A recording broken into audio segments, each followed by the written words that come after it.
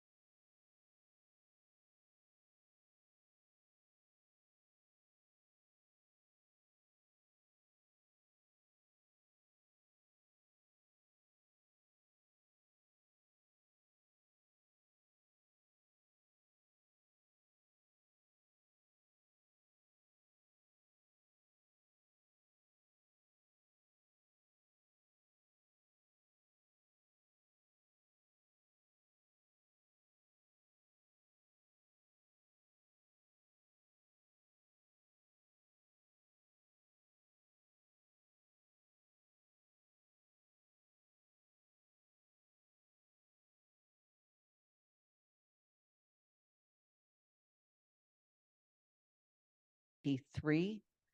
This is a regular meeting of the town council. The open meeting law has been extended, allowing us to continue holding meetings remotely without a quorum of the council physically in the room. However, I want to call to your attention that there are 9 of us in the room at this time. At the same time, we provide public access. This meeting is accessible in real time by Zoom, by phone, and as a live broadcast on Amherst Media Channel 9 and live streamed. Given that we have a quorum of the council present, I am calling the October 16, 2023 Town Council meeting to order at 6:32. I will call on each counselor by name. At that time, you should unmute your mic and say present. This will indicate that we can hear you and you can hear us. Please remember to mute your mic after saying present. Shalini Milne has informed me she will be absent this evening. Patty Angelis.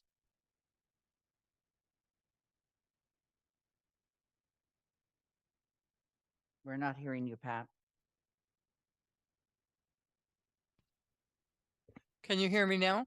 Yes, we can. Thank you. I'm present. Thank you. Great. Anna Devlin Gothier. Present. Lynn Griesmer is present. Mandy Johannicki. Present. Anika Lopes. Present. Michelle Miller. Present. Dorothy Pam. Whoops. Here. Thank you. Pam Rooney. Here. Kathy Shane. Here.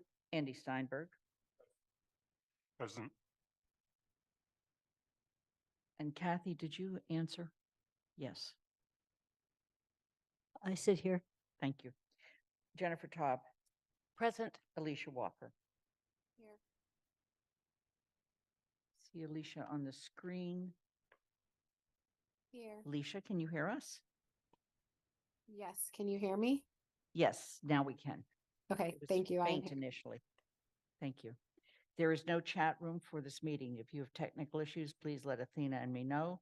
To make a comment or ask a question, please click the raised hand button. If technical difficulties arise, we'll decide what to do at that point and whether or not we have to pause the meeting. There are some changes to the order of the agenda. After completing items 1 through 6, and I'll repeat what those items are in a moment, we will then move to item 8A, the final report of the African Heritage Reparations Assembly. That item will include a presentation, a special public comment period, and council discussion and motions. After completion of the action items, we will return to item 7A, a discussion of the CREST program with the town manager. And then we will proceed with the rest of the agenda. So items 1 through 6, just to make sure the public is aware, are first of all calling the meeting to order. Number 2 is announcements. Number 3 is a hearing, which we don't have tonight.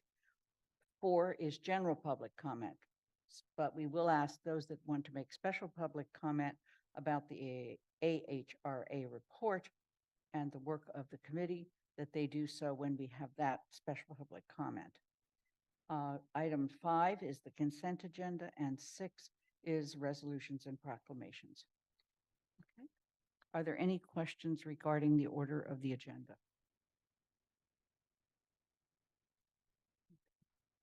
I just want to note that in the audience in the town room, we have 8 people, and on Zoom, we have 20.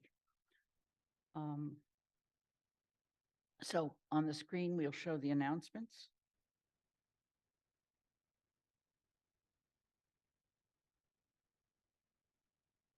The next time the town council meets is November 16th, 13th, and then again on November 20th. We have various upcoming council meetings, however, that are posted on the agenda and on the screen.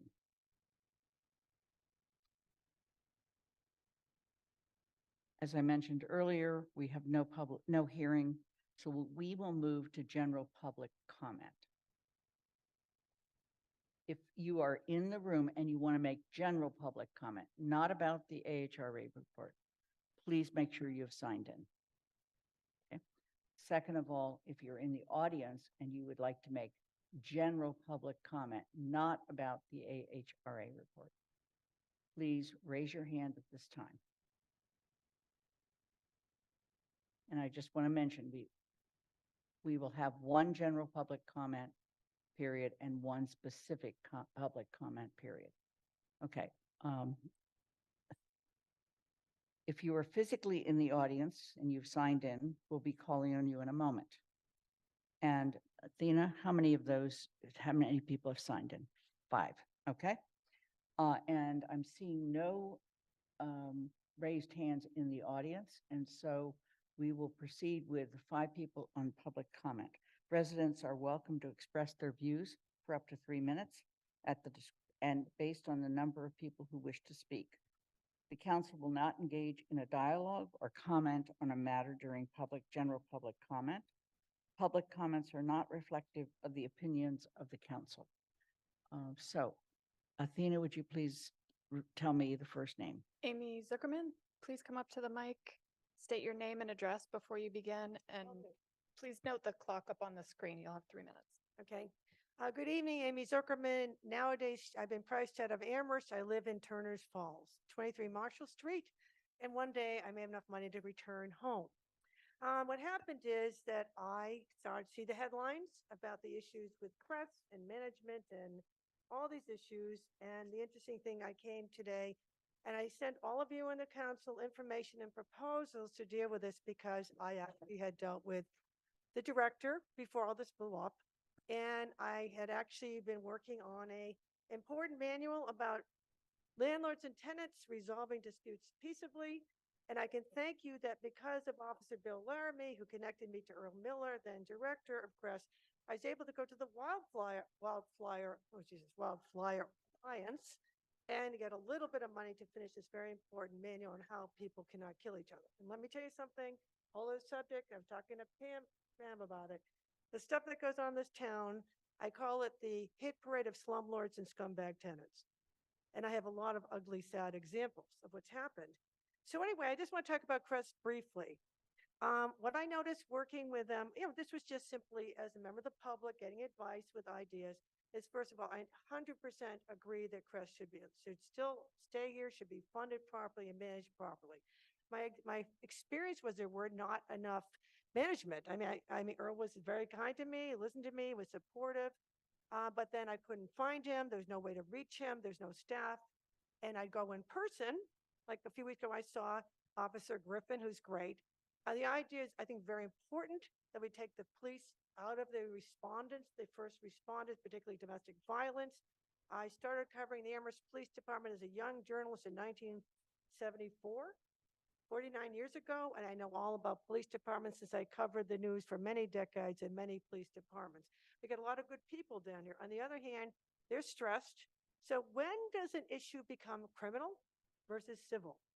An example in the winter, I had a harassing landlord who was just horrendous. He was drunk, and I called up the officer, and they know me. I said, listen, can you help me? He said, well, it's not criminal yet, Amy. I said, well, when does it become criminal? When this guy kills me? So when I talk about responders, this is so urgently needed, but why young people? Why not tap this vast, amazing population to have a hotline? Crisis hotline, I've been on them. A lot of people are retired boomers, have nothing to do but help people. You have 30 seconds. So I'm here to help whatever you want. Came down from New Hampshire for 3 hours today to drive and say that I want to be here, save people's lives, and wherever you can use me, I am here. I'm always going to be here. I'm the ghost. Thank you for your public comment. Who's next? Jeffrey Gold. Okay. Michael Hutton, please come up and state your name and address before you speak.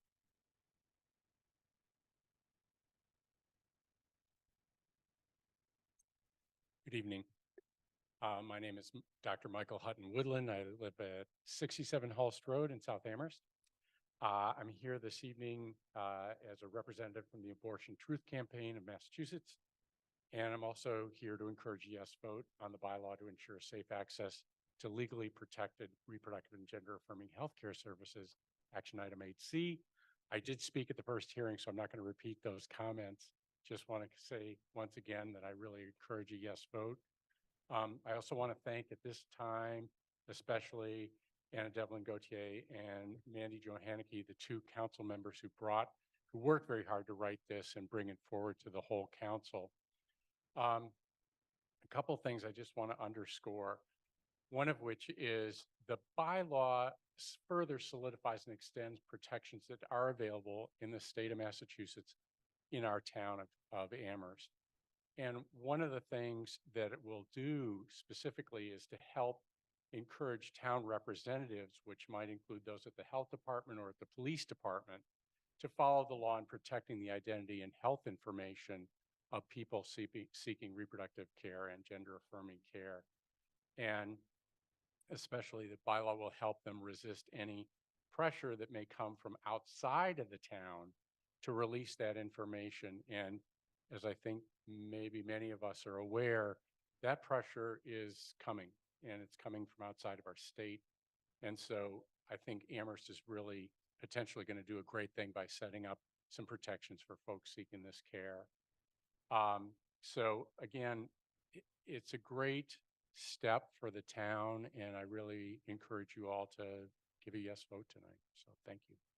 Thank you for joining us. The next person, please, Athena. Russ Vernon Jones. Okay, thank you.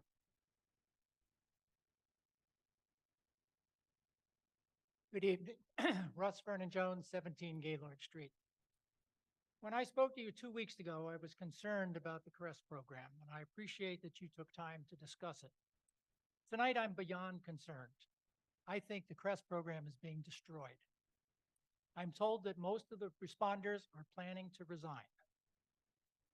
I don't know all the reasons, but here's my understanding. First, they have never been able to do the job they were hired for because the town never worked it out for them to get 911 calls. Second, a great deal of the good work that they were doing up until the day Earl Miller was put on leave came to a halt, and they have not been supported or perhaps even allowed to continue much of it. Third, CREST has been turned or is being turned into a subsidiary of the police department. This is not what the responders signed on for. It is not what the community was promised, and it was not what you voted for. The town manager has written that working out 911 calls is complex and is being worked on. The truth is that work began on these issues early in 2022. The town manager was alerted then that his intervention was needed to give clear directions to dispatch, to get needed legal opinions, and to begin get impact bargaining started. Why that didn't happen a year and a half ago, I don't know. The current leadership team is not similar to the CREST implementation team of 2022. It lacks the 3 members who had spent a year researching and studying community responder programs around the country, consulting with national experts, listening to our Amherst community, including the BIPOC community, and carefully evaluating options. The current team lacks that experience and expertise. On a related but separate issue, when Mr. Miller had been on administrative leave for almost a month, I learned in a meeting with some town hall staff that he had not been given a copy of the allegations against him or been fully informed about them, nor had he had an opportunity to tell his side of the story, present evidence, and refute allegations.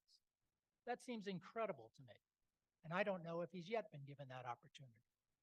The details of what Mr. Miller is alleged to have done or not done are understandably personnel matters requiring confidentiality. The question of whether town employees being forced onto administrative leave are entitled to know what the complaints against them are and have an opportunity to defend themselves is a matter of policy, administration, and basic human decency, and should not be avoided by being labeled a personnel issue. Thank you. Thank you for your comment.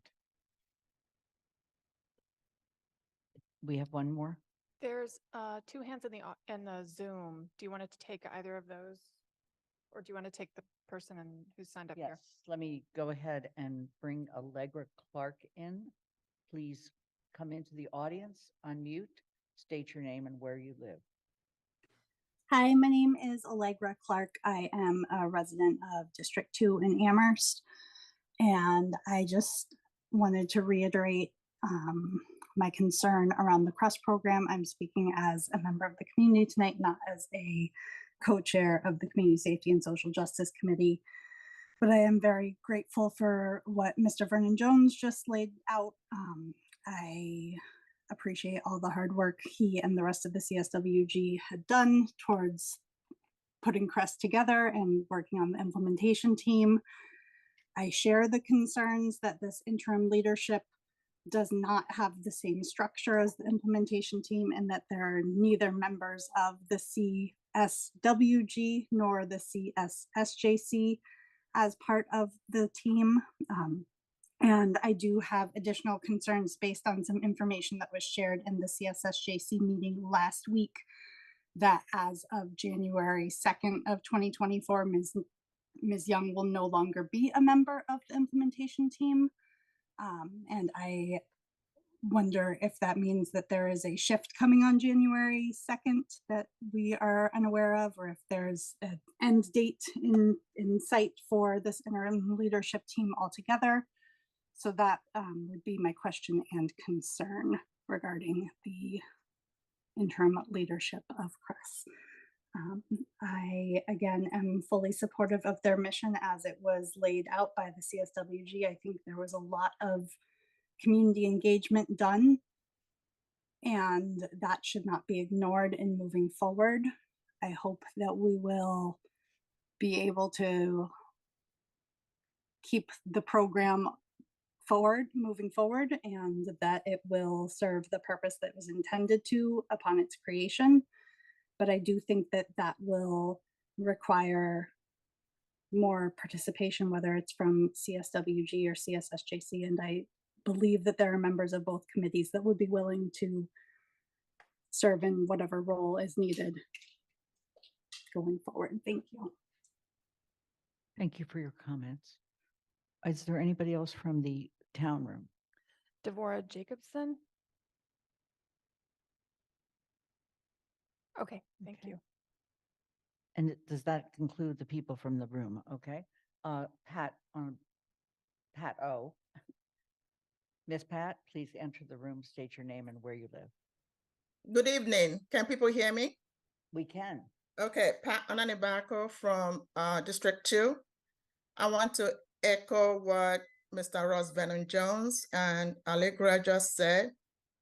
In addition, I'm actually not surprised, though frustrated, because CRESS was set up to fail. The police did not support it. The dispatcher did not support it. The fire department, our town government, most of you in this room did not support CRESS because you did not fully fund CRESS. Okay? And secondly, our town government, our town do not support people of color in position of power. See what is happening to Mr. Miller. And then another Black woman, Ms. Young, is set up to do the dirty job for our town government. When we have white administrators misbehave, you sitting there come to their rescue and defense. Last year, July 22nd, our former police chief refused to apologize. Rather, some of you had private meetings with the police officers and then re-victimized the youth that were harassed by the police. I have been pushing for a year about APA funds and also Hazel, Black-owned business that went out of business because of your action. You approved $300,000 for Drake, white-owned. They don't even need the funding. And you did not approve enough funding for the rest of business community. BBAA, existing businesses, has still not gotten any funding. And we still have 4-point-something million. And when I called on the building commissioner to resign, Mr. Paul tried to silence me last month. I have news for you. I'm not afraid of anybody in this town. I will keep speaking up for injustice in our town. Thank you. Thank you for joining us. We are concluding public comment. And we will go on to the consent agenda. We're going to put the consent agenda on the screen. The following items were selected because they were considered to be routine, and it was reasonable to expect they would pass with no controversy. To remove an item from the consent agenda for discussion later in the meeting, ask that it be removed as I go through the list. The request to remove an item from the consent agenda does not require a second. So the motion is as follows: to move the following items and the printed motions thereunder and approve those items as a single unit. 1, waiver of Town Council Rules of Procedure, Rule 8.6 for agenda item 9.A.1. Second one is 6A, adoption of Lynn, I have my hand raised on that one. Okay, I will finish and then call on the people who have their hands raised, okay? Sorry. Adoption of resolution in the wake of the, I'm sorry, I have to adjust my screen. In the wake of the Hamas attacks on Israel. 8B, adoption of amendments to bylaw 3.48, stretch energy code. 8C, adoption of bylaw to ensuring safe access to legally protected reproductive and gender affirming health care. And 9A1, approval of the town manager appointment to the elementary school building committee. Pat, you have your hand up. I'd like to remove 6A, please. Okay, we will come to 6A later in the meeting. Dorothy? I do not know what the wording of that resolution is at this time. It in has the now packet. been placed in your packet. It wasn't there when I looked earlier tonight. I don't spend the whole night looking. Thank you. Andy Steinberg? I'm confused to where we are, but I was wanting to remove 6A. Okay. We will take up 6A later in the meeting after we finish the action items and the discussion item. I know that's a little unusual, but I want to make sure that because of various groups that have joined us, we get to meet with them as well. Are there any other items that people want to remove? Is there a second to the motion? Second. Thank you. We'll move to a vote. The motion's been made in second. Shalini Bowman is absent. Pat DeAngelis, Aye. Anna Devlin Gothier, Aye. Lynn Griesmer's an aye. Mandy Johanicky, Aye. Anika Lopes, Aye. Michelle Miller, Aye. Pam Rooney. I'm sorry, Dorothy Pam, Yes. Pam Rooney, Yes. Kathy Shane, Yes. Andy Steinberg, Aye. Jennifer Taub, Yes. Alicia Walker. Yes. It's unanimous except for one counselor being absent. As in the past, if an item has been approved on the consent agenda, there can still be comments when we get to that item on the regular agenda. Okay.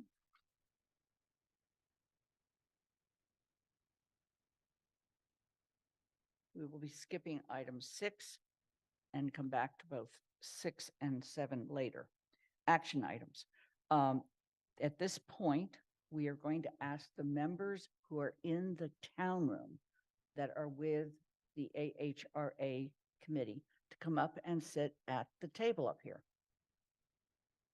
And at the same time, those of you that are in the audience that are members of AHRA, Paula Lord, Irv Rhodes, we're going to bring you into the room.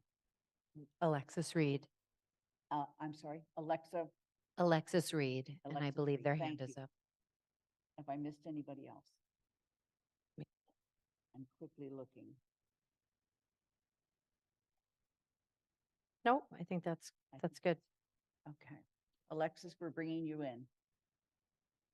Okay. This meeting has been posted as a meeting of the AHRA. And with that, I'm going to ask the chair to call the AHRA meeting to order. Welcome, calling to order the October 16th meeting of the African Heritage Reparation Assembly at 6:56 p.m. And I will briefly make sure that members can be heard. And I will start with Ms. Bridges. And yes, in order to. Hello, I am Deborah Bridges. I was happy. So right now we're just doing a sound check, but we're going to circle back. Yeah. Dr. Shabazz, Shabazz, present. Hala, Lord present. excellent. Dr. Rhodes, Present. Alexis and baby. Excellent. All right, wonderful. So, Athena, if you would be able to pull the slides up for us. While we do that, Great. could I just mention? Yeah, of course. So beginning this portion of the meeting I want to begin the portion of the meeting by thanking the members of the HARA for their tireless and important work that culminates with the presentation of your final report tonight. Specifically, we want to thank Chair and Councilor Miller, who actually began chairing before she became a counselor. And we also want to thank the other members of the committee who are here with us tonight, including in the room, we have Dr. Almakar Shabazz and Heather Halla-Lord. And then in the audience on Zoom, we have Deborah Bridges in the room. And in the audience, we have Heather Halla-Lord, Dr. Irv Rhodes, Alexis, and the new addition to the family. And I believe that's it. Am I correct?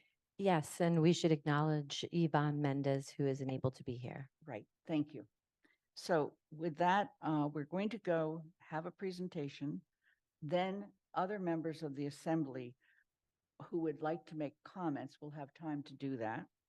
And then we'll have special public comment and then move to discussion of the council. Okay. Thank you, Lynn. Yeah. Yeah. So as soon as we have our slides up, we'll begin the presentation. And I'll be doing my best to manage. I have a script and I'm also have to hold this button down here. So if you, if you can hear me at any point, let me know. Oh, oh, thank you. Okay, we have Mandy holding the button. That's going to make things easier. Teamwork. All right, wonderful. So this is a significant night for the African Heritage Reparation Assembly, and we are grateful to the town council, town manager and staff, and to those in the public who have joined us tonight. Our final report and presentation tonight is a culmination of 2 years of work, together as an assembly and with the community, to understand what reparative justice means in Amherst. Our report and its recommendations should not be seen as an end to our reparative work as a community, rather as a roadmap for us to follow as we continue our journey. We have taken a bold step as a community to pursue this critical work, and we all have a role to play to ensure it is carried forward. While the AHRA as a body will no longer exist, we welcome your feedback and we thank you for your support. I'm going to go through some highlights from our report and then turn it over to Assembly members to briefly speak about their experience serving on the committee. Athena, could you move to the next slide, please? Our report is dedicated to Dr. Demetria Shabazz, beloved wife of Assembly member Dr. Amilcar Shabazz, and deeply dedicated social justice warrior, We are grateful for her service to our community and to the world, and we will miss her very much. Next slide. And this is the group. So some of us are here tonight and some of us are on Zoom, as Lynn mentioned, and Yvonne is unable to be with us tonight. Next slide, please. There are many folks to thank, and hopefully we've listed most of them, if not all of them, in this acknowledgements page of the report. I do want to give special recognition to Mattia Kramer and to Elena Zakashansky for their contributions in writing and in designing the report. Next slide, please. Part 1 of our report focuses on anti-Black racism in Amherst, past and present. I will not spend too much time on this tonight, but I encourage you to read the 2 reports published by Reparations for Amherst in the appendix.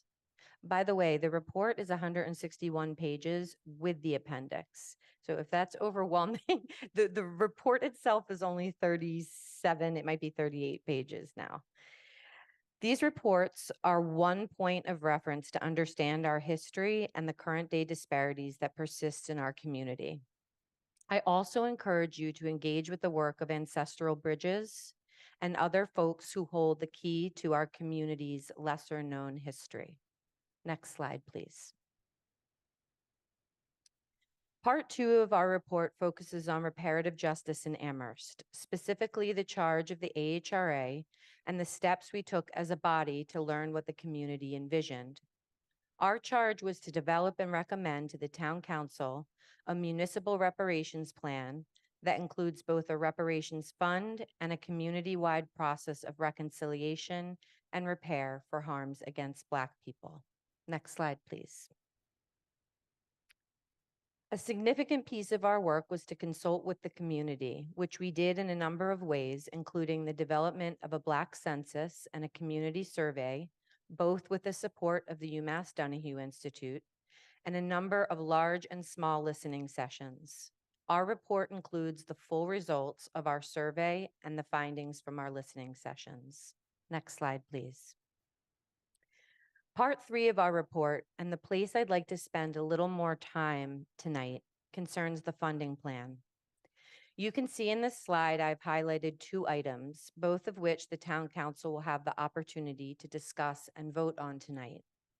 Please note the votes will be motions to refer to the Finance Committee in the case of the fund and to the Governance, Organization, and Legislation Committee in the case of the successor body. So I'll begin by talking about the recommendation to accelerate the development of the fund. And this recommendation generally says that we recommend the Town Council approve operationalizing a $2 million reparations endowment fund within 4 years. And just as a reminder, when the $2 million was committed to by the Town Council, the idea was we were going to model the annual tax revenue from cannabis on an annual basis and move money from our certified free cash into the dedicated reparations fund. This would, at the rate when we made that commitment, would take about 10 years to fully develop. It's also important to recognize that we expect this fund to operate as an endowment, so the principal will remain steady and an investment income off of that will be used to pursue initiatives. With the sort of downturn that we're expecting with cannabis tax revenue, as well as the desire both from the committee and from the community to begin pursuing initiatives now, we're asking that the Town Council consider 3 options for accelerating the fund. And I'll just briefly review these options because this is what the council will have the opportunity to vote on tonight in terms of referring these options and potentially other options, but these are the options that we've identified to the Finance Committee for review. So the first is to fully fund the stabilization fund at $2 million immediately by borrowing from reserves. And in this option, the town subsequently pays back the reserves through the annual flow of certified free cash.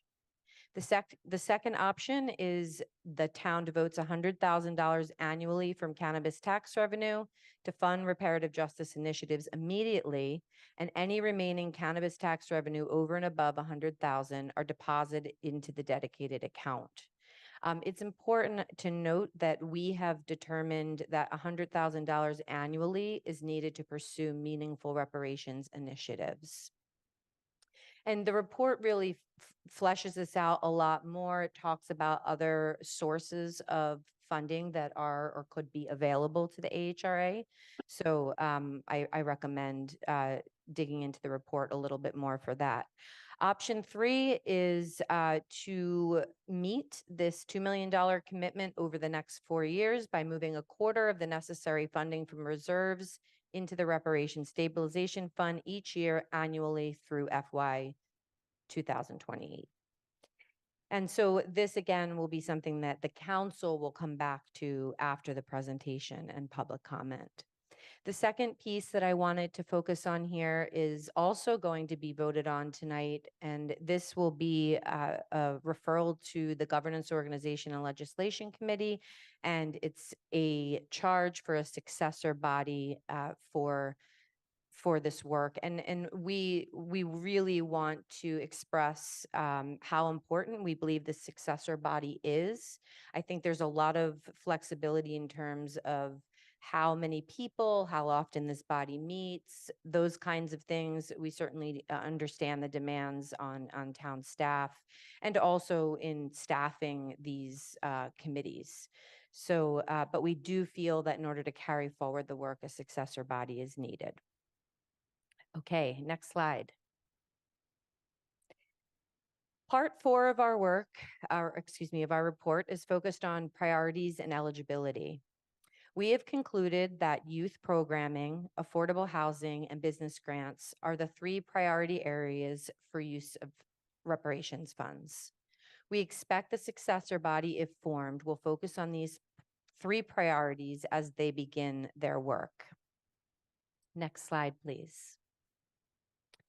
Our recommendations embrace the broadest notion of eligibility. Even as this report regards all African heritage residents of Amherst as eligible for reparations, it is important to distinguish between these 3 groups, as the differences between them will become important to any successor committee charged with evaluating applications or selecting specific reparative justice initiatives.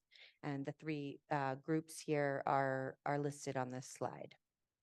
Next slide, please. Part 5 of our report focuses on truth and reconciliation initiatives that we hope the town and other community members and organizations will pursue. This is a list of them here, and we want to recognize the important work that the Diversity, Equity, and Inclusion Department has already begun. We also want to recognize the important work that other organizations in our community have begun long before we started our work. So we hope that the town will, in partnership with community, pursue these initiatives. Next slide, please.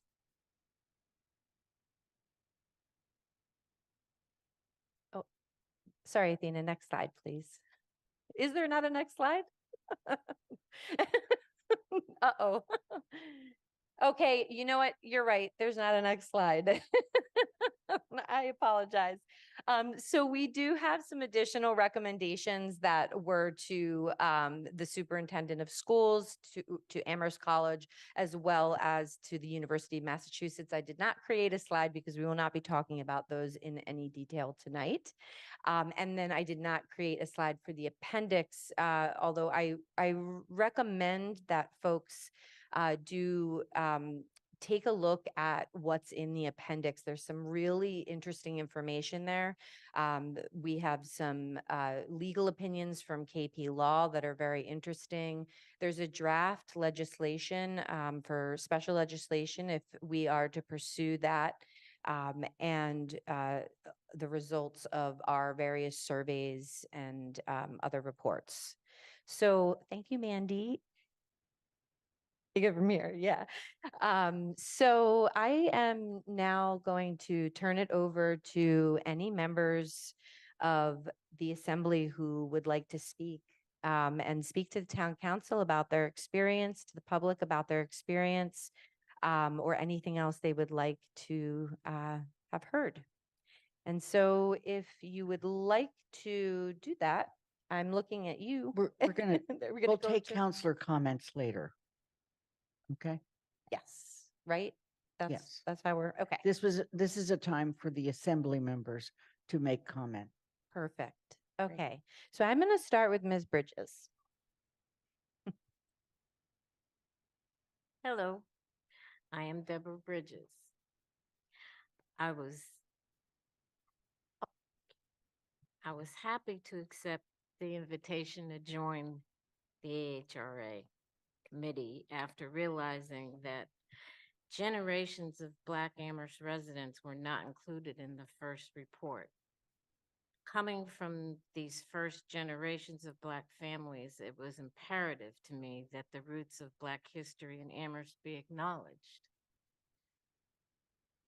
So I'm happy to be on this committee with people who have Amherst's best interest of equity at heart and to be a part of this final 2023 final report. Thank you. Thank you, Ms. Bridges. And I know you have another, and we'll get to that when, how about we'll do that during the public comment? I'll just quickly explain to Lynn. Okay. All right, Dr. Shabazz. Well, it's been a wonderful journey with all of my colleagues on the AHRA. And yesterday I was at a common read of a book called Repentance and Repair. And this was over at the Unitarian Universalist Society of Amherst. Good group of people reading this work, a lot of it predicated on a 12th century Jewish theologian, scholar, Rabbi Rambam, I think they call him, Rabbi Maimonides. Anyway, it's so wonderful to see members of the town, congregations like that, like the Jewish congregation of Amherst, like students on our 3 campuses, college and university campuses, in our high schools, all across the town, really beginning to engage in real study of these issues, reading our report, getting feedback from folks.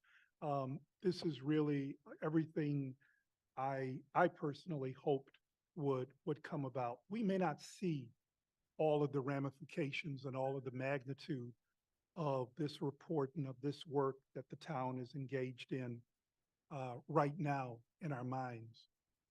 We may not see it even this year or next year. And however you act on the question of the endowed fund and how quickly it comes about, there's a real long-term matter here. It's how this plays out for Alicia Walker's great-great-grandchildren. It's how this plays out 7 generations from now, how they look back on what we're doing here in 2023. That's where my mind goes towards. That's where Demetria Shabazz guides me to think about it 7 generations from now. What is the impact of what we're doing tonight? So with that, I just say again, thank you to the council and thank you to my colleagues on the assembly. Thank you, Dr. Shabazz. I'm going to go to Alexis. Thank you. Thank you. So first I want to say thank you to my colleagues as well. I felt very honored to be made to feel like I even belong on the assembly. So thank you very much for accepting me. And I've also been honored to be able to help with something that has the potential to do so much good for our people in Amherst. So I'll keep it short, but thank you very much to my colleagues as well as to the council for giving this thing a shot. And I'll just leave it at that. Thank you. Thank you, Alexis. And how about Hala? Yes, thank you. First, I wanted to definitely say thank you to all my colleagues. Love you dearly. I appreciate the people in the town and the different colleges that have reached out to help be a part of this really historic, I would say long overdue, but let me not like bash us. We're here now, we're doing it.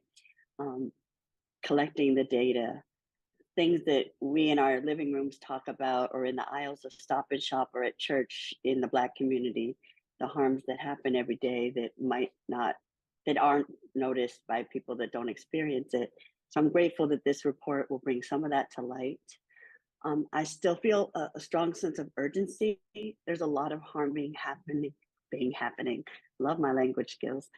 In the past couple months, I've lost a few friends, and 3 Black women, 2 Black, 1 brown. I definitely attribute the medical industrial complex for being complicit in their deaths.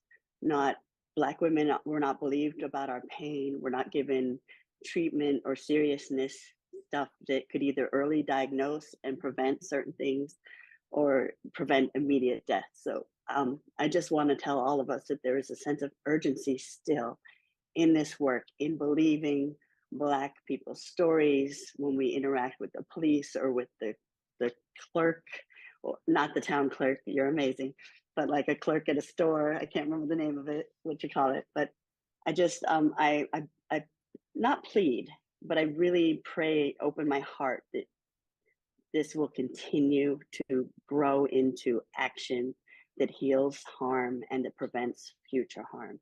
And I thank you for letting me speak. Thank you, Hala. Dr. Rhodes. Good evening. I really have appreciated being on this committee. The journey has been a really great journey, and as any journey, it has a beginning and an end. This particular ending is somewhat bittersweet because we are leaving into the hands of people who we don't know who will be there to carry on our work. My hope is that the council will see the benefit of our work, give it value, and ensure that it goes on into the future. This has not been a very easy task to complete, and this in terms of this report and the work that went into it over the past 2 years. It is very difficult for any person, group, race to look at and identify those harms that have been done to others who were not of a majority. It's a very difficult process, a painful process. But yet those issues need to be confronted, action taken, forgiveness given, and then moving on to a future in which everyone feels included, and that those harms that have been done have been addressed in some equitable way. It is this particular time, one of the things that has been most beneficial being on this committee has been Deborah Bridges. and by extension, Anika, in terms of looking at and looking back on the history of Amherst. And when I'm saying what I mean by the history of Amherst, that is the Black forgotten history of Amherst. It is extraordinary how far back this family goes and how extraordinary it is that they've brought forward their story, which is Amherst's story. And is one that we need to be able to embrace, look at, examine. It's very difficult sometimes to look in the mirror and see yourself like I'm looking at myself on here right now. Sometimes it's very difficult. But that what you see is you. And not to object to it, but to look at it and say, yes, this is me. This is the truth. And now that I have examined the truth, how do I reconcile the truth with the reality? So my hope and my desire is that this report not be put on a shelf somewhere, gather dust, and be forgotten in a year. And I would like to see and hear a commitment from this council that that will not happen. Thank you. Thanks, Dr. Rhodes. And before we go to counselor comments, I just wanted to share my deepest appreciation to all of the members. This journey has been, along with having my children, one of the greatest honors and privileges, and to work with you all. I'm deeply grateful that that I had this opportunity, and thank you for all of the work that you have done to bring us to this point. So thank you, and I'm gonna turn it, I think, back over to you, Lynn, for, okay, Yeah. thank you. Thanks. Again, thank you for all of the hard work. We can do this in two ways. We can either go to council discussion or we can go to general public comment. Is there a wish of the council at this point? Anna? General public comment. Yeah. Okay. This is not general. This is special public comment. Okay. So let me just again ask for those people who. I'm sorry. I think, thank you for asking. I got a question. Yes. I think that it would be wonderful if the folks who are here could speak, and then if we could go to counselor comments. And then, of course, if they want to stay for that portion, they could. And Right. Yeah. So we're going to Does that work? We're going to do the special public comment at this time. Thank you. So first of all, if you're in the room and you would like to make special public comment, if you haven't signed up yet, please do so with Athena. Okay. And if you are in the Zoom audience and would like to make special public comment, reminding you that you can also come in by phone, and that shows up on Zoom, please raise your hand.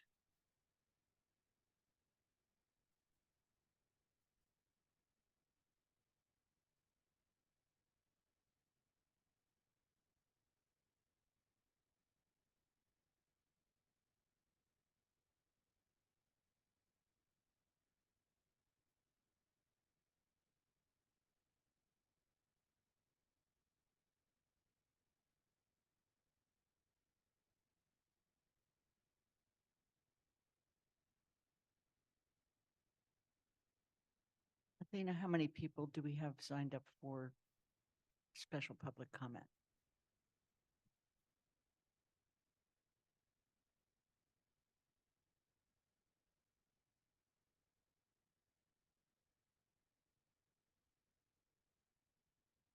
Four. Okay. And we have 7 people who have raised their hands that are in the Zoom audience. So I'd like to start with those people who are in the room. Athena? Jeffrey Gold. You want to come up together? Okay. Jeffrey Gold, and it's Devorah Jacobson. Okay. Come on up. And if you would both please say your names and where you live before you begin your comments. Thank you. Sure, thank you very much. Is the green light on? The green light is on. Thank you. I'm Devora Jacobson. I actually used to live in Amherst. I now live in Hadley. And Jeff and I are here we are the co-chairs of the Reparations Committee of the Jewish Community of Amherst, 742 Main Street. The final report of the AHRA to you, the Amherst Town Council, and thereby to each and every member of this community, took my breath away. In my view, it is both an incredibly significant milestone for this town, indeed a model, in both its content and in its process for communities throughout this nation. I am in awe of its comprehensive scope, its attention to great detail, and its well-crafted writing. I am deeply inspired by its commitment to truth-telling. I applaud its focus on documenting past harms, as well as capturing, through numerous methods, contemporary and multi-generational voices that remind us that the past is not at all past. I appreciate the articulation of the 3 areas of funding priorities, as well as its additional recommendations for truth and reconciliation and other remedies outside the fund. Finally, and probably most importantly, I am most grateful for its focus on not only, quote, what is necessary and possible within the scope of town government, but on the choice to seize the opportunity finally in 2023 to put forward a more expansive vision. It is a vision that would invite not only municipal government to be involved, but local, public, and private institutions and individuals as well.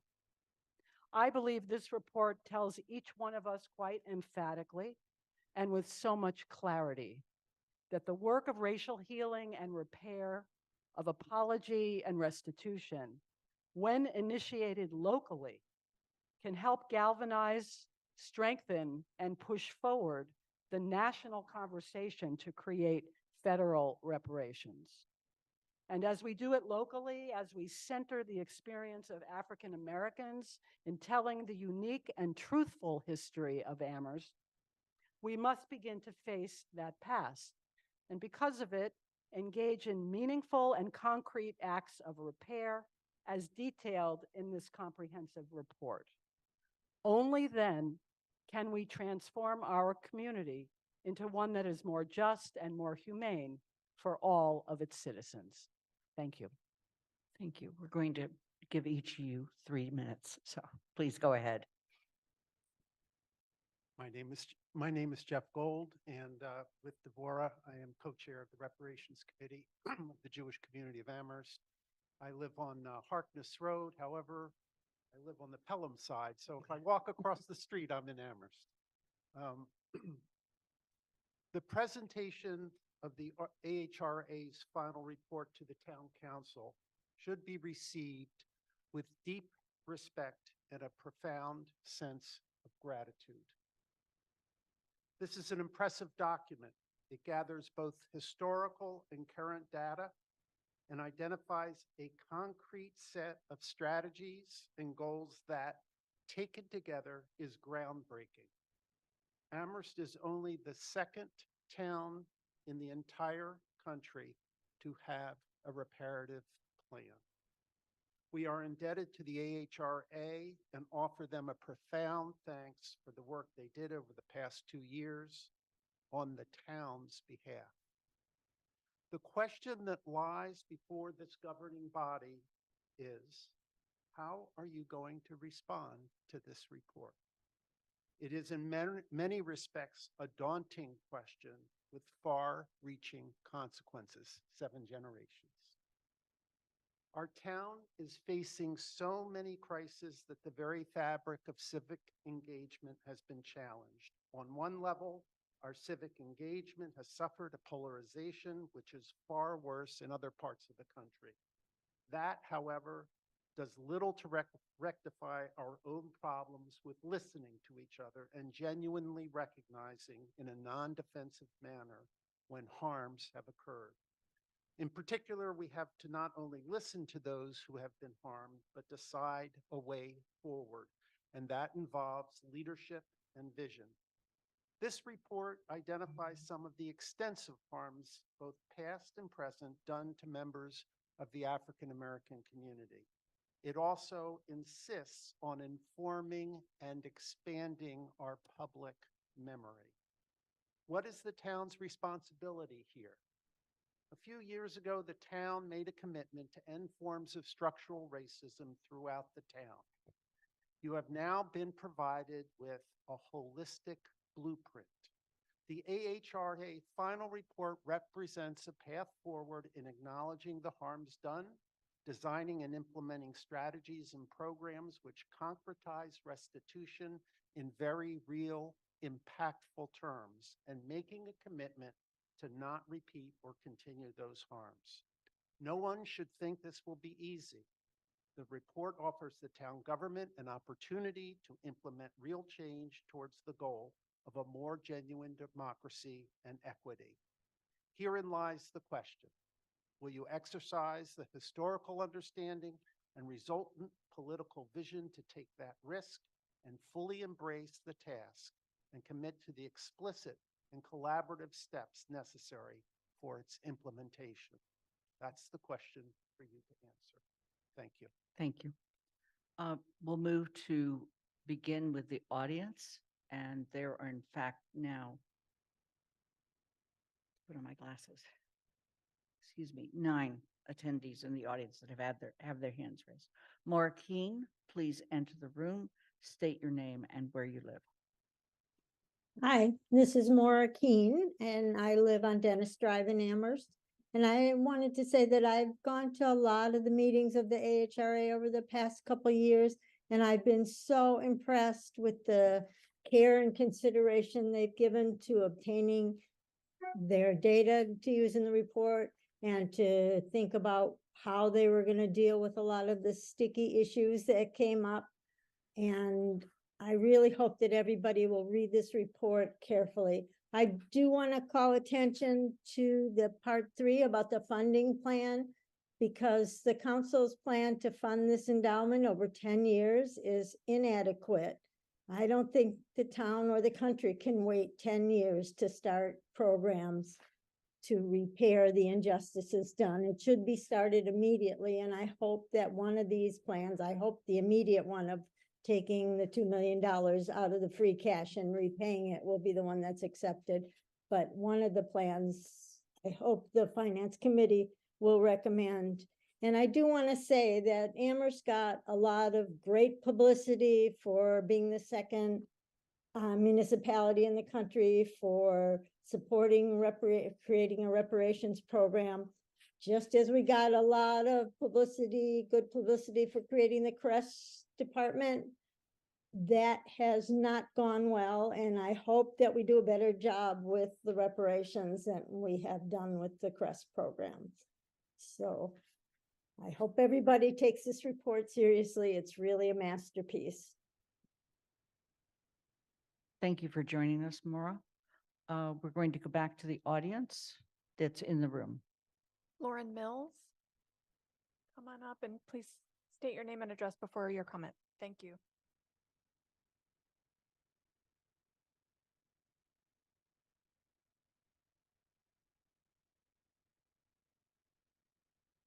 Hello, my name is Lauren Mills, 12 Long Meadow Drive. I did speak on reparations at the last town council meeting, I believe the 12th. But I did want to come in person today because I feel that our life experience and the things that have been going on in the town really require all of us to be part of a solution as to bringing equity and repair to the town. I agree with Dr. Irv Rhodes when he says that we need to look at ourselves, because when we see the whole picture of what is going on with people in the Black community, which you can further detail as African Americans. As I said before in my public comment last week, there are other ethnic groups that make up the Black community of Amherst.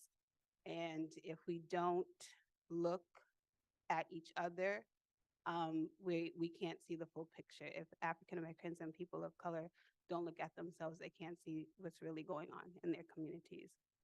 So I just also wanted to say I didn't have anything prepared, but I do come from an urban city of Boston, and there are other reparations task force that I've followed.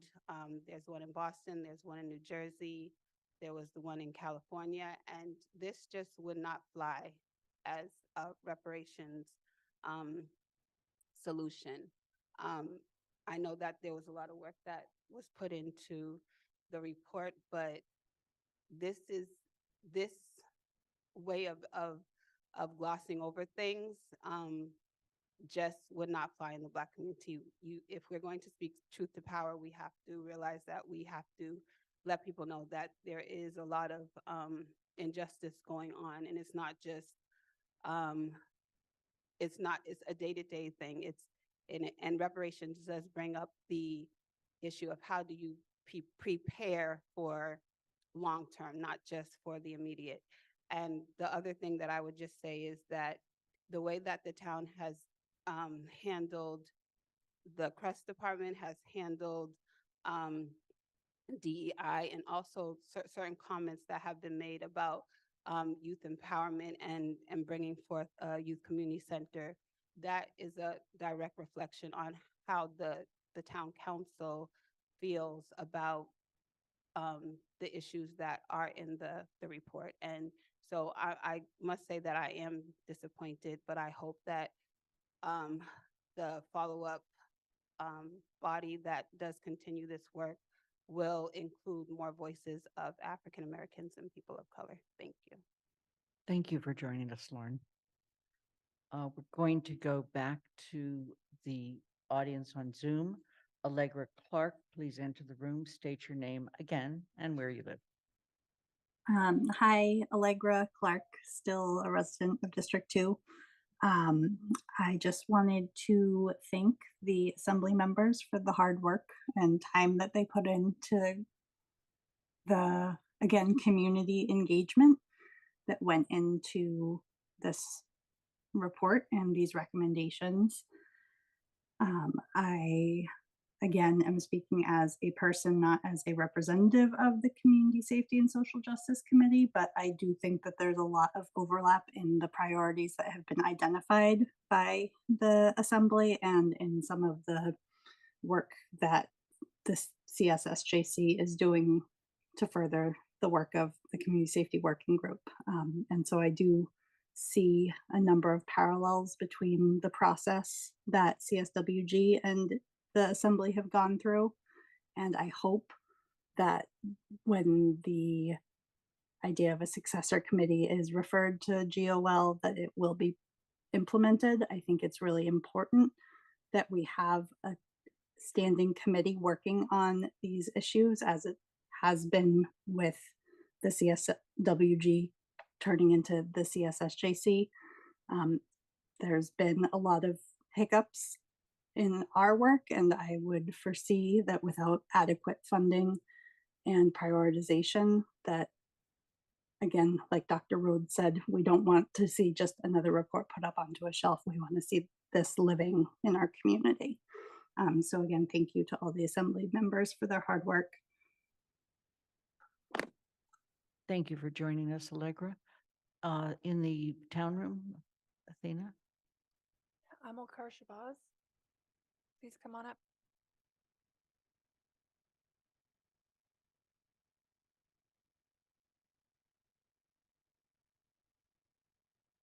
Hi, I'm Milkar Shabazz. I live at, I'm not sure which district, Chapel Road in Amherst, District 5.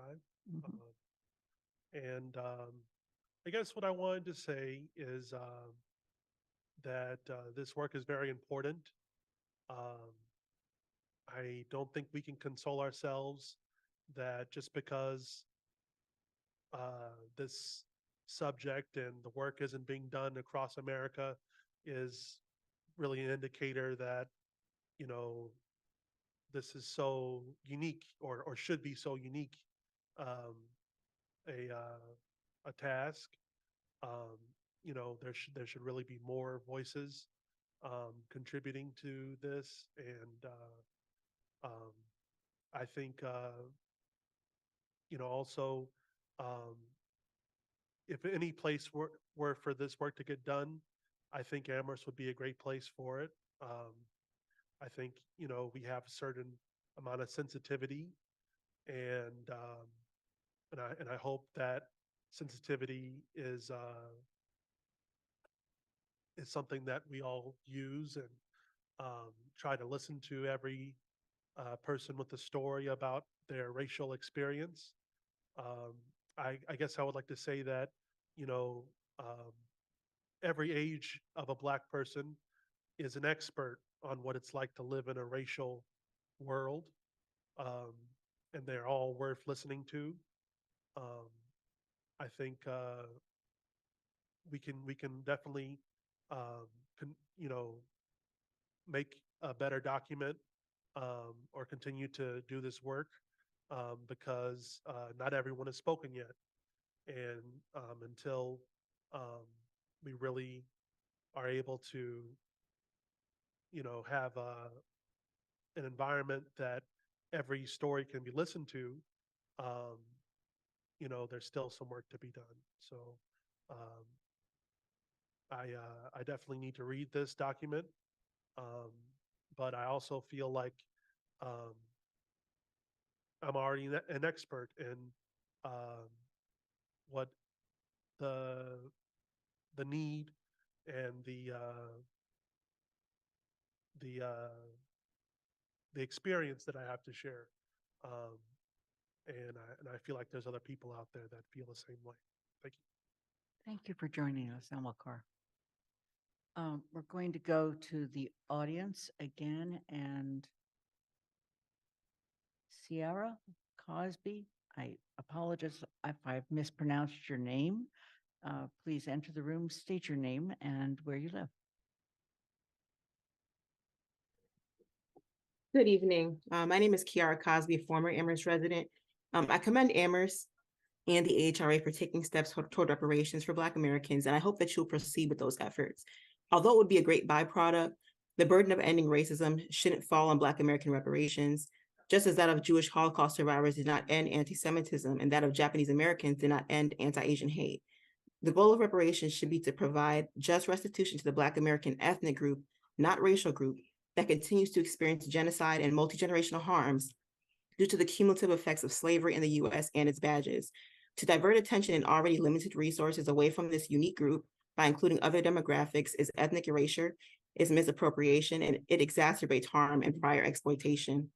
Although the plan says that descendants of U.S. slavery are prioritized in the first two eligible cohorts, there's no proposed timeline that demonstrates when the priority window closes and when those designated of African heritage become eligible, nor is there any set aside percentage of resources designated for the formerly enslaved population.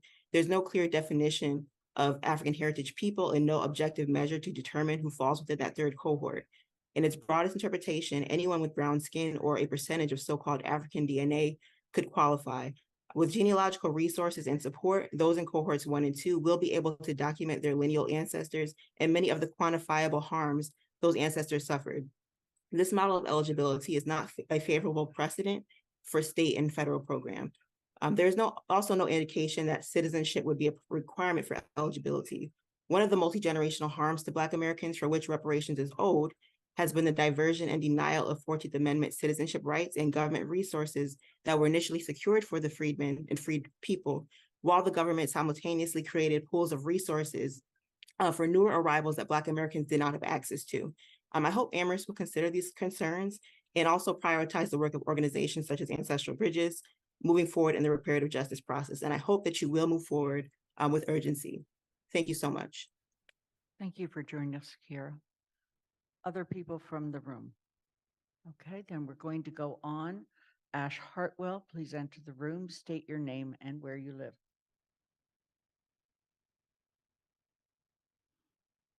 Thank you very much. I have recently moved from Amherst to South Hadley.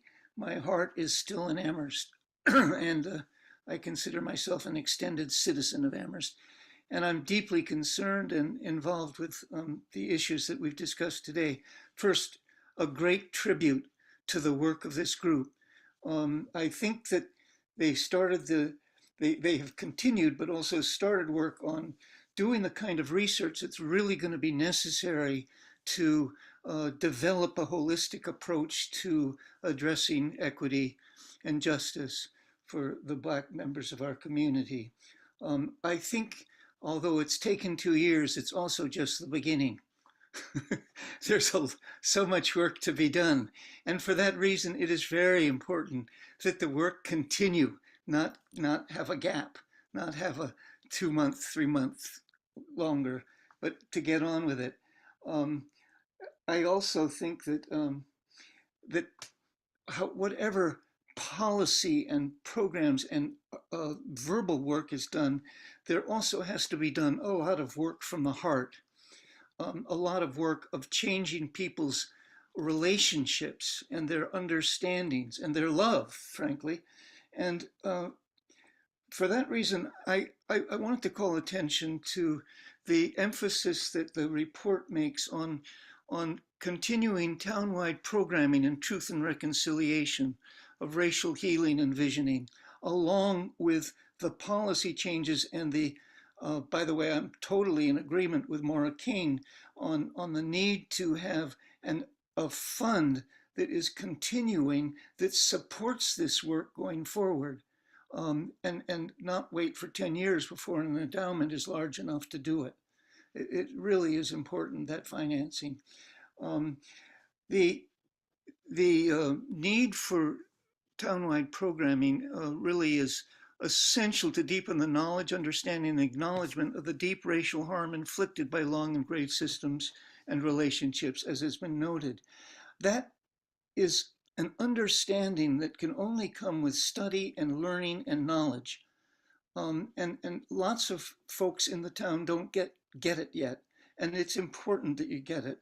In fact, I would actually advocate that the town council might really consider doing the stolen beam as one way into this.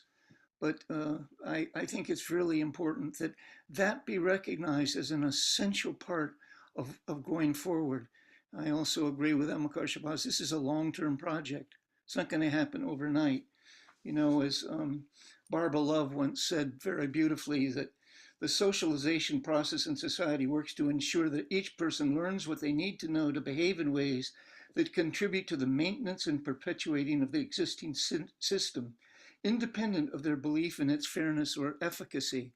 That's a very important statement because it suggests the need to address that in our learning process. Thank you. I'm sorry I went over time.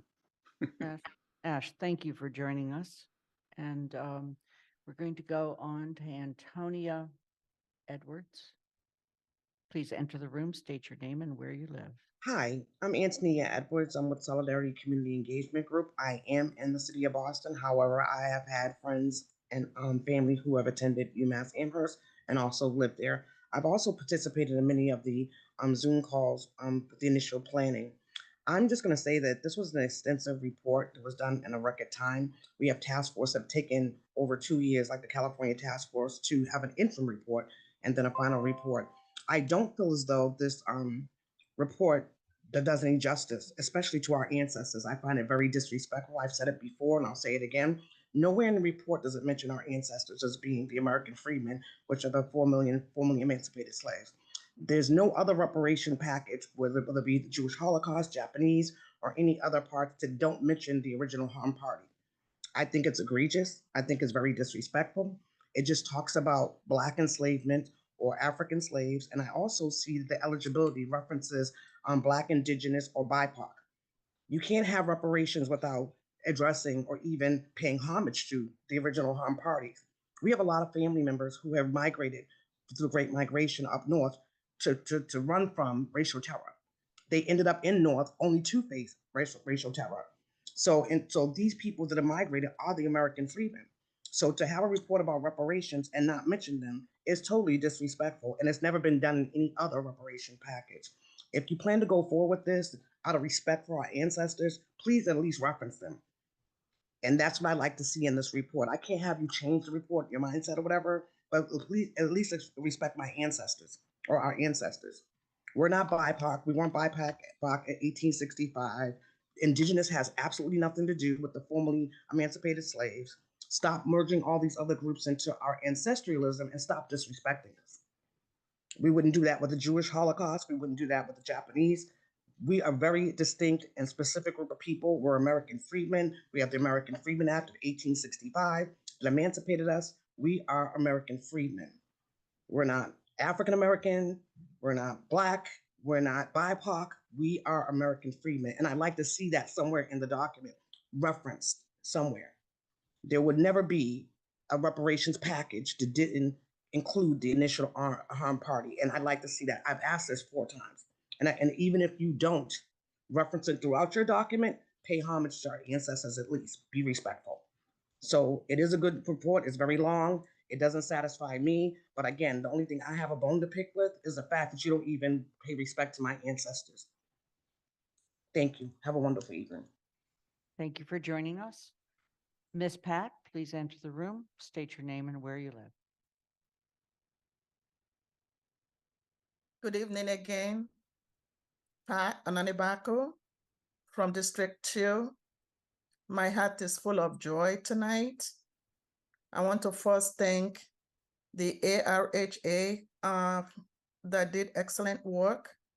I have read the document. I'm so appreciative of you all. And also to the Town Council, thank you so much. I have respect for you for allowing the committee to exist and to do this report tonight.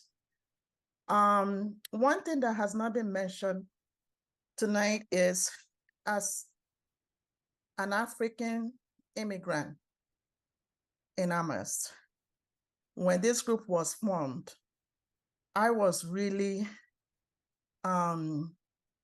happy that the group, meaning ARHA, was inclusive. As we all know, Black people were also a diverse group. And so I really, really liked the report. The group actually did extensive outreach to the Black community several times. There was a separate group that was meeting as well. And so I appreciate the hard work of the group and the team. You know, I know it wasn't easy to put out, but for my great-great-grandkids in the future, for them to read that their family was also included in this report. As an African, Nigerian actually, we also suffered from slavery.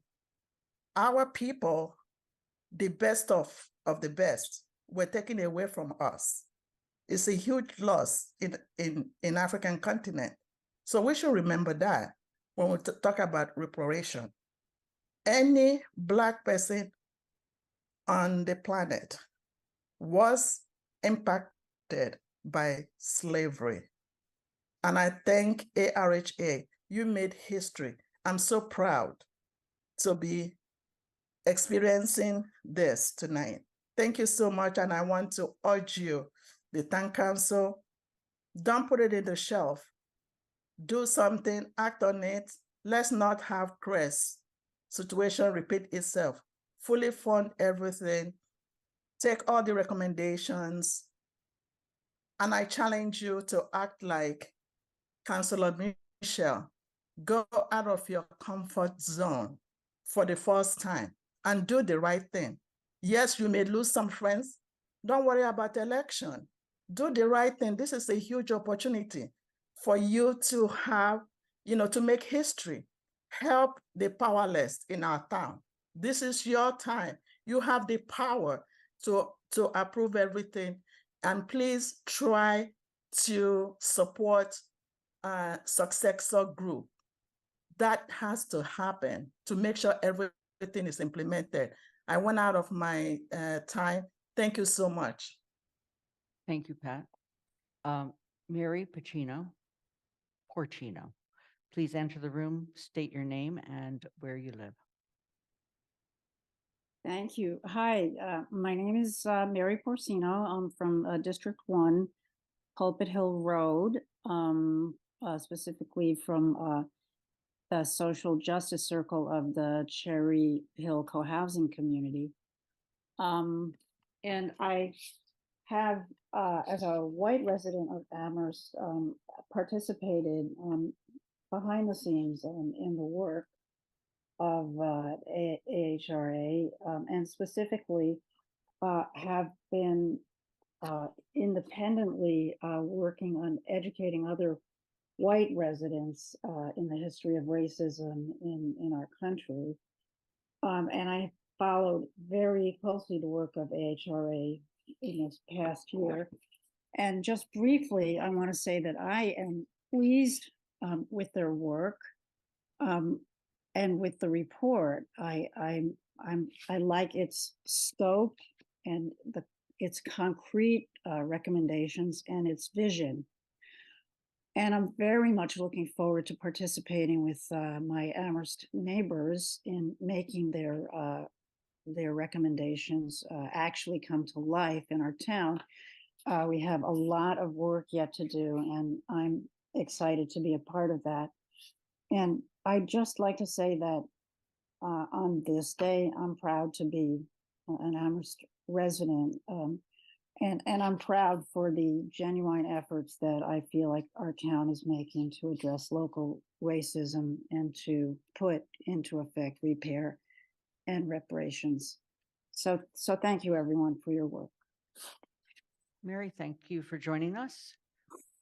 Diana, please enter the room, state your name and where you live.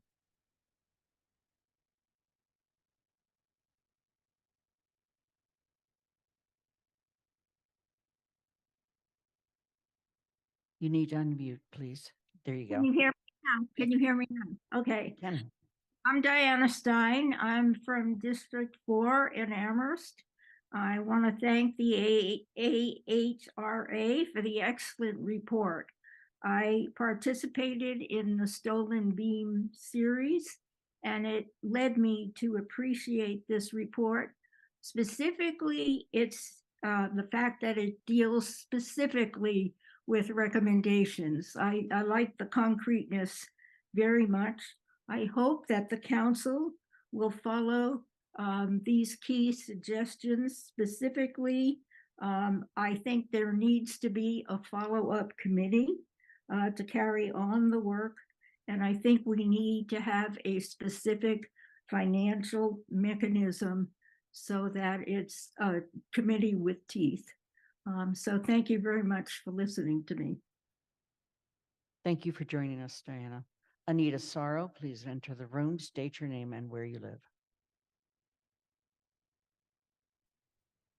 Thank you. Anita Sarro, I'm in District 5.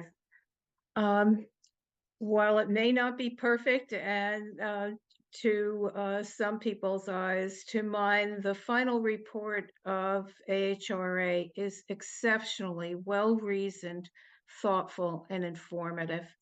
Every historical and contemporary fact it reports is important and verifiable. And I believe that every recommendation is achievable if there is the will to do them. Acting on these recommendations does not require town council to ignore other priorities you have set. It does not propose a zero sum, but it brings another important lens from which you can consider all of the actions that you take as you go forward. It provides a roadway towards ensuring that those who have been and continue to be harmed by the legacy of slavery are treated equitably. We want Amherst to be a healthy, thriving community, but that requires that all of its residents are able to live their lives fully. It means that all aspects of community living are accessible to all. This report provides remedies that can bring the lived experience of people of African heritage into alignment with those of us who benefit from white privilege.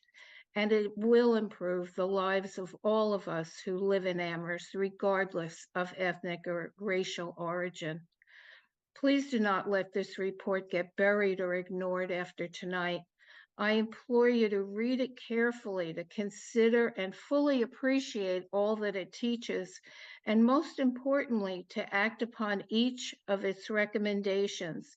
In the words written in Brown v. Board of Education too many years ago, to act on them with all deliberate speed. Thank you. Thank you for joining us, Anita. That concludes the Lynn, special. There's one more comment. Deborah Bridges had a comment that she wanted to read. All right. Thank you, Deborah. I have a comment from Dr. Carly Tartikoff. She has a statement. The African Heritage Reparation Assembly is offering us a priceless gift. As a Black woman, a retired public school teacher, a university professor, and resident of Amherst since 1968, I applaud you for using your beautiful minds and hearts to help us acknowledge, heal, and thrive as we continue to move forward in our search for equity and truth. And that is from Carly Tartikoff. Thank you. And okay, that concludes our public comment. We're going to now go to council discussion. And in the council discussion, I just want to make note, there are two motions on the motion sheet. The one is the referral with regard to the funding to the Finance Committee. And the second is the referral to GOL with regard to a successor committee. Okay. With that, I'm looking for councilor comments or discussion. Dorothy? And just very briefly, I support the report. And I don't like what happens after many things get referred to the Finance Committee. They get cut down, reduced, and sometimes they die. I think there's always going to be something else that we should do with our money. That's just the way it is. But I'm still very upset about Cress, and that is influencing some of my feelings. All right, we do something, people get together, they get very smart, they write something wonderful, a great report, we get attention and we get publicity, and then the thing dies. I just don't want to see that. That's how you kill hope in people. So there are asks in here. There are financial asks that most people who've presented them makes it sound rather reasonable that we should speed up the funding. And that means that money will have to be spent. And I think we should not just say, oh, we love it, and then pass it off to finance and let finance decide we can't afford to do it. And then we've done our bit. I just don't like that anymore. My hand was raised originally in that I wanted Michelle to include the shortened slide packet so that we could get that too. I love your report, but it's very long. Okay. It will be added to the packet. Thank you. Thank you. So that's what I have to say, that I think that we should put this into action, and knowing that it will hurt to do so. It has to hurt. If it doesn't hurt, then we're not doing it. That's it. Are there other comments from councilors?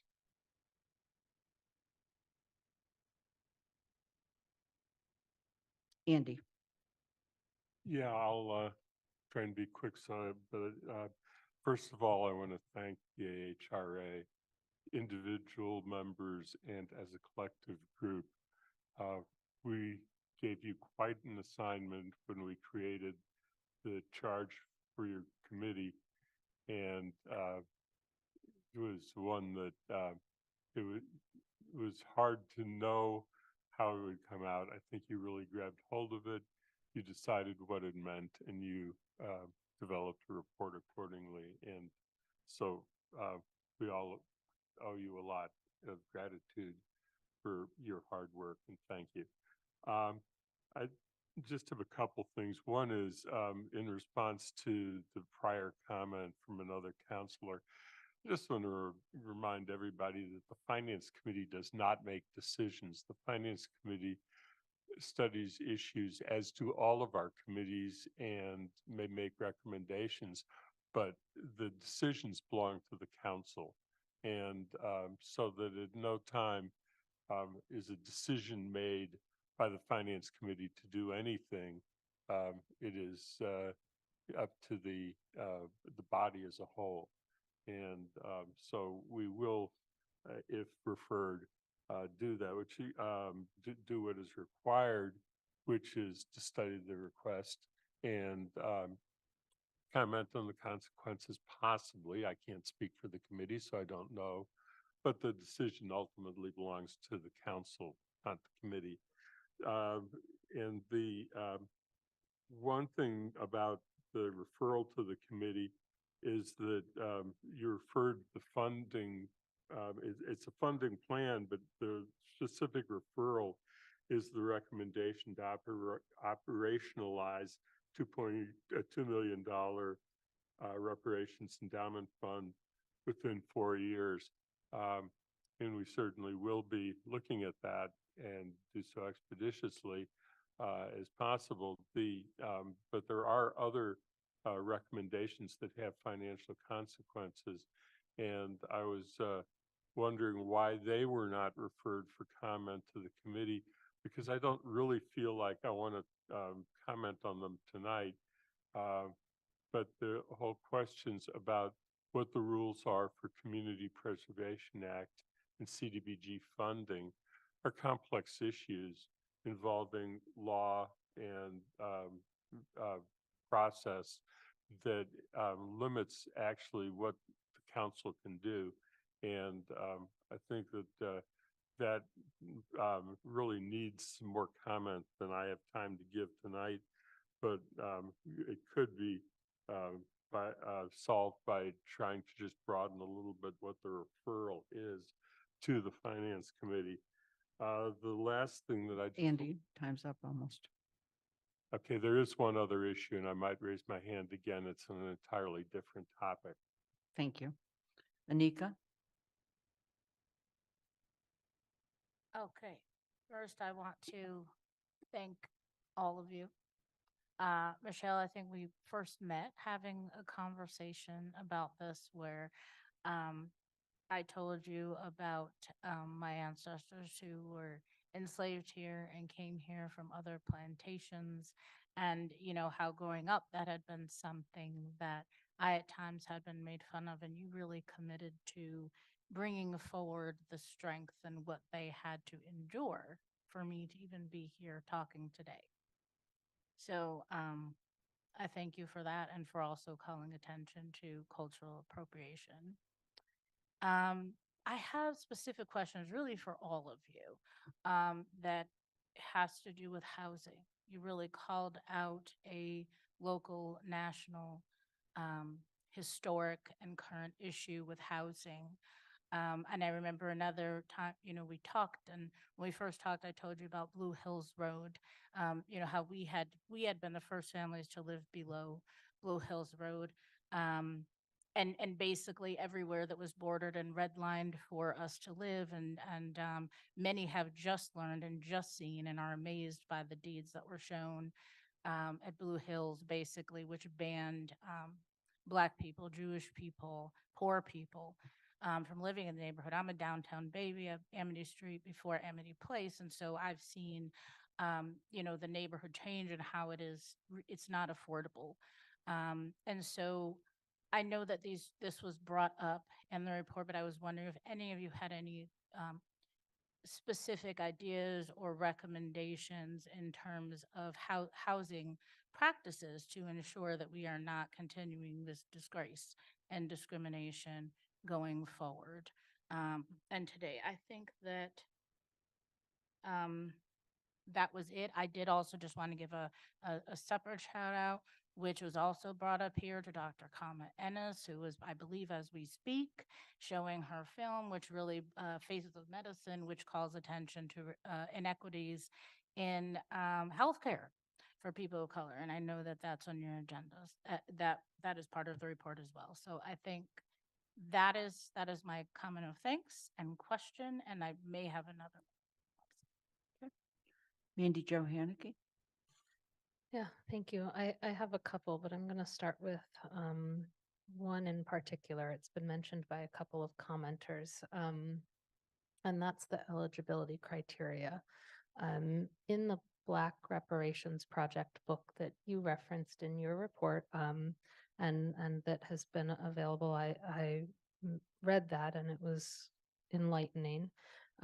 Garrity in that book clearly stated that reparations should be restricted to those who have self-identified as Black for at least 12 years and who have ancestors who were enslaved in the United States. Now, they're talking about national reparations, but we can take some learning from that. Evanston's program restricted their eligibility to Black persons who lived in Evanston between 1919 to 1969 or were a descendant of such a person, and that the family must have also been a victim of discrimination in housing because of policies or practices in the city at that time.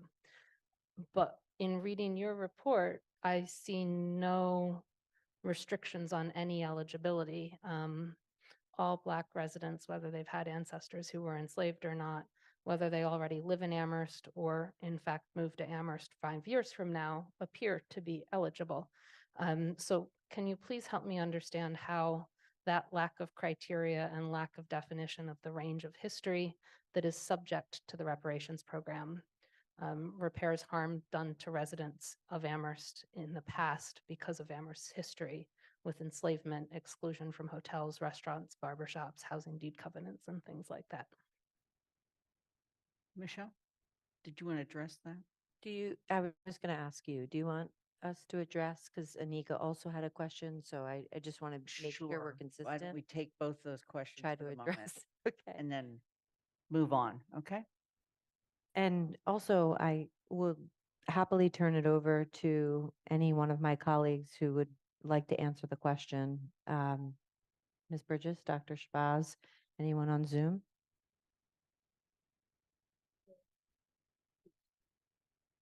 Thank you. I can come back to the one from Counselor Lopes in a moment, but on the one around the eligibility, it's certainly one we wrestled with quite a bit, and and opted for an inclusive model rather than a more restrictive guidance.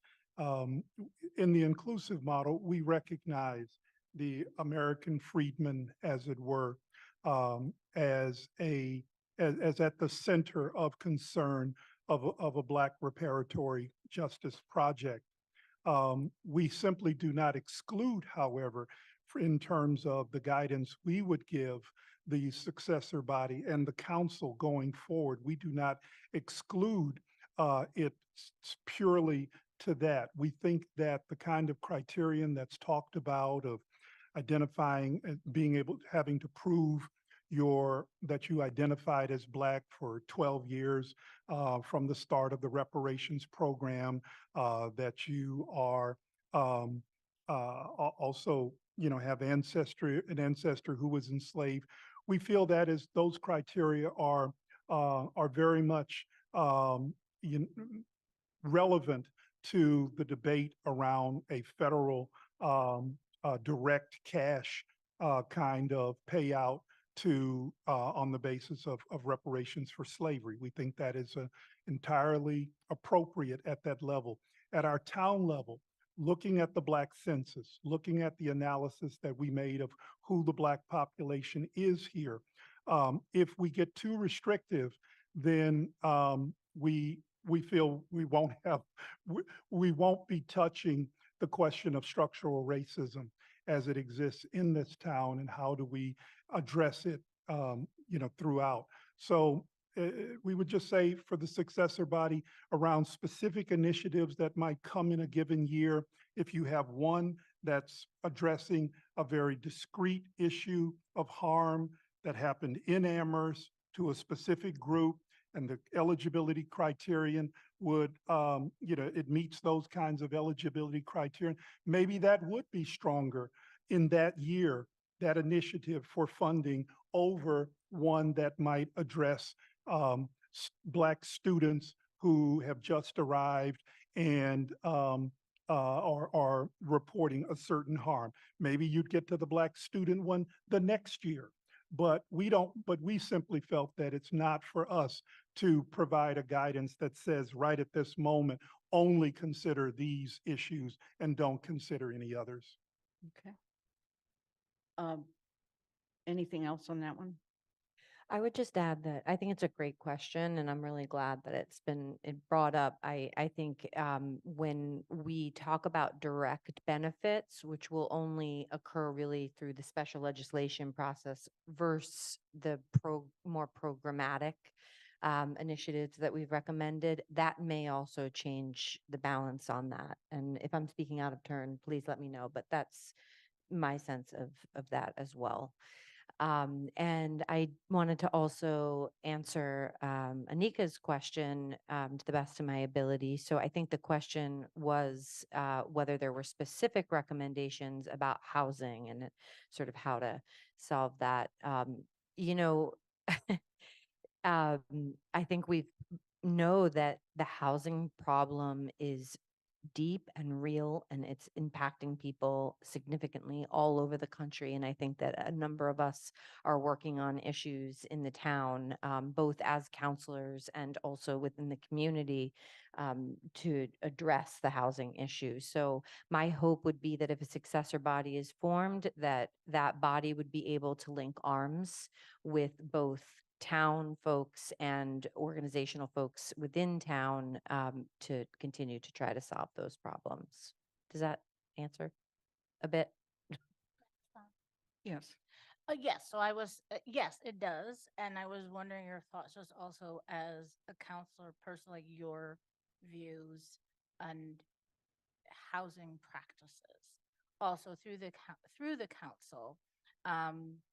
And it really, I was, I've been thinking a lot about that from Blue Hills. Blue Hills and Amity was my bus stop as a kid, and I grew up knowing the realities of those bands, and, just looking, well, she's gone, but Baby Kimmy was on the screen, we've got eyes watching.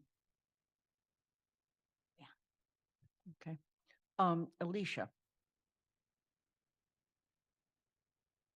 Thank you, Lynn. I just wanted to take a quick minute to thank all of the AHRA for their incredible work and dedication, and for this really comprehensive report that I believe will or has the potential to support generations of residents in Amherst.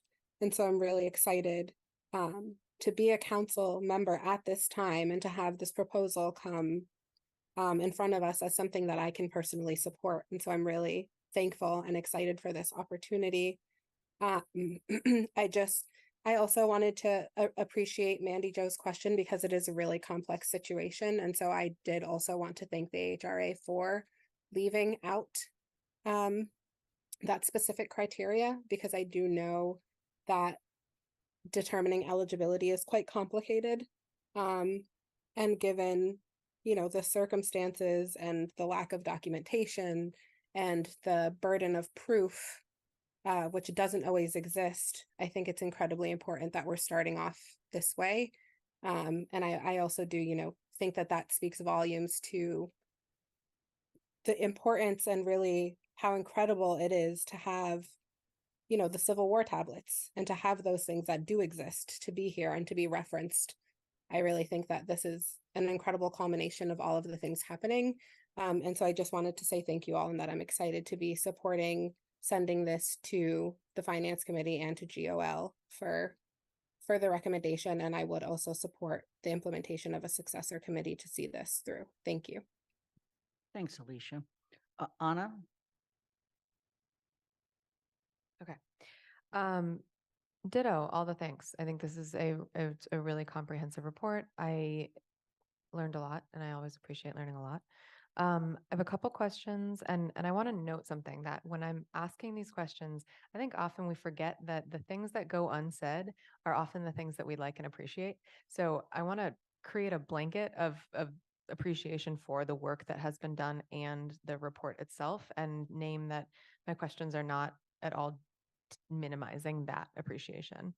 Um, and the fact that I think that there's a lot, so much in here that I'm really excited about getting going on. And I think that there are some things that I know you're seeking the successor body, but I was like, why can't we just move right now to refer the policy on renaming streets to TSO like that? Like we could do that today, Sorry, Anika, I know that we've got a plan for TSO for the rest of the time, but still, so I think that there are a lot of things that I'm very excited to do. I have a couple quick questions if it's okay. So the first question is about the timing of the operationalization of the 2 million fund. So, when we first were presented with this idea, I think a lot of folks were, I think one of the things that I'm remembering we talked about a lot was the fact that we would vote on it every year. And that if other things came up in the town that were dire needs, if the economy tanked again, if something else, like if there were a need for that funding, that it was a possibility that the council wouldn't vote the full amount in a given year. And so I think one of the things that, am I correct in that would essentially eliminate that choice from the council each year, in doing that initial plan? And then my other question is the estimate of that payback time 10 years, just kind of flipping it. I think that's my first question. And then if I can lump the second one in, if that's okay, because I know you're noting it. So I appreciate it. So when I look at option 3, I think Andy referenced this. Are you seeking to put in enabling legislation or seek to petition the state to change CPA and CDBG funding? Because as of right now, that's not something the town controls. Those, like, we don't set those percentage limits. And so I think I was wondering if there was an anticipated pre-step in that of trying to ask them to change the law so that we could even do what you're asking. So they're kind of wedded in because they're the first two. I have 20 seconds. I'm gonna keep going. So the other question was I'm really excited about number 9. I know there's tons of number 9s and I just wrote excited about number 9. So I apologize, but I'm excited about it. And I'm curious if you have a thought on how to best advocate along other municipalities. Is that the work of the successor body? Is that something you want the council to support, and in what way? And then lastly is a very specific question. Are there specific ways that you see the town supporting the tablets? You had referenced that you wanted to see those supported, and I was curious as to how. I'm sorry, I thought I could do it in 24 seconds and I needed 30. Okay. I think I got you. Did you write all those down? Yeah. Okay. I'm going to. Oh, yes, I was typing fast, right. Let me start with the tablets. So I'm going to go backwards for my list. The tablets, thank you to Ms. Bridges to my right. That is something that, of course, I hope and we hope when we've written this report that the town will continue to support. And it's something that we believe that the folks who are already working on should really be guiding and leading. And so I'll leave that one at that. So that includes Ms. Bridges and others who are already working to really, and that doesn't mean we don't all have a role to play. We certainly do, but in terms of leading those efforts. In terms of best advocating, I think the question was advocating with like coalitions in the state. Yeah, were you envisioning basically the successor body as being a regional in some way, not obviously entirely regional, but in some way regional, or was that something that you expected, that you would hope the council would be creating and crafting in some way? Or Yeah, not know yet, and that's okay too. Well, I think it's a beautiful vision, and I think that it would be wonderful if our successor body was working with other regional or statewide. I think there's a lot of interest in understanding how this works, and we as a council and as a town and our legal folks have done an extraordinary amount of work to understand what the possible limitations are and to understand what the opportunities are. So I hope we can be a model in that respect. As far as CPA and the block grant, it was, I think the suggestion is, in particular to CPA, and we met with Sean on this. So Sean is not here to speak for himself, but what I believe I understood is that CPA within the municipality creates its own guidelines. So while there are state, let me just finish what I was going to say. So there are state guidelines, I believe, that we need to follow, but then I believe the municipality creates their own set of goals, let's say, for how they're going to approach. So I think what we're recommending here is absolutely not to change any state guidelines or to pursue that necessarily, but rather to say, okay, you have these categories of affordable housing, historic preservation, some of these things that overlap with the work that we're doing and the initiatives that we would pursue. So let's work together to sort of leverage our funds and be able to pursue initiatives in partnership. As far as the block grant, it was my understanding that that is entirely in the town manager's purview to determine how the block grant would be, of course, with community input, would be awarded on an annual basis. So I would imagine that the successor body would advocate to the town manager to include some funding for the reparations initiatives. And okay, the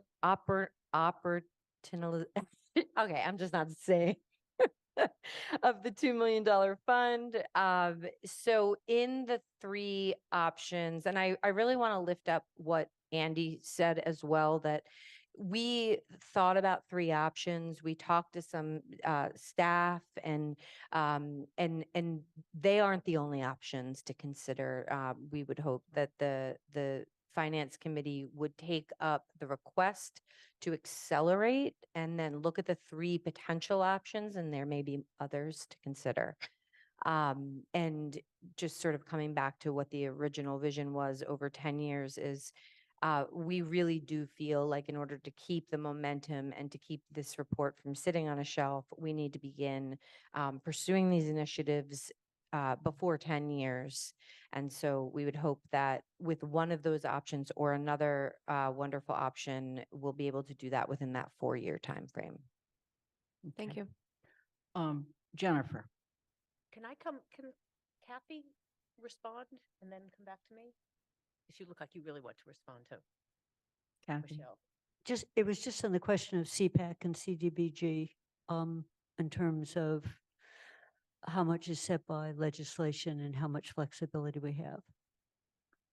I don't think we're going to be able to answer that question sitting here tonight, but we do know that they are both state and in fact federal programs for CDBG.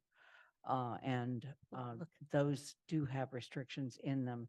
And so the request needs to be balanced against what the restrictions are, which I think is where Andy was going when he suggested that perhaps some of the other recommendations also might be forwarded to the finance committee to get greater clarity on that. Okay, if you want to dispense with talking more about it now, we can talk about it in finance. We I'm can. just saying that the categories, Michelle referred to the categories, there are categories, and within them, there are different types of housing, but there's not permissiveness right now to designate something on the basis of color or race. So to the extent something specific would come in there, it's higher level legislation. And when you go to CDBG, there are federal guidelines for that, and there are categories of things that are ineligible.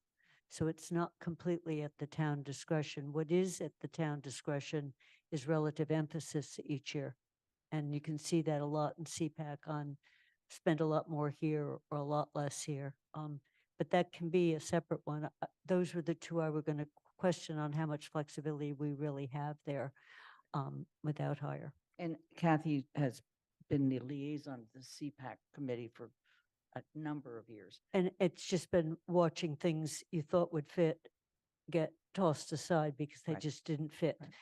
Yeah. Well, and I remember very recently there was that whole effort to, can we include solar? And the reality is that would be a whole new category and would have to go through the state legislature. All I'm suggesting is I don't think we're going to resolve all of that detail around that this evening, but I think that is part of what we would expand this first motion to include in its referral to finance. Jennifer? Yeah, so initially I did have questions about CPAC and the block grant funds. But so I just want to say, quickly to thank the African Heritage Reparation Assembly, really so in awe of this very thoroughly researched, informative report, and also really appreciate that it has such a detailed roadmap. And a successor committee is absolutely needed. And I think the programmatic areas that you suggest of affordable housing, youth programming, and business grants, how could anyone argue with that? So I just, I think you've given us a report that we can move forward with hopefully quickly. And I do hope that the Finance Committee, can really look for a way to accelerate, the implementation and the funding. I hope that will be possible. And when Rabbi Jacobson when you were reading your remarks, I was just shaking my head, and I agree with everything you said. So thank you. Pam? Thank you. I will acknowledge and appreciate the work that was done by the committee. Thank you very much. It's an enormous task to grapple with. A question I had was, has the current assembly actually helped pave the way for a successor committee by creating a draft charge for that committee so that this process can roll out? And the second part of the question is, who actually takes on the responsibility to formulate and form up the successor body? Thank you. Because I support doing it. Excellent. So thank you, Pam. There is a draft in the appendix that I believe would be referred. Page one. I love it. Mandy says page 110, and that is what I would imagine will be referred to the GOL committee, and then the GOL committee will have the opportunity, I think, with some feedback to sort of work with that initial draft before bringing their recommendation back to the town council. Right. Yes. Thank you. And thanks to the committee for everything, but for handing us something to start with. It's always a good place to go. Pat DeAngelis. Thank you. And like everyone else, I want to thank the committee, the AHRA, for the work you've done. I also want to thank all of the people who've done the research behind these reports and the people in the community who have participated in surveys and sharing experience. There are many questions I could ask or have been asked that what I want to do is make a commitment. I want the council to make a commitment to really implementing a reparations fund. And I think that commitment is there, but I think we need to honestly not put it on a shelf. And I don't think we're going to. The drive is too strong. But the other thing, and this is important, I forget now who suggested that the council participate in the stolen beam work. I think we should be making a commitment to do that. Individually and as a full council, we need to address this within ourselves and within our community and our history. And I am asking the council tonight to make a commitment to that, and a real commitment to implement the suggestions of this committee. Thank you. Dorothy, I'm going to skip to get to Kathy, who really has not had an opportunity to make a comment yet, and then come back to you. Go ahead, Kathy. Thank you, and thank you for the report. I actually wanted to thank you. At first I thought, oh no, I'm rereading some information that we got earlier when we first decided to do a reparation fund, but I think you did it quite artfully. bringing in parts of that so you had a whole report. I found the survey quite interesting, and I have one question about the survey. So I just want to focus in a few things that we've been talking about on the funding options.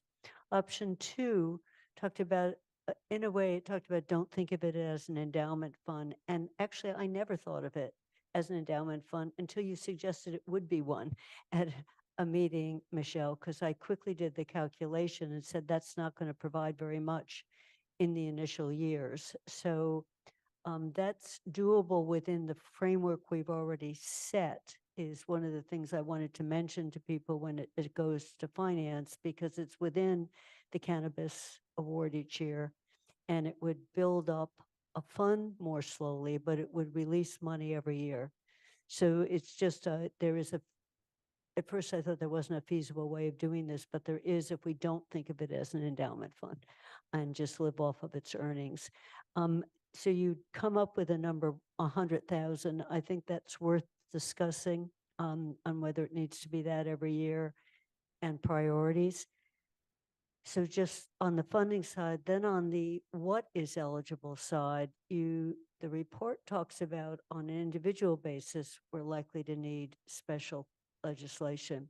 But I think for some of the other subsets, we may need it as well. So I don't know how much you talked about it. For example, training people on entrepreneurism. If we restricted it to only subsets of young people by African-American heritage, we would run into a similar issue as opposed to, I don't know, a broader youth category. So it's on some of the others, I think you run into a similar, not exactly the same, so it's not individual. So I think that needs a little bit more thinking.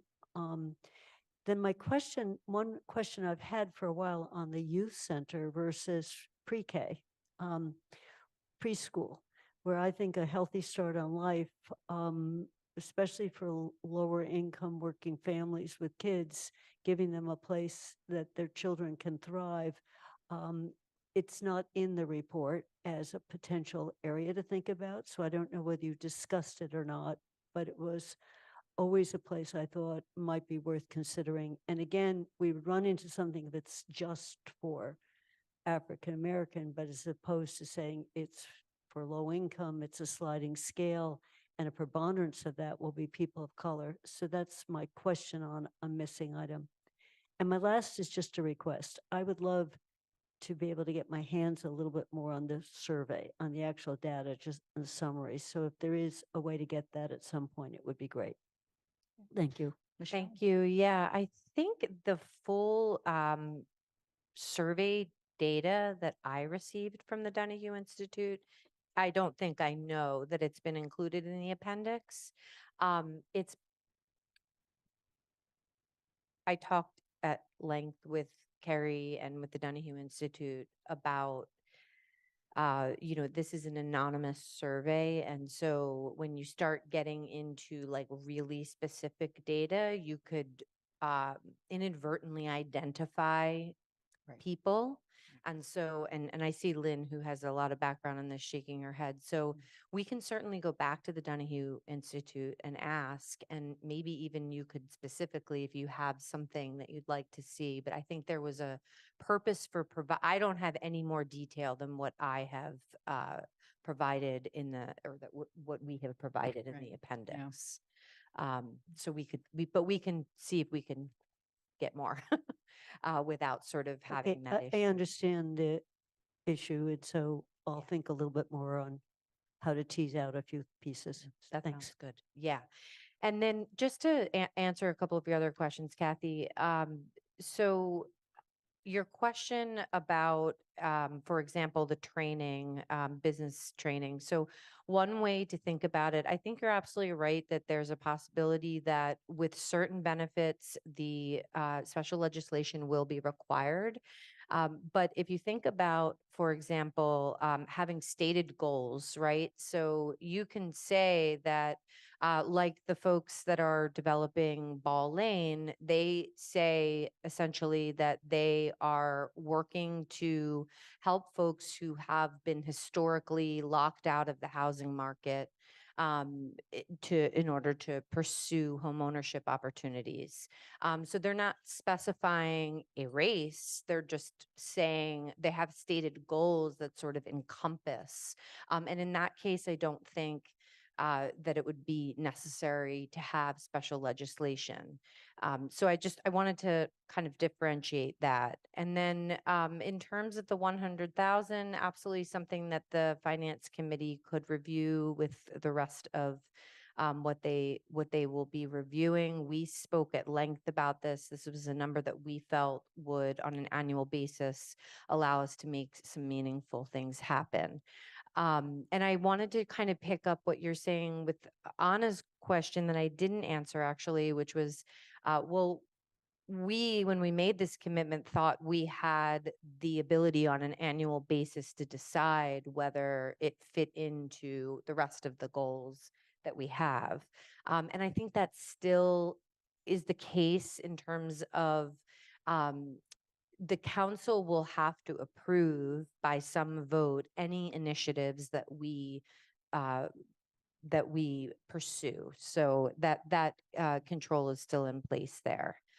Kath, I tried to get them all. If I missed something, Kathy? oh, the question on pre-K. You said, yeah, that's not something that we as an assembly discussed. It wasn't something that came up in our consultative process. And it doesn't mean that it's not a fantastic thing to consider. And if anyone else wants to add to that, I would turn it over. Makar, you have your hand up as well, so Please. okay. Oh, okay. So Dorothy, we're back to you.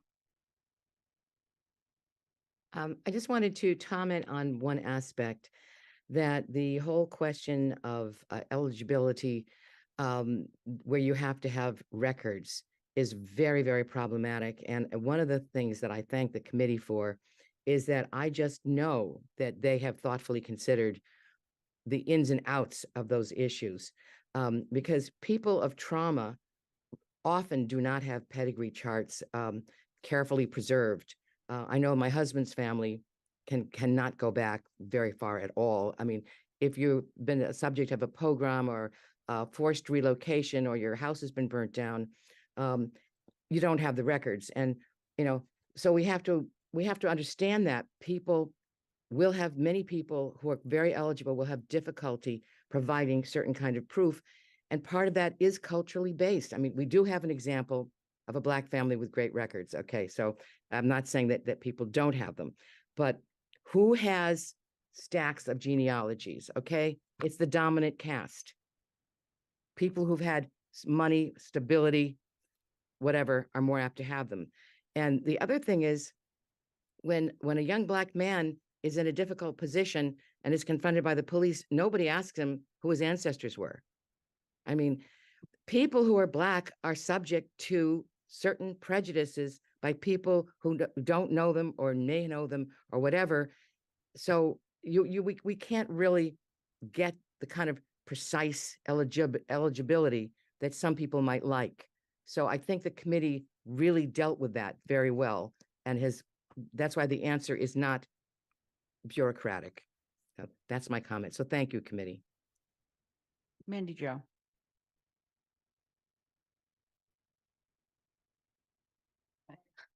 Okay.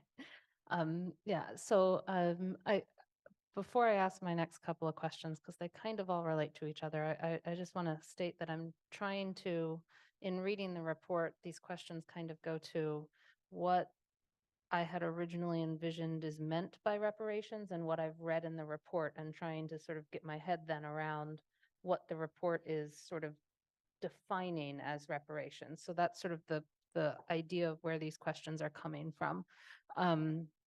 So again, going back to the Black Reparations Project, one of the chapters indicated that a program of reparations must both define the range of history subject to reparations and provide closure for a grievous injustice.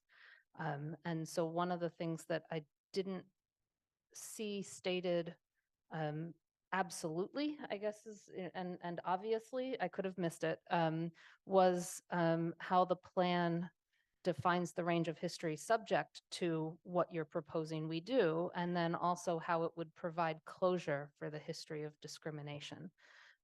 In similar vein, the programs that you have proposed, youth programming, affordable housing, business grants, as Jennifer said, are who would argue against them, right? But I'm trying to understand how they qualify as sort of reparations from my original understanding of reparations, which is why I'm asking this. If eligibility isn't tied to having experienced past harms because of specific town of Amherst policies, and a funding proposal that appears to be, as you've said, an endowment, ongoing, never ending, when tied together with the programs that are proposed, I read the report as more like proposing, in some sense, social services programs that should be brought into maybe our operational budget. And so I guess I'm asking how do we, how would you respond to those? Because I'm just trying to get more ideas of what's going on here. And then someone else brought up the special act. So I guess the other question I would have is, why did you choose the two items that we're going to be having a motion on now instead of asking us to pursue the special act? I'm going to answer the special act, and then I'm going to turn it over to Dr. Shabazz and to Ms. Burgess if she would like to follow up on your first question. The special act, so in considering sort of the enormity of this, and that there's a lot to consider in this report, and in talking to some community members who read the report prior to it being published more broadly, it was the overall sense that I got was that we needed as a community an opportunity to sort of digest the report, and to digest the recommendations and to consider the possible consequences is not the word I'm looking for, but of pursuing the special act. And so these two items that we chose in speaking to our council president felt like the most sort of accessible at the moment while we consider and digest the rest of the report. Dr. Shabazz. Thank you. You wanna go Let me first? hold it, please. You want- Okay. So this is very rich discussion, and I'll try to be very specific and very brief in addressing some things. You know, I am a descendant of Black American free people. I even have on my father's side, I know the exact ancestors that came over in a slave ship in the 1700s and were enslaved in Louisiana. That genealogical work was actually done for me. It's in a book called The Forgotten People by Gary Mills. So, who was a colleague of mine when I was at the University of Alabama. Not everybody has that level of work done. And as has been pointed out, for some people, it's very difficult because of a lot of things for them to even begin to know, but I do. So when we talk about Black American freed people, I'm one of them, okay?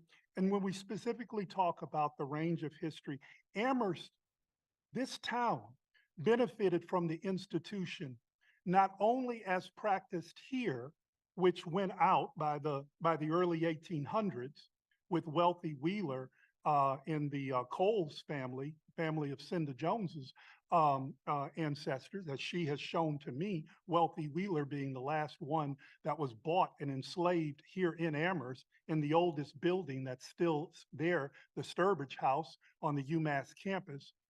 But it doesn't end there.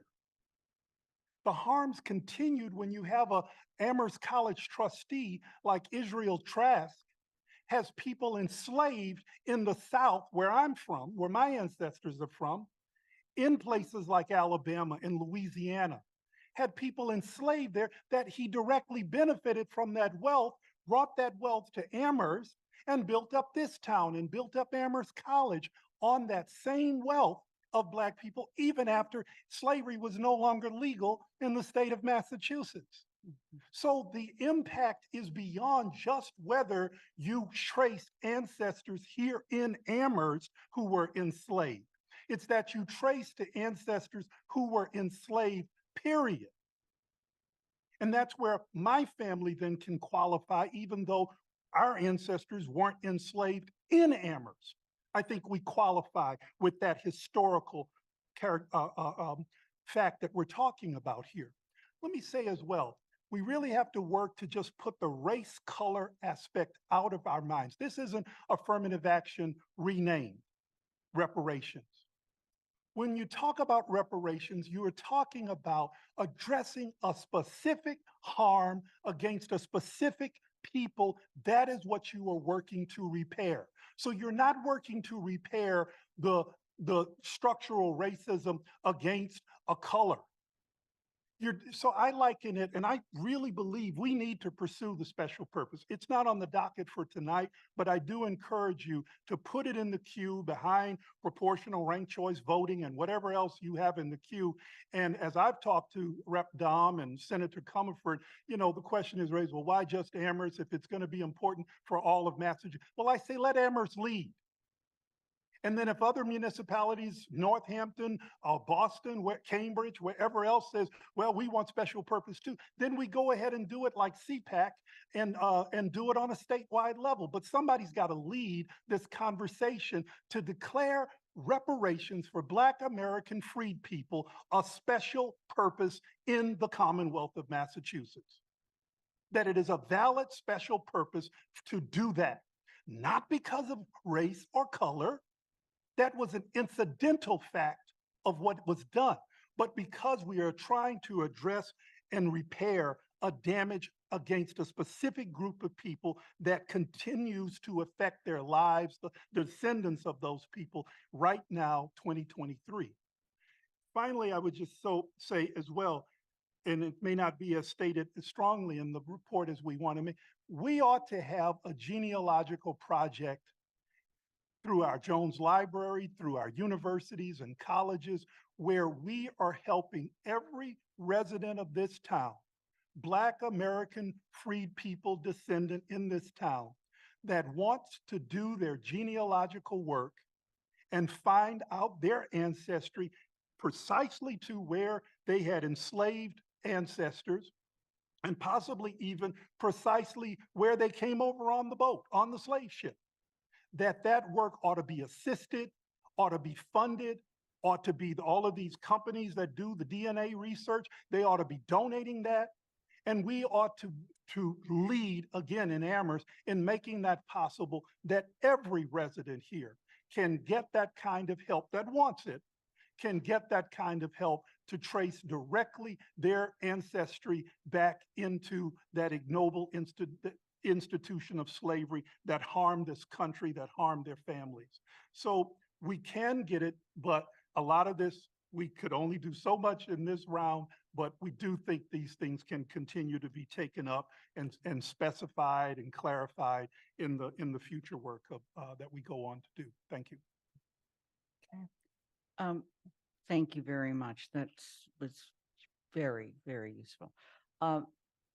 Irv, you have your hand up, and I assume you wanted to address this one as well. Yes, when I hear people talking about, well, we might have to have special purpose legislation to deal with some of the three areas that we have outlined: youth, and housing, affordable housing, and business grants. I think what we're talking about here is weaving a thread into the fabric of that which is already here. We're not talking about setting up something separate or equal. We're talking about using money in collaboration with money that's already being spent. And that's an overall generalization that has to be there. Money's will be set aside for reparations. Reparations has one of its goals or objectives, affordable housing. Well, affordable housing is also a goal and an objective of several other programs within Amherst. Rather than duplicating those programs, we only want to weave our thread into that fabric of other affordable housing programs and thereby utilize funds in a more efficient and effective way. Amherst has done this all the time in other areas. You can't, you don't have to say for African Americans who have heritage, but you can deal with the population in the same way that we deal with DEI. Those possibilities remain there. It's only the will and creativity of those who are in those programs. It said, if we get into the weeds of saying, well, you can't do this because it's specific only to Blacks or African Americans, then we should stop and settle that issue first before we go any further. But that will take some time. I don't think we need to do that. There are ways in which we can address these issues and address the goals and objectives without going through the whole special legislation thing. Yes, if the town wishes to put special legislation together for that, that's fine. But that should not prevent us from going down the road with these issues. There's enough creativity and smarts in this group and the town council, et cetera, to be able to make this a reality. Thank you. Anika. Thank you. So I usually do not respond to such comments, but I need to because Mrs. Pam, you just made a very careless comment about some of my ancestors. We know our history not because of caste, but because we are of cultures who are not meant to know our histories, and what happens amongst us is oral history. And this is passed down, and it is passed down through inheritance, and it is passed down through specific people.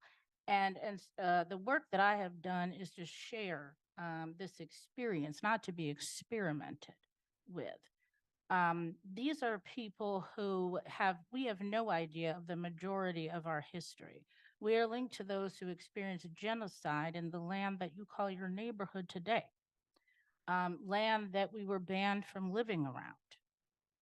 Okay, this is who we are. I'm very fortunate that some of us and some of my ancestors lived to be about 106.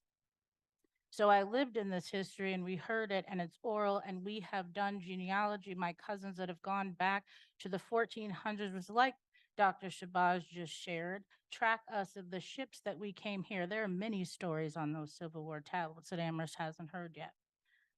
But one thing that I wanted to also lift, which I hadn't done, is I wanted to acknowledge Demetra Shabazz, who this report was dedicated to.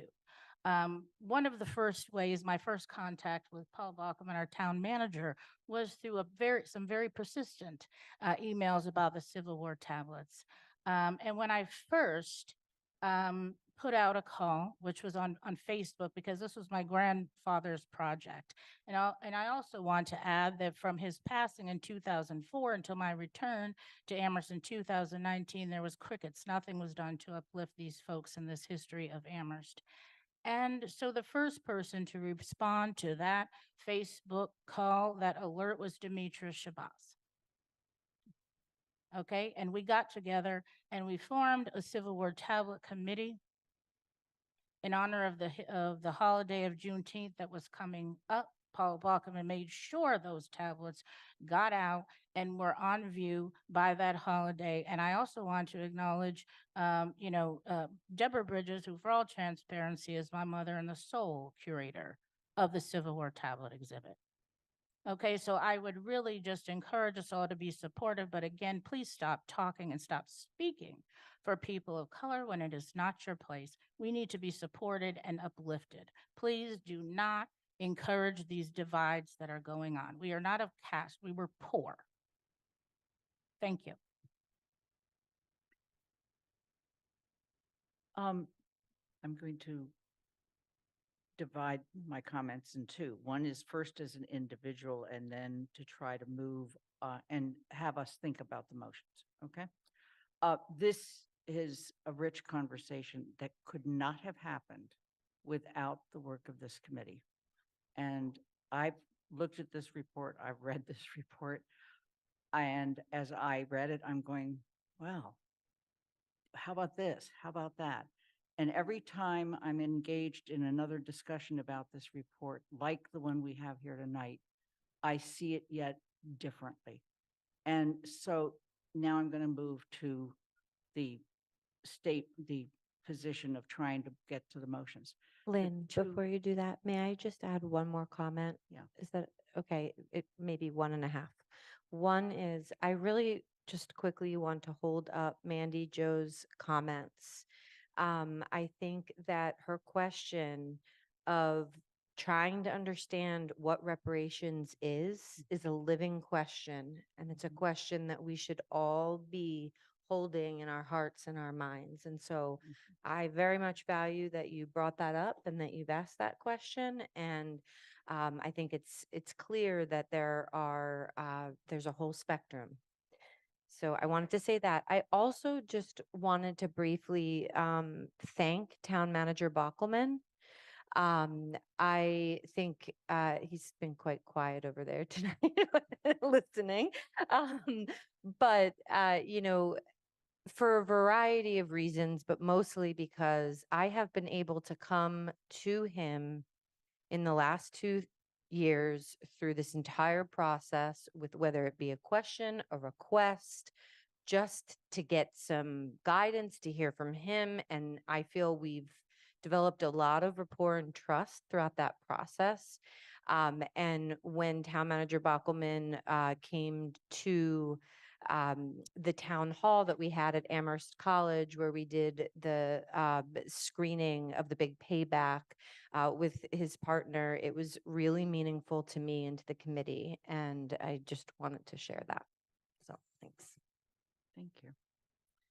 So as Michelle mentioned, when we first decided it was time to finally bring the report forward, and we had a little bit of delay because we were working on school committee appointments, we came up with 2 motions, and I certainly think those motions can be talked about and maybe amended tonight before we pass them. But the real goal was to make a statement that we're not going to just say, thank you for this report. We're actually going to make motions that do 2 things. Look at the funding, the goal of which is to get some things going faster than 10 years, okay? The second is to look at how are we going to continue to look at this as a town? And that's the idea of a successor committee. And I will say that as the GOL looks at the successor committee and a charge for a successor committee, what it should be looking at is obvious, the recommendations in the report, so that part of the charge may be to explore further whether or not we should file special legislation. And same way with the finance committee. It's maybe not just look at how can and if we can accelerate, but are there ways in which within existing funding streams, some priorities can be made? So these are not perfect motions. Show me the perfect motion and I'll be glad to have it. But they are the motions that recognize that tonight we've been given an incredible gift from a group that has worked very hard. And they're the motions that say, we're not going to let it sit on the shelf. We're going to move forward. So with that, I know, Andy, you wanted to amend, if you will, the first one, which is to refer the African Heritage Reparations Assembly recommendations to operationalize a $2 million reparation endowment fund within 4 years to the Finance Committee and a report and recommendation to the Town Council by November 20th, 2023. I wondered if we wanted to say something like to refer the African Heritage Reparations Assembly report and recommendations to review the financial recommendations, including operationalizing. It's kind of opening up, talking about CDBG and what is possible or not, talking about the CPA. That's the other one I wanted. And is it doable? So is there a way you want to phrase that, Andy, in a way that you think opens it for the Finance Committee to look at more than just what? My thought had been to just say part 3 of the report funding plan. Okay, so. And Lynn, I would add to that. So 1, 2, and 3 in part 3 deal with these matters. When we get to 4 and 5, we're talking about private charities and things. So it could be just as simple as saying, referring numbers 1, 2, and 3 of section 3 of the report to the Finance Committee. Andy, does that work for you? That would work. But the one thing I thought about with the question of the grants is that if the goal is to also have staff assistance in developing the grants, then there's staff time involved, and whether that is something that we need to also at least put on the table for discussion by the full council. So that's why I kind of left it a little broader, but I'm okay with narrowing it. I'd leave it up to the group. So let's try the following.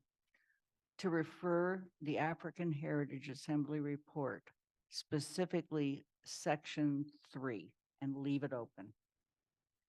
To review the financial recommendations with report,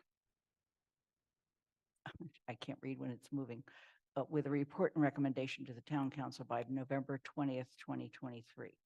Does that work? I'm making the motion. Is there a second? Second, Devlin Gothier. Okay. I'll second. I don't know if to be consistent with the report, it should be Roman numerals to get the 3. Yeah, if you want to, for consistency, that would be good. Thank you. Okay, so the motion's been made and seconded. Now it's time for discussion of the motion. I'm going to lower my hand. And Irv, you still have your hand up. Okay, then I'm going to go to Mandy Jo. My question is about the timeline on this, and November 20th is like 4 weeks away, number one. Sounds really quick, but I was more specifically curious about it. We have had ECAC had a report that brought a lot of requests for new funding in. Other recommendations have. We've heard from Crest, maybe some more funding and more staffing for that. We're moving into the point of the year where we're looking at our financial guidelines for next budget year.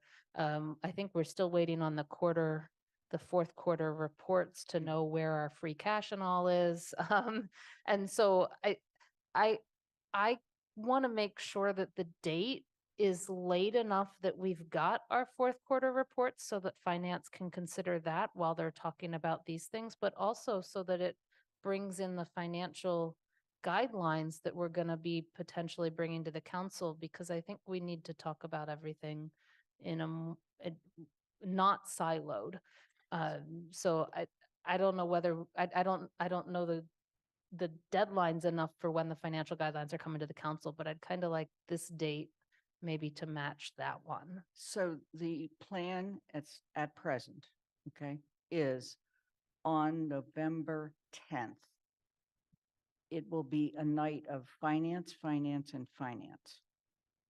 Basically looking at free cash, looking at specific orders related to free cash, and any number of other things that are financial. So this allows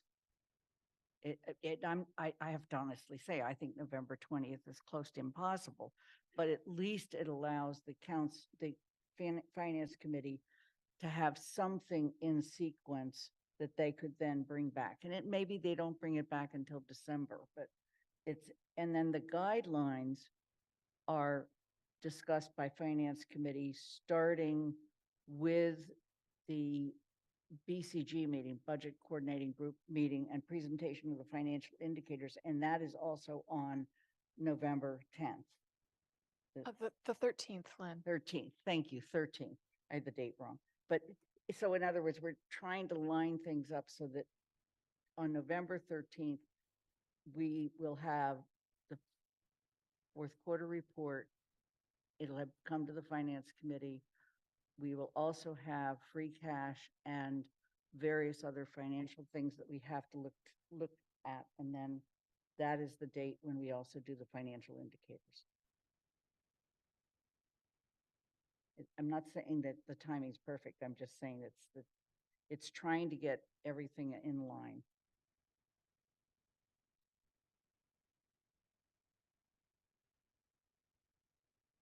Kathy, you have your hand up. I'm going to let Randy Joe contemplate this for a while. Kathy? Mine comment was entirely around November 20th on whether it was feasible or not. My understanding is the 10th is Veterans Day, so we're not meeting that day. Finance is meeting on Fridays these days. So if the council meets on the 13th, when we're first seeing the budget projections and starting to think about what the guidelines are, the next finance committee move would be that Friday, which is the 17th. So this can be completely severed, this discussion that we would need to have for the financing of it doesn't have to be attached to this year's financing. It's more conceptual. So Andy, you're the one who knows what else is on our agenda. We just bumped two things because they weren't ready yet. Streetlights and residential permits.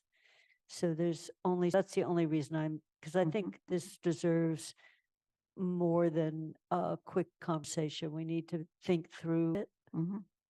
And, I expressed I like the option 2, one of taking some of the cannabis money each year and thinking about spending it. But even that is, do we start that in 2025? When would that start? Because then we would have to have what we're spending it on decided. So Lynn, it was just a question on the 20th, not looking like we automatically are going to need an extension. Okay. Andy, you have your hand up. Yeah, my suggestion is that the more traditional referrals that we make from the council don't necessarily specify a complete report, but they say report back. Okay. And so that modification in language to be more consistent with other referrals might be helpful. And because I think it is to address it. I don't really want to get into the weeds of talking about the deadlines, the dates for the finance committee, because it's a whole different subject and complicated. But I will go as far as saying that I have been working with Athena, and we have developed a draft plan for meetings and figured out how they correlate to council meetings so that, in the work that needs to be done in deadlines. And one of the things that I want to do with the Finance Committee is have the Finance Committee have an opportunity to look at that document and discuss it. And the last thing that I guess I'll mention is that we do, and I'm previewing my committee report for later, but we are planning to schedule a meeting for this Friday, and the third quarter report and year-end report will be presented. That, no, they're not. That's for the 27th, I believe. Okay, well, we'll talk about that later. Thank you. All right. So, Athena, would you put the motion up on the screen again, please?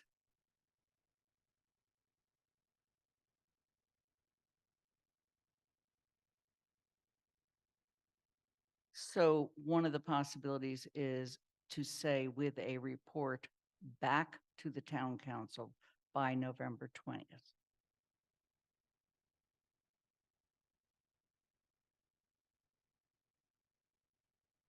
It may just be a progress report, and maybe it'll be some recommendations. This might be a point of order, but in the revisions, we lost who it's getting referred to in that motion. Ah, it's not a point of order. It's a serious clerical issue. Thank you. Okay, so the motion is to refer the African Heritage Reparations Assembly Report, Section 3, to the Finance Committee to review the final recommendations with a report back to the Town Council by November 2023. Michelle, you have your hand up. Yeah, just to quickly, I have really learned to trust the process, and I feel really good about this. I will, however, say that I have concerns about if this were to go into the next council, that it could be challenging for a brand new council. So if we could just keep that in mind, and probably everyone is. I think that's a very good point. This is not a way of saying, oh, and by the way, Finance Committee, you don't have to act, okay?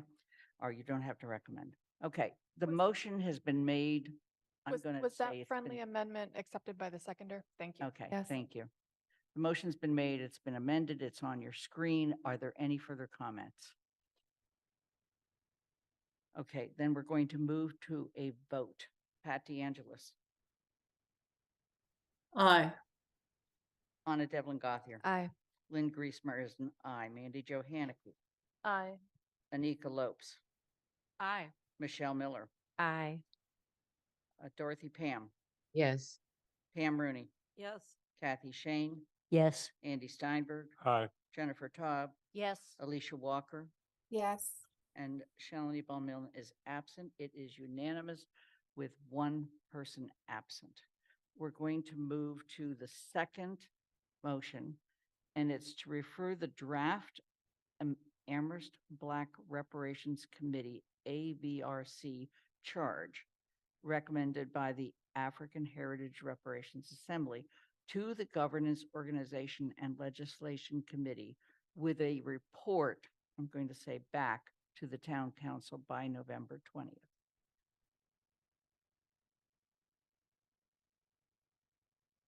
Second. Thank you. I'm sorry, I didn't even ask, but second, thank you. Is there any further question here? Mandy Jo. Yeah, I have a question about one of the wordings in the charge right now, and Michelle, I know you're on GOL, but I thought I'd get it out there now. There's some other things that I'll ask later, but it's one of the bullet points says oversee reparations funds.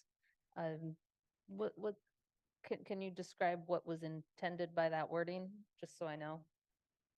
To be honest, this was sort of the last thing that came together. So it might not be the best document in the report.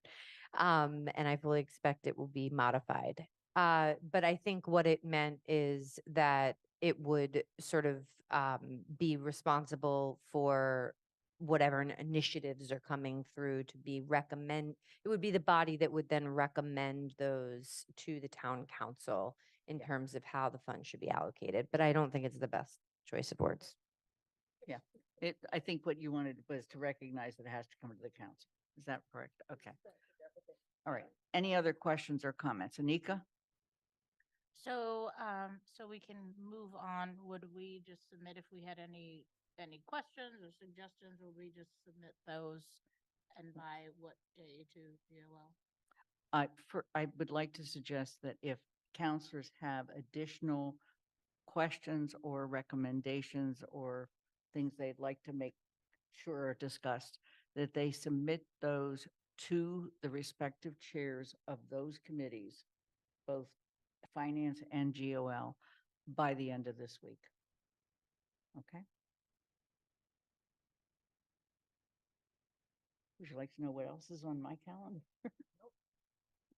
We're going to talk So, about it. so Lynn, you saying end of this, by Friday, we send to GOL if we have any To comments the on the. chair of GOL and copy Athena, Who is please. Pat? Okay, And chair of and finance. and could copy. GOL tell us which date they're most likely to discuss it in case we want to hear the discussion? We can make sure you know that, but I don't think it's been, I'm asking for it now. I would Yeah. just, it's a request, yeah. yes, absolutely. Okay, are there any other questions?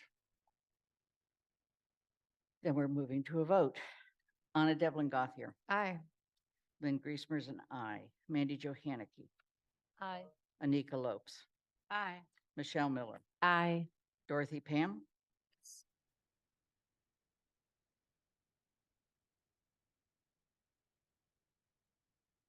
You didn't hear me? no, I didn't, Dorothy, I'm sorry. Yes. Thank you. That was- Pam Rooney, Yes. Kathy Shane, Yes, Andy Steinberg, Aye.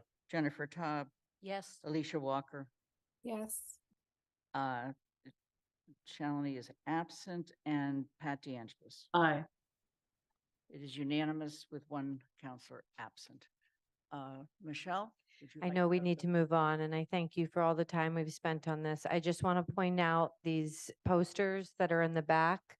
Pat talked about the stolen beam. These are visual representations of the stolen beam that were created by a community member. And if you have more questions, Devora and Jeff would be able to answer those for you. So thank you. Okay. Before we take a break, I'm going to ask Michelle to officially adjourn the AHRA. Yes, officially adjourning the AHRA at 9:22 PM. Thank you. Thank you. We are going to take a 10-minute break. We will be back, well, okay, 12 minutes. We'll be back at 25 minutes of 10. Oh, God. Yes, thank you.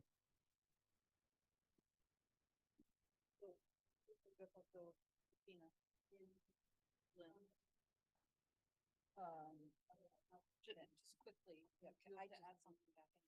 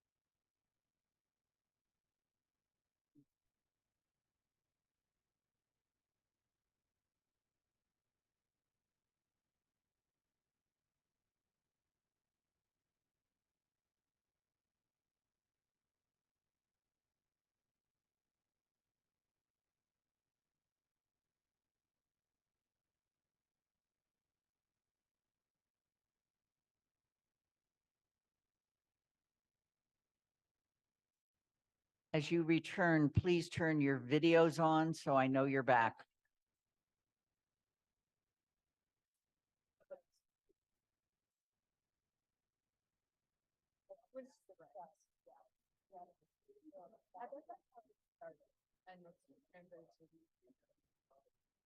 This is hysterical.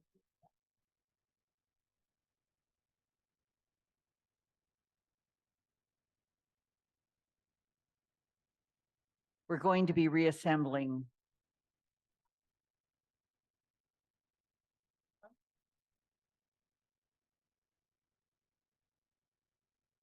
Okay, we need to reassemble so that we can continue our meeting. Come on.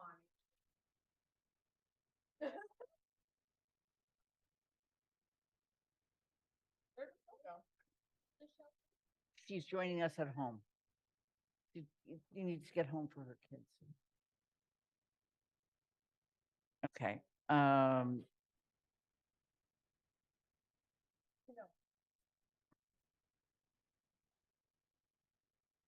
Almakar, you might want to take your screen off.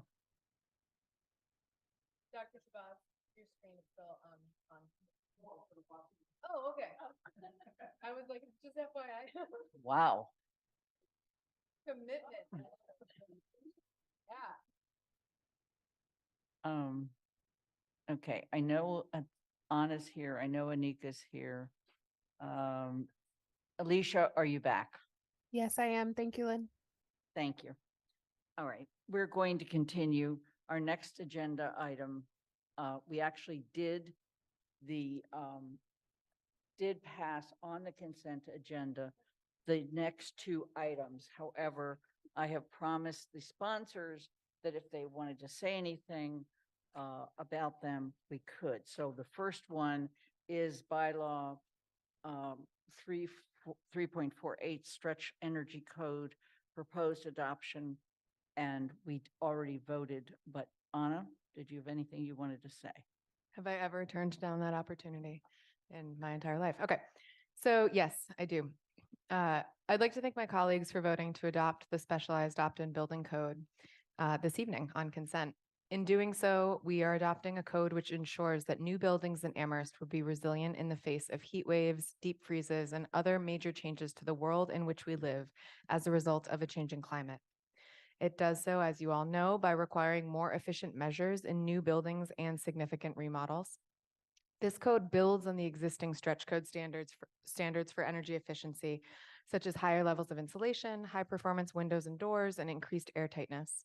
It is in many ways a sister bylaw to our zero energy bylaw, creating pathways to full electrification. It's been over 10 years since Amherst adopted the energy stretch code. That was laudable at the time, and I'm grateful to those who championed it then. And now, in 2023, we can and must bring it further. This is one of many changes that are necessary. I would like to thank Sustainability Director Stephanie Ciccarello and the Energy and Climate Action Committee, specifically Jesse Selman, for bringing this forward and supporting me as the council sponsor. I also want to thank Mandy Johanneke, who, while not a sponsor, supported me in ensuring I was bringing forward something that was written in a way that fit within our policy and that I didn't accidentally erase all of the sustainability building code measures for several months while we waited to enact this. She caught that, and thank you for doing that. Policy speaks to values, and I thought these were going in the opposite order, so I was going to say I already said that, but I'm going to say it for the first time now. Policy speaks to values, and we are moving tonight on another value that we have expressed, which is resiliency and determination and action in the face of climate change. Building codes offer a powerful opportunity in our fight against a changing climate, and ensuring that all the buildings we build are not contributing to that warming climate and will stand in Amherst for decades to come. Climate action work is work of love and care for those who are here, but even more for those who are coming later. I thank the council and our community for readily taking this step and showing that care today. Thank you. Are there any other comments on the proposed bylaw ensuring safe access to legally protected reproductive and gender affirming health care? It's me again. Okay. Tonight, the Amherst Town Council has affirmed our support for access to safe and legal abortion and gender affirming care. We have done this tonight, but we've done this before. We have expressed our belief through resolutions and proclamations and watched as each year the landscape of reproductive and gender affirming care was put under threat, and that safety that we valued shrank. In that time and since then, many of us have felt helpless and simultaneously grateful that we live in a state which has protected access to this type of care. Sometimes that gratitude can lead to even more feelings of helplessness. Last year, Councillor Mandy Johanneke approached me to see if we might partner on a bylaw which protects those seeking care in Massachusetts. Initially, I was unclear on why, with the state having recently signed in sweeping protections, but as per usual, Mandy's ability to find details which are potentially harmful in policies and write new policy to minimize that harm and support our community came through. This bylaw means that no town staff will assist outside organizations who may be seeking information on those who are seeking gender affirming or reproductive care in Amherst. It means that organizations who receive funds from our town may not aid those groups who are trying to act against the values we have expressed and hold dear. We have so many individuals in Amherst who travel here, especially for school. The likelihood that we have people who seek this care is known. It's high. We owe it to our community to protect them, and this bylaw goes beyond words and into actions that do that.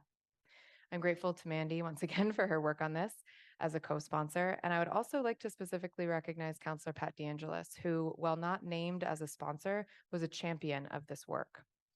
I also want to thank Dr. Hutton and other community members for supporting us and holding us accountable to getting this done. There's incredible power in feeling supported in this work by these folks, and I know that Mandy and I are both grateful.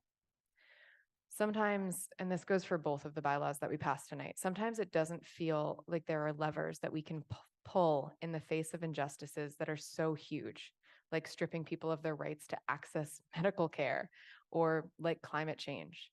But being diligent and searching to make sure we have done every single thing that we can do to protect people is part of our job. I'm grateful to the council for helping us pull this particular lever and support this work. I'm grateful to live in Amherst, where we turn our values and our care into policies like this. So thank you. Thanks. We're going to now go on to the section agenda item 7, which is presentations and discussions. This is specifically set aside to discuss and for the council to ask questions if they would like regarding the Community Responder for Equity, Safety, and Service CRESS. Paul, would you like to start with any comments to begin with? Sure. Thank you. And I'm sorry I wasn't here when these questions came up last week, as I was out of town, obviously. So there's no denying that this is a difficult time for the CRESS department as we go through some transitions in leadership. There is everyone who is involved in the CRESS department is 100% committed to the success of the CRESS department. We are and we're taking additional steps to make sure that it stays successful. We are taking this opportunity to make sure that CRESS is here for the long haul. I've been out on the road talking with CRESS about CRESS with my colleagues in the municipal management field and International City Management Association, talking about how this is going to be the future for every city and town to have a department like this. So committed to its success, built it from the ground up to ensure that the people who are employed by CRESS were going to have the means to be successful. And for that reason, that's why we had the CRESS responders automatically be part of our union, so that the union was aligned with the mission of CRESS as well. We are down in our staffing. We will be recruiting new staff members for CRESS. We will have a change in leadership. We'll be recruiting for a new CRESS director as well.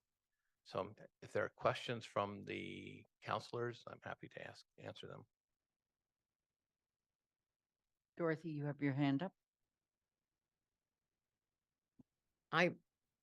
It's a long meeting, and I don't remember who said it, but is it true that Earl Miller has not been presented with whatever the charges are against him and has not been given an opportunity to defend himself? Because if that's true, I'm just beside myself in shock. So obviously, I cannot talk about personnel issues in this meeting. We have a statement that I've shared with the council on what we have said is going to be our statement, so I can't go further than that, Dorothy. This does not sound like a democratic country.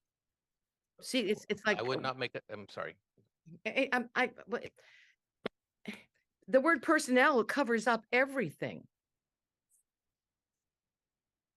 Paul, did you have anything else you wanted to say? I would just not make assumptions is all I would say. Andy? Yes, I think that it would be helpful if we had a better understanding of what the issues are that cause the slowdown in getting some dispatch referrals so that we could actually have the CRESS department working in the active way that we had envisioned. And because there's been some reference from various people that I've heard that there were issues, but I just don't understand what they were. And the second thing is, did that slowdown in getting referrals out affect the decision of any of our responders who left to leave? Well, I don't think it was a slowdown. I think that we've been going about this with deliberate speed. We were up and running very quickly, as you all recall. Once you funded the program, we hired a director and we started hiring responders. Other communities like Durham, which is the community that we've been modeling ourselves on, and I was just with the people who were running that program where I was last time the council met. They had spent 2 years in the planning stage before they started hiring responders, and I think, looking back, we were anxious to get the program up and running. They had already spent some time. The other situation there that was different than ours is that most of their employees are not unionized. We have collective bargaining responsibilities that we have to abide by when we start talking about these things. I'm pleased that we have concluded all of those negotiations successfully. And, we're able to start moving forward on that with you may recall that the dispatchers are part of the SAI union as well. And they had great concerns about some of the things that we were moving forward on. That's all behind us. And we're able to start moving forward on this and moving into the 911 dispatch. We've learned a lot over the years.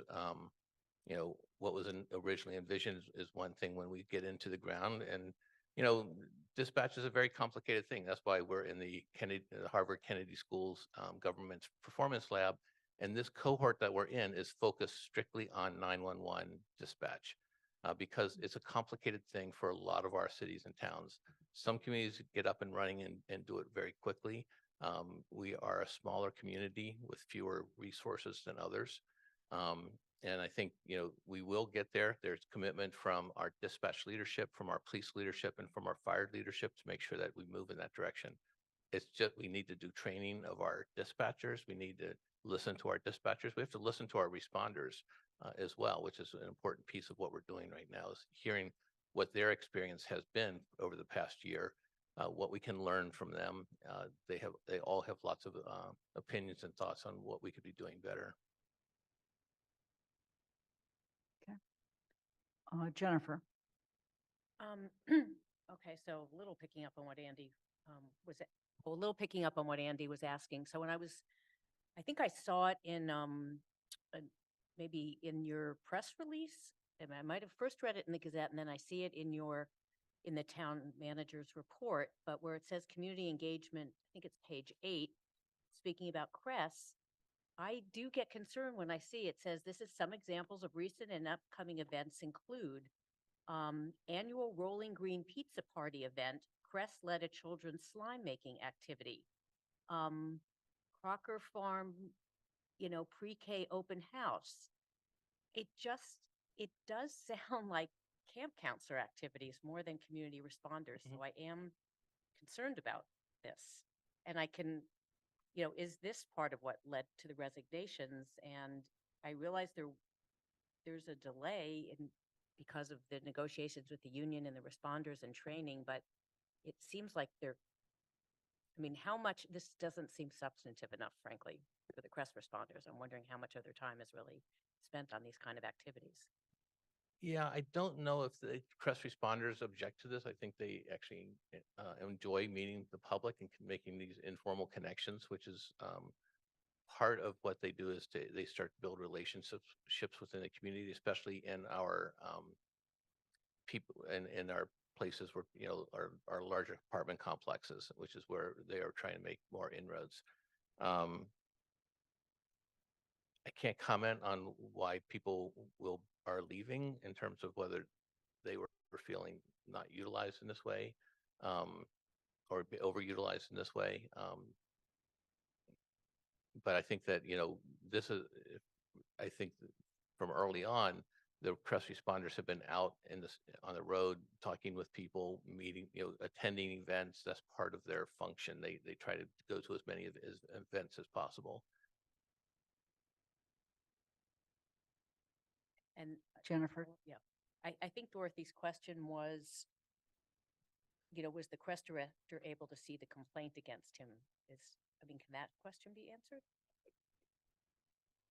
I can't say anything about the departure of Mr. Miller other than what I've already said.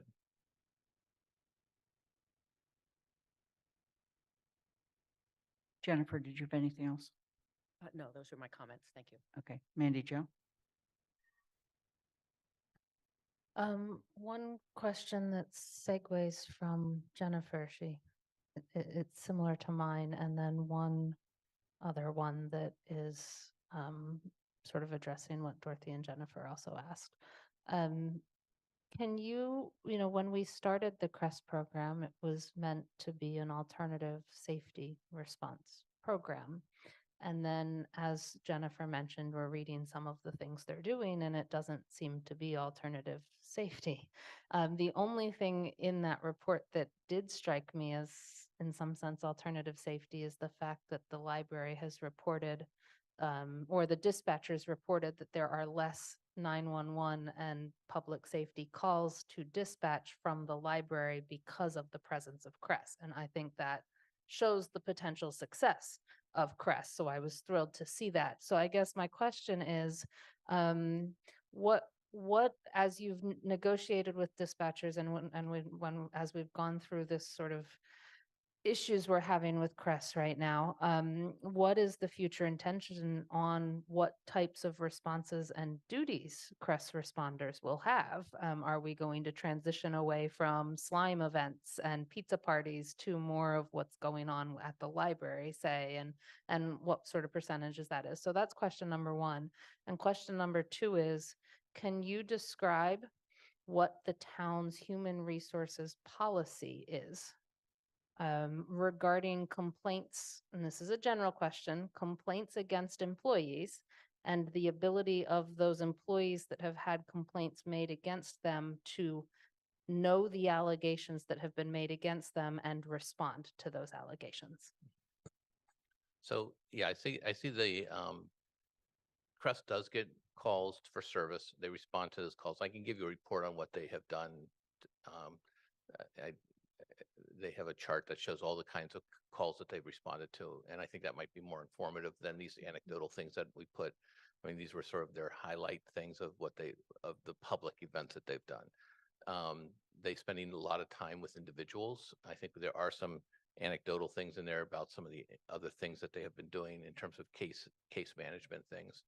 So I think that ultimately they'll be taking more and more calls. The goal is one of the things we've learned over the course of the year is that it's best to start with a small number of call types that they get dispatched. You start to build trust between dispatchers, CREST responders feel comfortable, and that like in Durham, their first metric on every call was the responder safe and did they feel safe? And so we want to make sure that that's always the case, because they have no authority to, it's a relationship that's totally voluntary, but whoever they're interacting with, if that person doesn't want to interact with them in a way, they walk away. So making sure everyone feels safe when they're going into a situation. And I think, I think some of the things that we have expanded, some of the work that they've done in terms of providing transportation, providing more social servicey type things, which I think was a concern with some of the responders.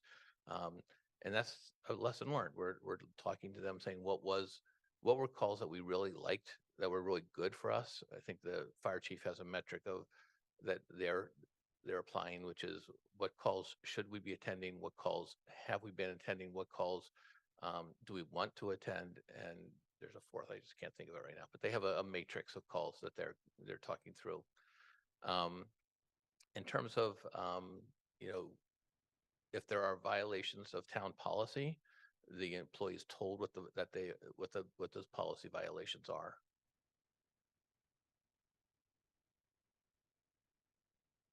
Mandy Jo, did you have a follow-up question? Alicia. Thank you, Lynn. I have a few questions and a few comments. I don't know if you want me to just ask them all at one time. Please Or go ahead. one by one. Okay. So I'm wondering how many responders are left that have not already submitted a 2-week notice? What specifically is holding back Crest from taking actual 911 calls? Because that has been a hurdle for quite some time.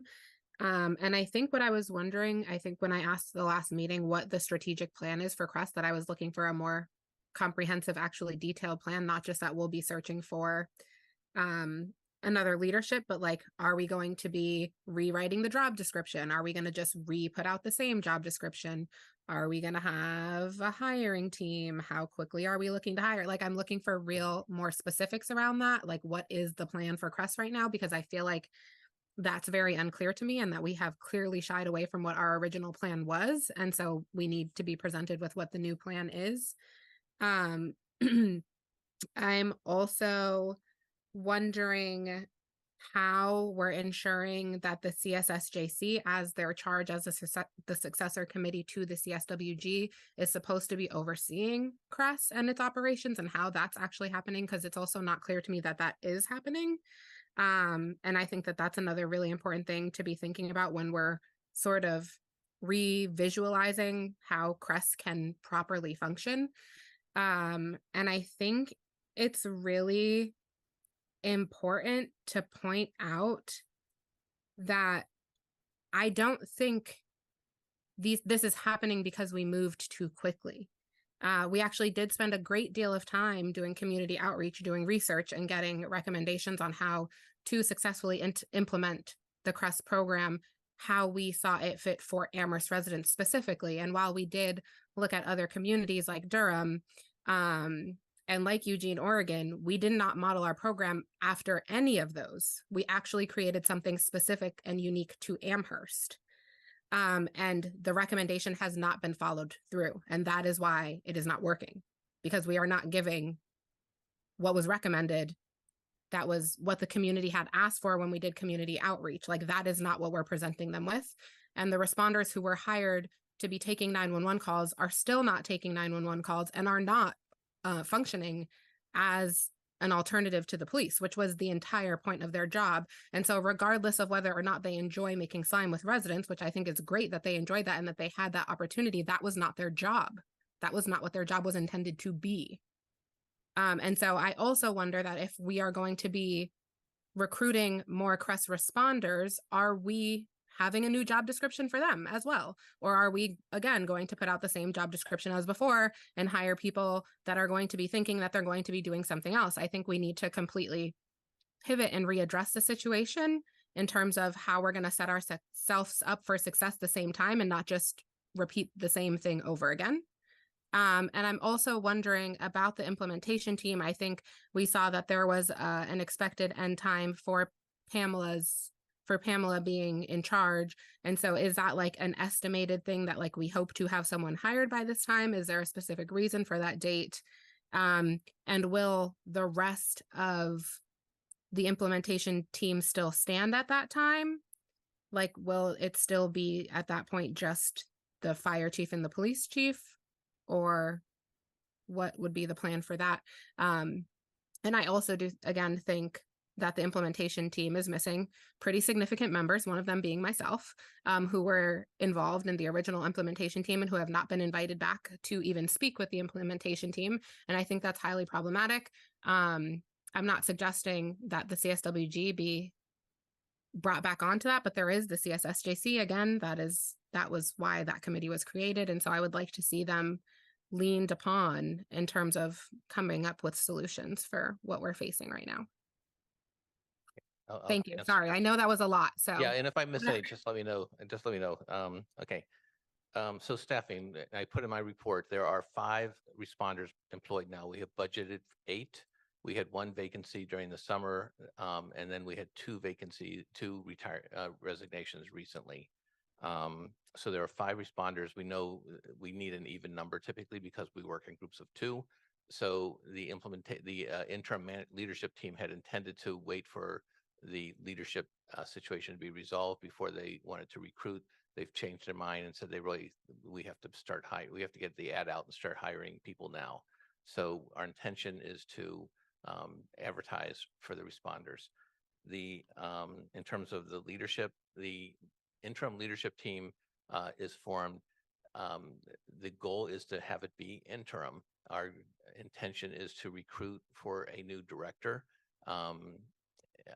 immediately, and hope that we can recruit someone into that job before January 1st. It's pretty ambitious. But I think the idea of that January 2nd date is everybody on that team has another job and they would like to get back to their regular jobs. And this is intended to be interim. I do appreciate that they all stepped up to take on this responsibility. We have a lot of experience on this interim leadership team. We looked at leadership and supervisory experience, financial management, organizational strategy, legal compliance, grant management, employee development, and they all have from 12 to 35 years of experience in those different fields. So it's an experienced management team, but this is not their jobs. So this is to get us through this time frame as we went through this leadership issue. So the idea is to hire a new CREST director, and we'll be recruiting that. If you have people who would like to serve in that position, we'll be recruiting for that. In terms of the job descriptions, I have not had the discussion about whether we would be changing the job descriptions. I think the job descriptions that were originally created are still valid, but I have not asked that question specifically. I just know that they wanted to fill the slots. What am I missing? What did I miss? Alicia, was there another question?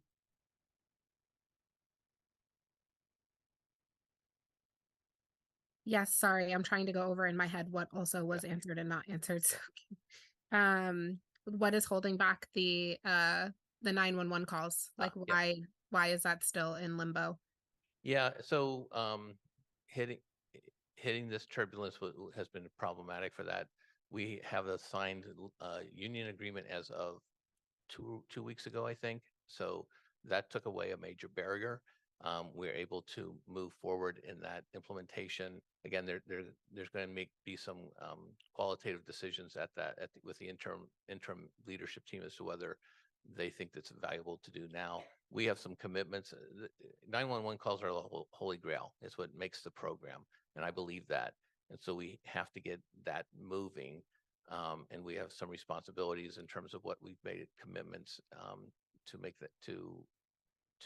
make this program valuable for the town. And that's one of the things that are most valuable and on multiple levels, because it's what the program is designed to do.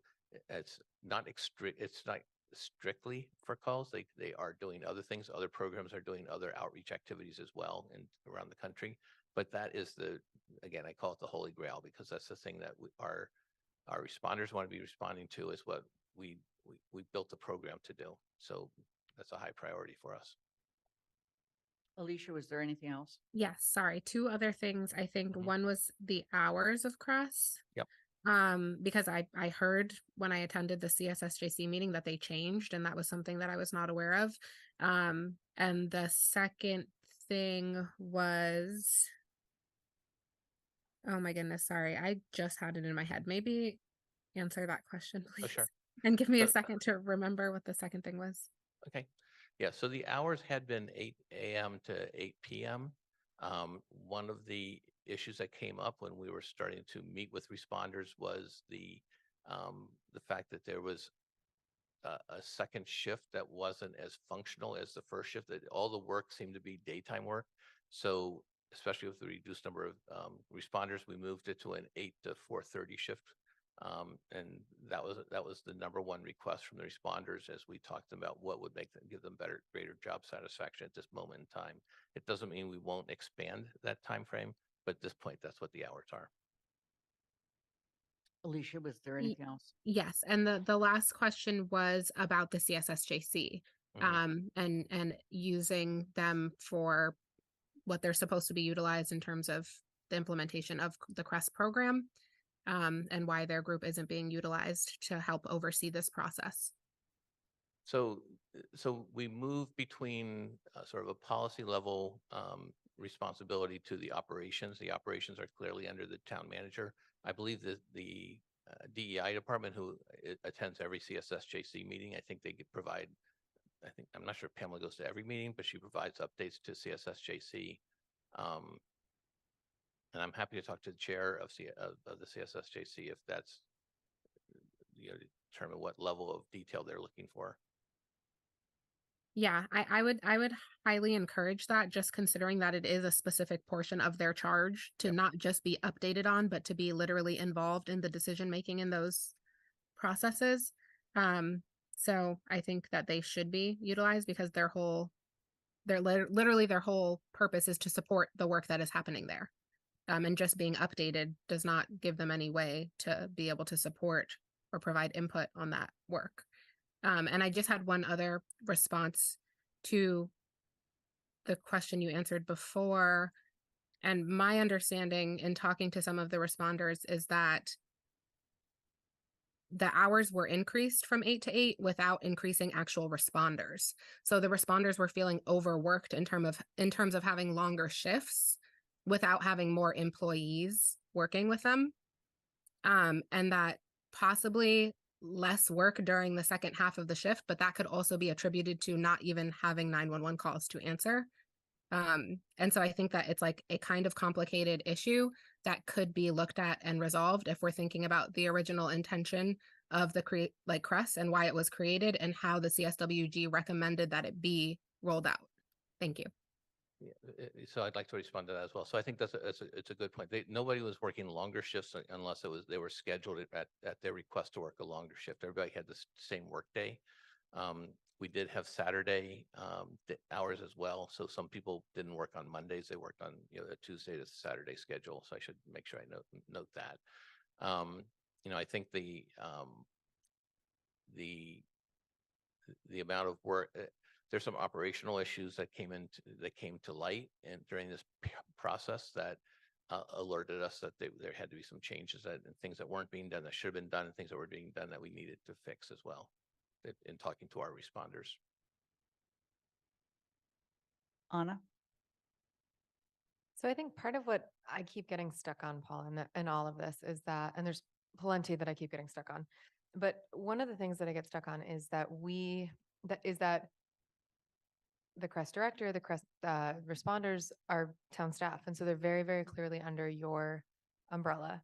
And I think I've struggled in this in trying to figure out what is the role of the council in this. And I think that one of the things that I've realized is that because we as a body have open public meetings and we as a body have liaisons to committees and you are here, that we end up being the group where this kind of thing can come to light. And so I want to name that.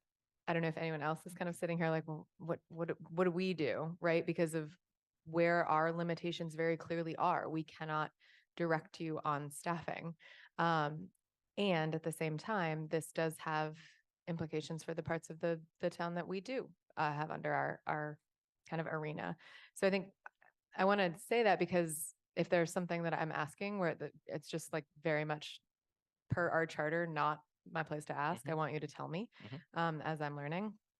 And so I think some of these are also coming from curiosity, and well, all of them are coming from curiosity. But so I think to Alicia's point, I'm curious if we've done exit interviews, both for the responders who have left as well as for the director who's left.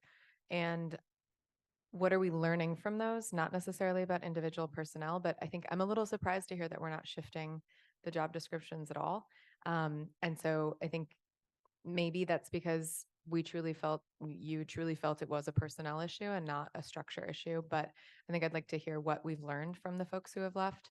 And then, I think I'm also still hung up on the 911 calls. I think I hear that and I know that you hear the words 911 a lot, but I think, I'm curious also about the impact on the liability, right? So when we look at on the liability insurance for the town, are making sure that those responders are covered under that and all of that. And is that settled? Is that set? And then, I looked at the job description that I found for I think it was the first round of responders, and I'm really curious how the 911 calls align with that job description, right? So this is very clear, responding to requests for assistance for individuals experiencing mental or behavioral health, inebriation, homelessness, addiction, et cetera, et cetera, et cetera. So I'm curious how you aligned those two things, the 911 calls and the job duties. And then I also had two more.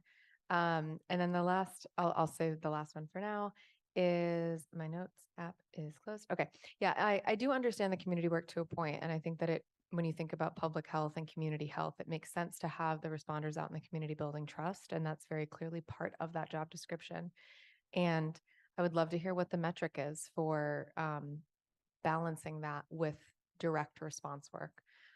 Some of these aren't necessarily related to the transition, and so if you want to put them up, that's okay. Sure. Thank you. And for many of them, the leadership will be much bit more qualified than I am to answer them because they're on the ground with the responders.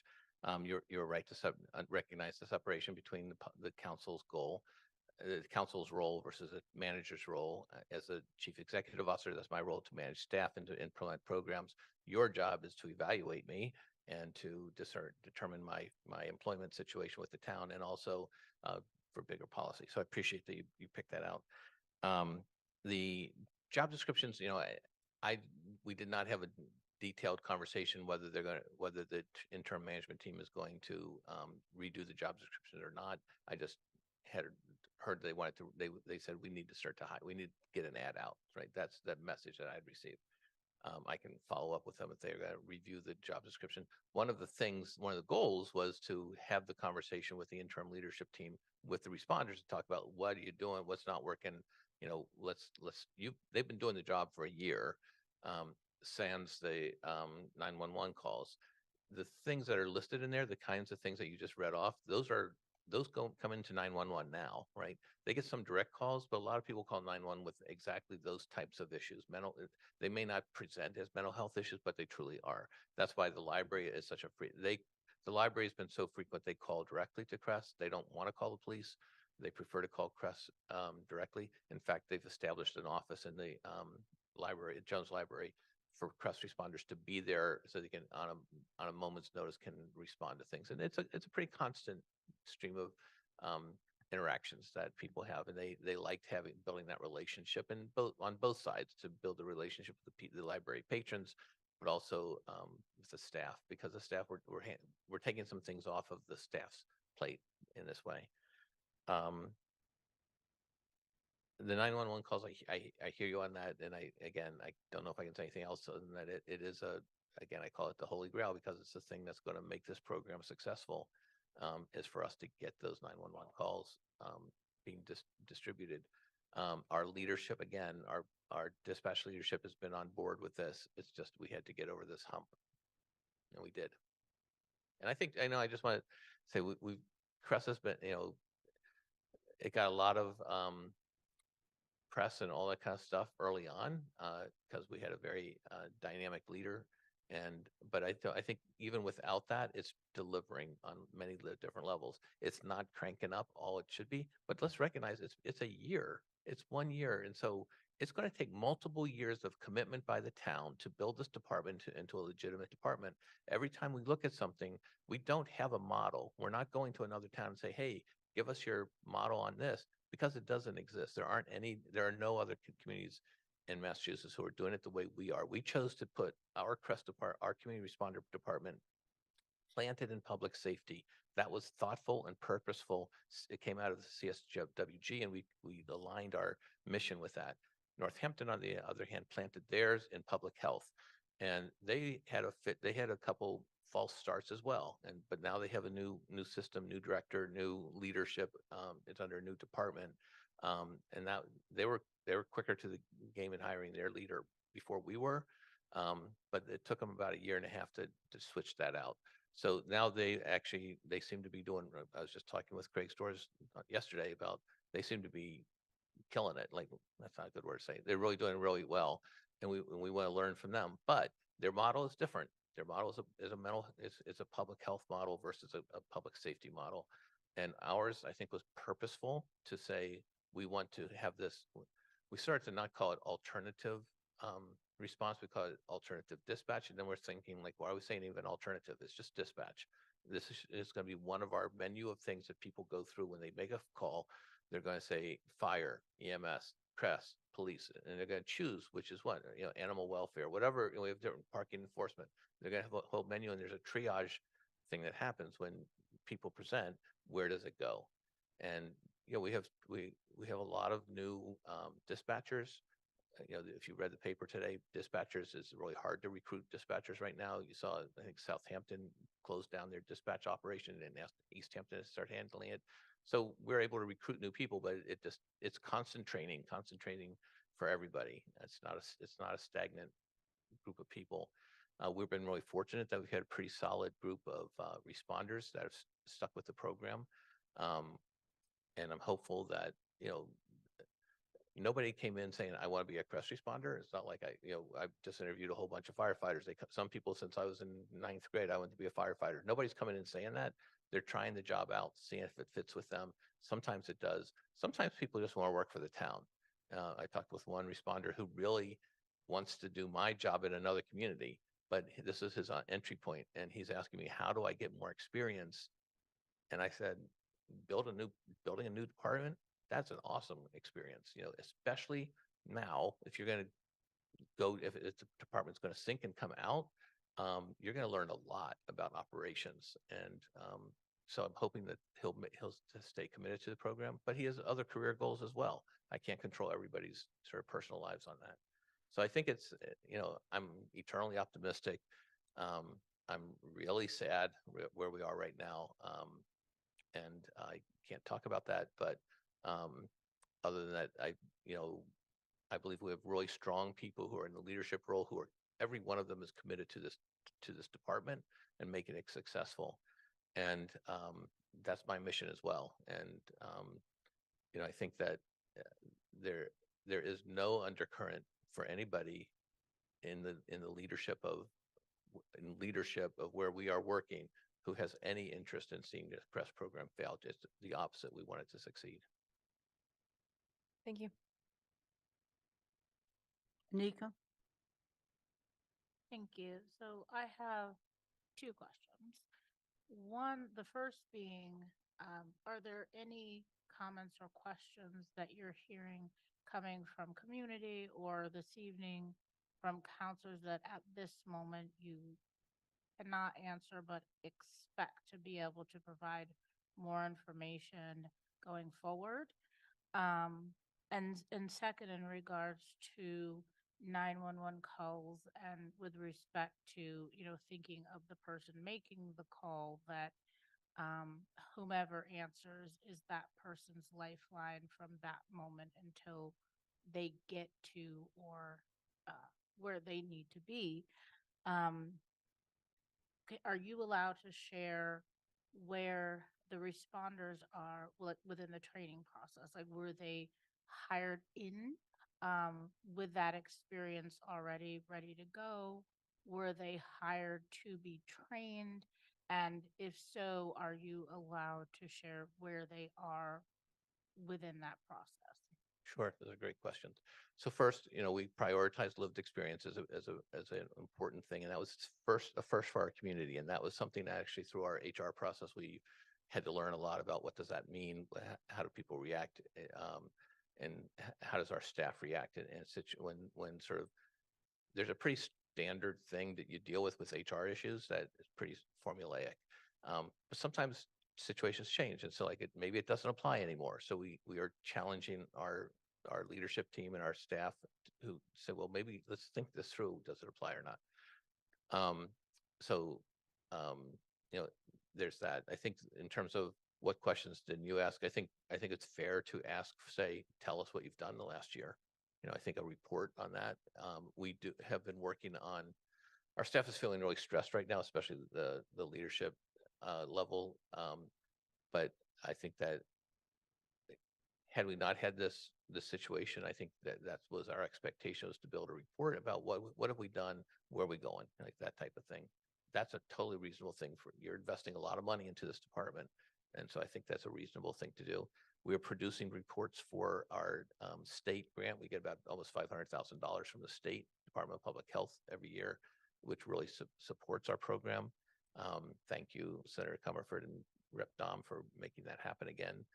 We know that's not there forever, and we're building our budget to be able to accommodate this, just like we are trying to build our budget to accommodate the 4 firefighters, and looking at other ways that we can pay for these services, because we don't have a lot of flex in our budget to do these things. So in terms of, I think I can check back with them, like what can, they've done some sort of regular things. I can see if they've got something already produced, I'm happy to share it with you. I forget what else. What did I miss? I think there's one thing I'm missing. Anika? Oh, so the second part was in regards to the 911 call. Yep.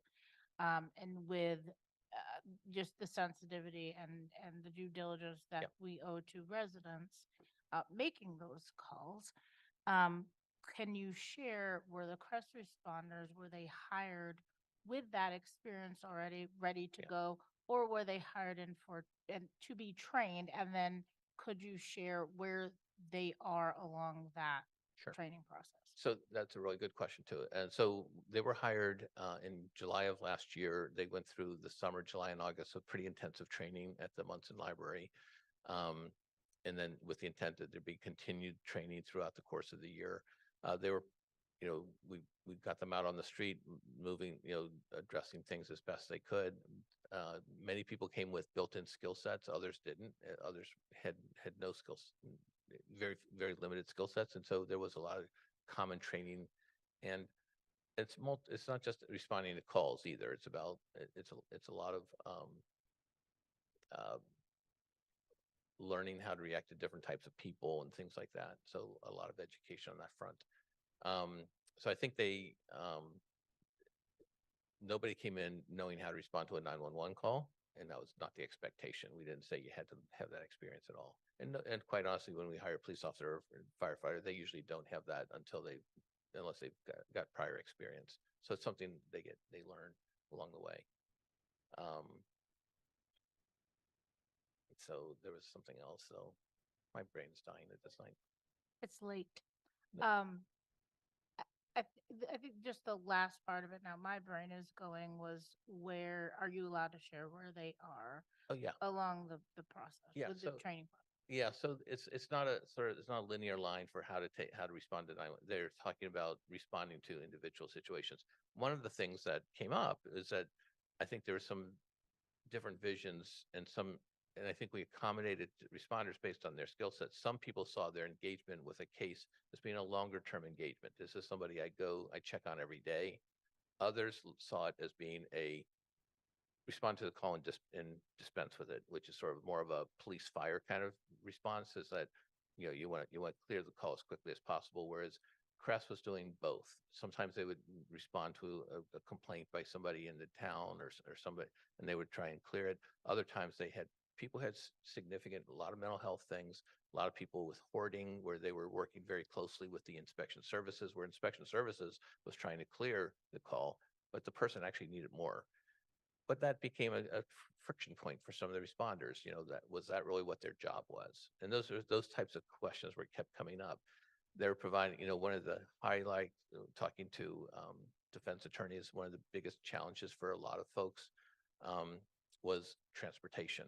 It's the number one thing, getting to court. And if they couldn't get to court, and then everything started plummeted down. So can you help this person get to court? And it's because they have to go to Belchertown or Palmer or something like that. We started to help people like that. And then the question, we had this conversation like, well, are we basically Uber? Is that what we're doing? Wouldn't it be cheaper to buy Uber? And so these are the questions that we're learning from our responders, because we were responding in a real way to a need. And then they were like, leaving town, were we really comfortable leaving town? Were they going to maintain their insurance? Of course they do. So I think all those things we've learned a lot during the course of the year, because we were kind of saying yes to lots of things. Helping kids get to school. This morning there was a 911 call. I listened to it, and a mother couldn't get her kid to get on the bus, so they called the police. Like, that's not the person we want to have respond to that, but that's the only choice the mother had. And so, last year the responders were engaged with some families about just sort of being at the bus stop at crucial times, because there was conflict at those times, and having an adult there made it better. But they were clear, we're not going to be here every day forever, but we'll intervene for the time being, and we have the ability to do that. Lots of examples of things like that where they have proven successful. But also just learned from our responders, and actually the responders had different approaches to things, and they started to build like, well, you're the expert in this, you're better at this than I am, and they started working as a team that way a little bit. But again, we're learning, we're adjusting. We're trying to align with the original vision of making it be public safety. We're not doing everything that was envisioned. Because sometimes the need is popping up in a different way, and people are learning about it. So every department has called Crest at some point to say, we could sure use someone here to help us with this situation. Conservation, DPW, recreation, the schools were they were huge. They loved having Crest part of helping them out on different things.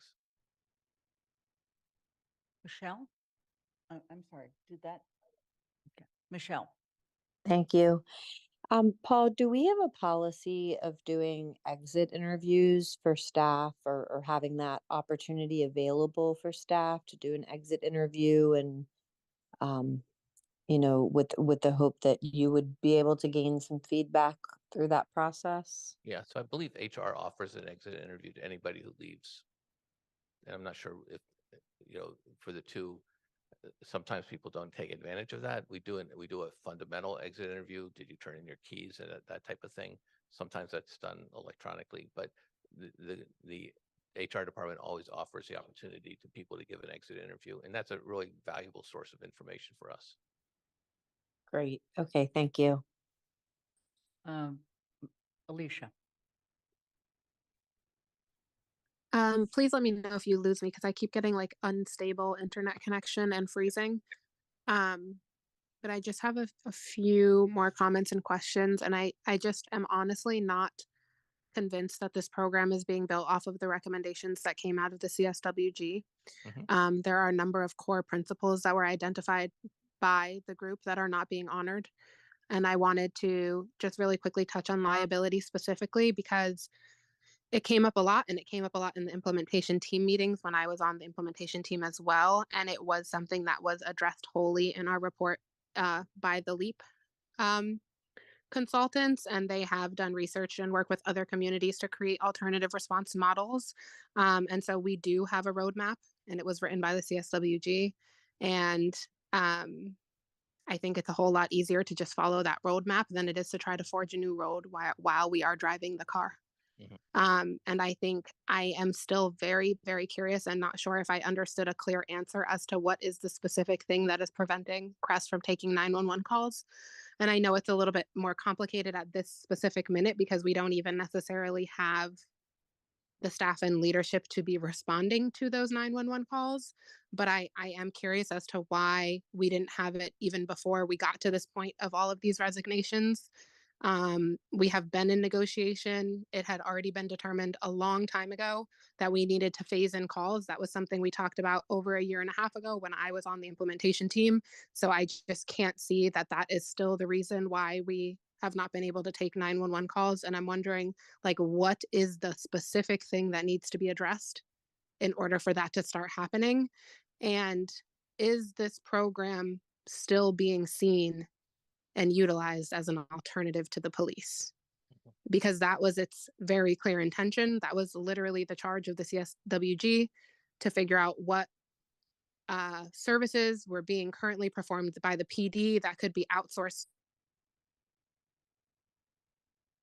It's not, in my opinion, being talked about as if it's being seen as an alternative to the police. And so I'm wondering if that is still how we're looking at it. And I'm also wondering about the demographics of the remaining responders and what we will be doing to ensure that when we are recruiting, we are trying to recruit and retain very diverse staff. Great questions. So the demographics of our team is, it's a majority minority leadership team. It's a majority minority department of responders as well. So both groups are majority minority right now, out of the 4 leadership members and the 5 responders who are there. Is it an alternative to police? I wrote them down this time so I wouldn't forget them. I think it's a legitimate question, and I think in talking to the previous director, the sense was that the vision, you can't overly rely on a single vision because otherwise you lose opportunities. But I think it's a thing. One of the things that we talk about now is a reset. Look back at why we were set up. Why were we set up? What did we do? What should we be doing? And what are we going to do going forward? And I think that's the stage we're in right now. And I think it's to go back to the founding documents is an important piece of that. So I think that's a good thing. The 911 calls, why does it take so long? The labor negotiation contracts that we just signed were expired on June 30th of 2021. Sometimes labor negotiations go on for a really long time, and people, for whatever reason, we don't make progress on them and until whatever happens, and then we reach agreement. So in terms of that one piece of it, that's not the sole piece for 911. There are other things we were moving towards, but that was a key piece of that. And liability, I think we've addressed that that's not an issue for the town, responding to 911 calls with responders and things like that. It's a concern that people often bring up in terms of liability, in terms of insurance. We will be covered on that. Alicia, was that it?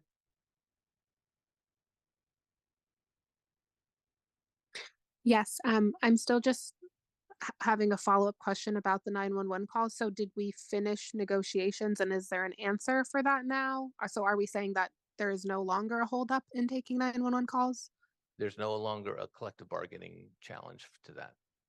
So now it's just determining what calls are being selected? Or is there another process that we need to go through for that to be able to happen aside from hiring? Yeah, good question. So it's about implementation now. And it's about talking with, getting our dispatchers to a point where they feel comfortable and getting the training that they feel they need to be educated about the CREST program. What kind of calls are we sending to CREST? When they send something to CREST, we built a program to receive 911 calls. All the radios are outfitted appropriately.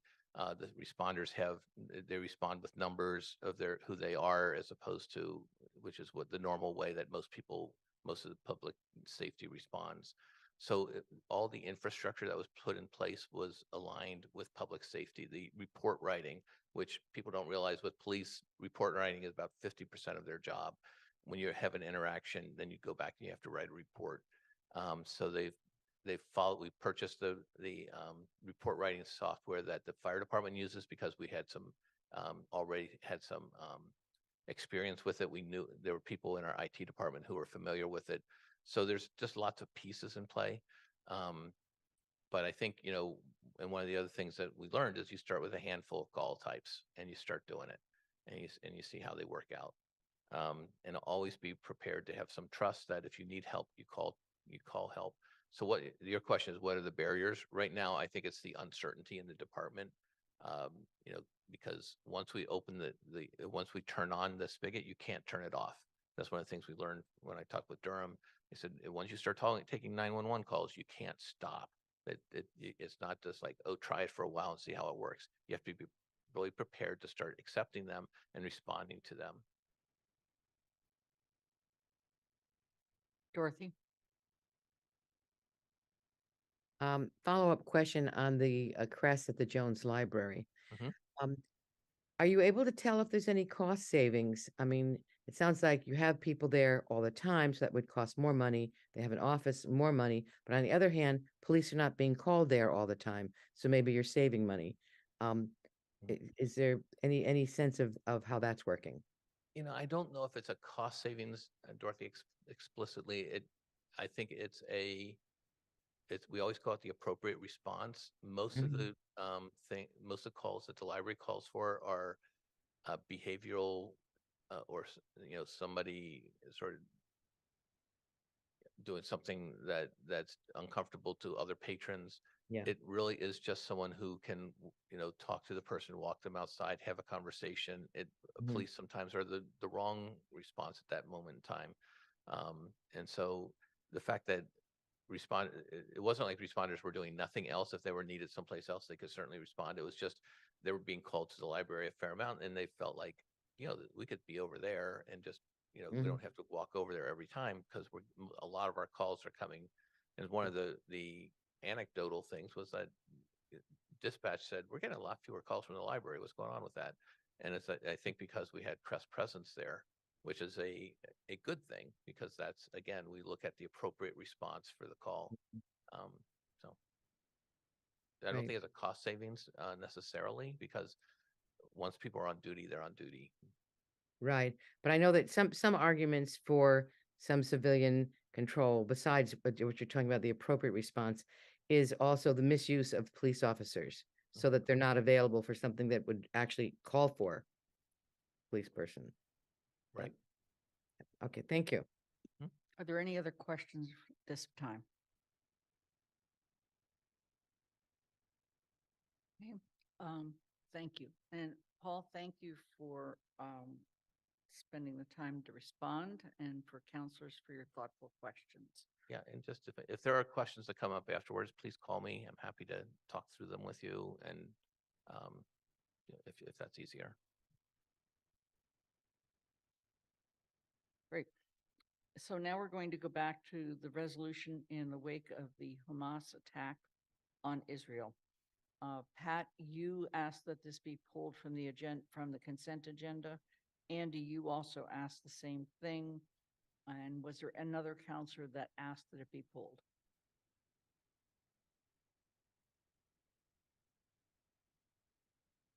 I don't see Pat. Oh, there you are. Okay. All right. Pat? Yeah, I'm proposing an addition to what is now the final where therefore be it resolved, I'm sorry, on the final part of this resolution, if we could scroll down to that. Lynn, did you want a motion on the floor to begin? I'm sorry? Did you want to put a motion on the floor to begin this? Past proposing an amendment, and we That don't have a would motion be on the floor. an amendment. So can you put it in the form of an amendment? We need a motion on the floor to amend. I'm sorry. Thank you. Do you want me to just do it? Yeah. Is there a second? DeAngelis, second. I'm moving it. I move to approve the resolution in the wake of Hamas's attack on Israel. And Pat, did I hear you say you seconded? Yes, I did. Okay. Now, Pat. Okay. I want to thank Michelle for bringing this forward, and it certainly moved everyone on GOL, and we all became sponsors. But the more I looked at it, the more I realized that in what is now the final, now therefore be it resolved, we talk about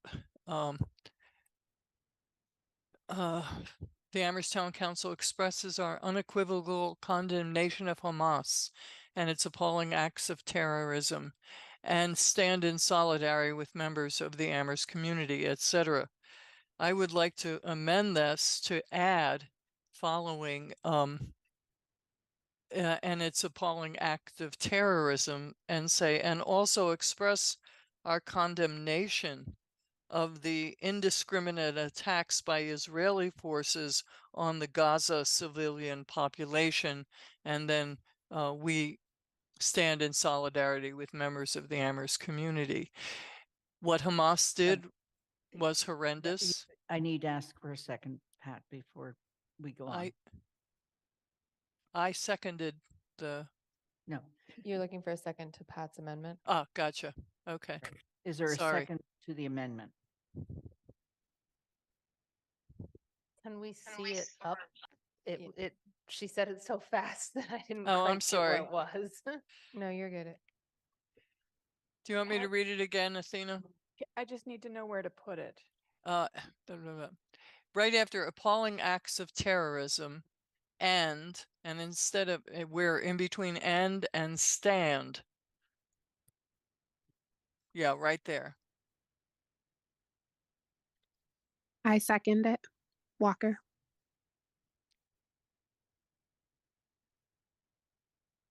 And now it should say population and stand in solidarity.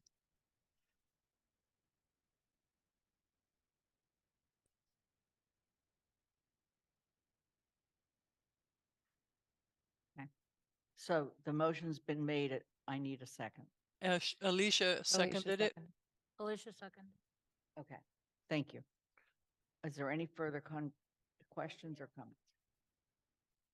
Jennifer? Can't hear you, Jennifer. No.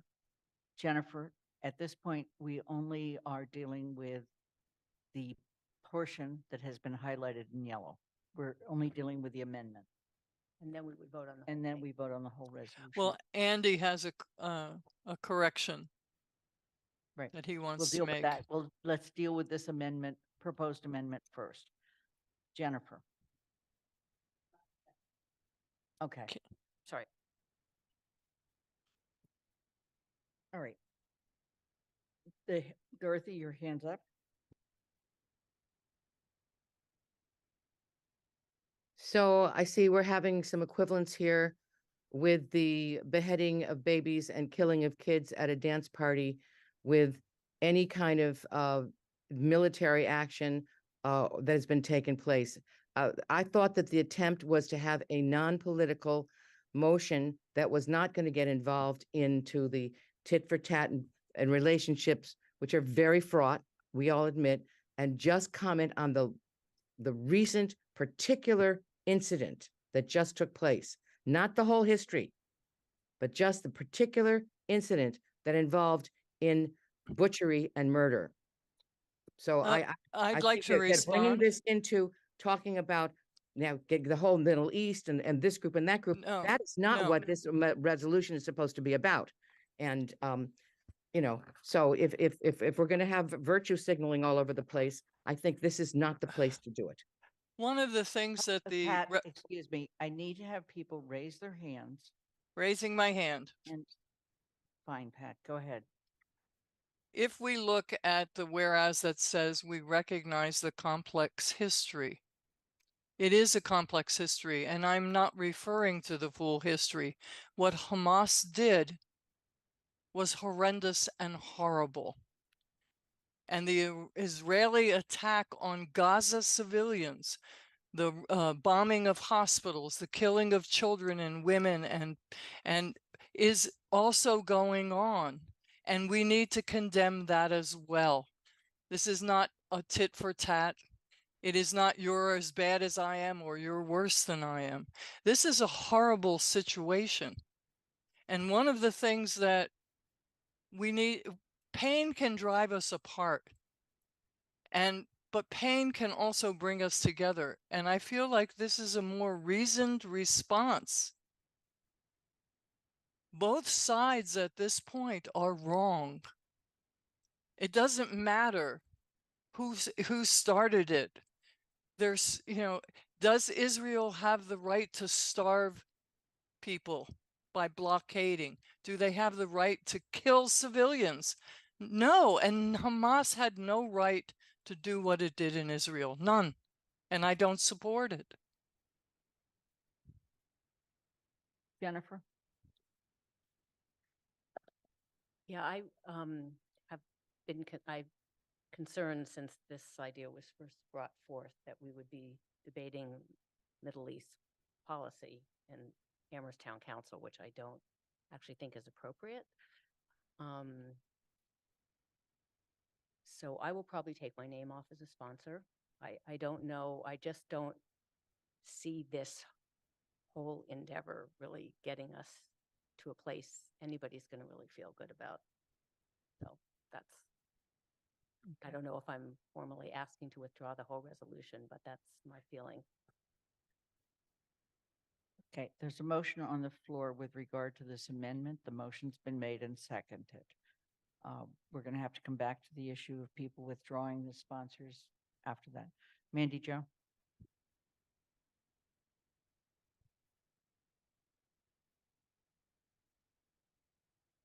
I'm still thinking about how I'm going to vote on the motion to amend.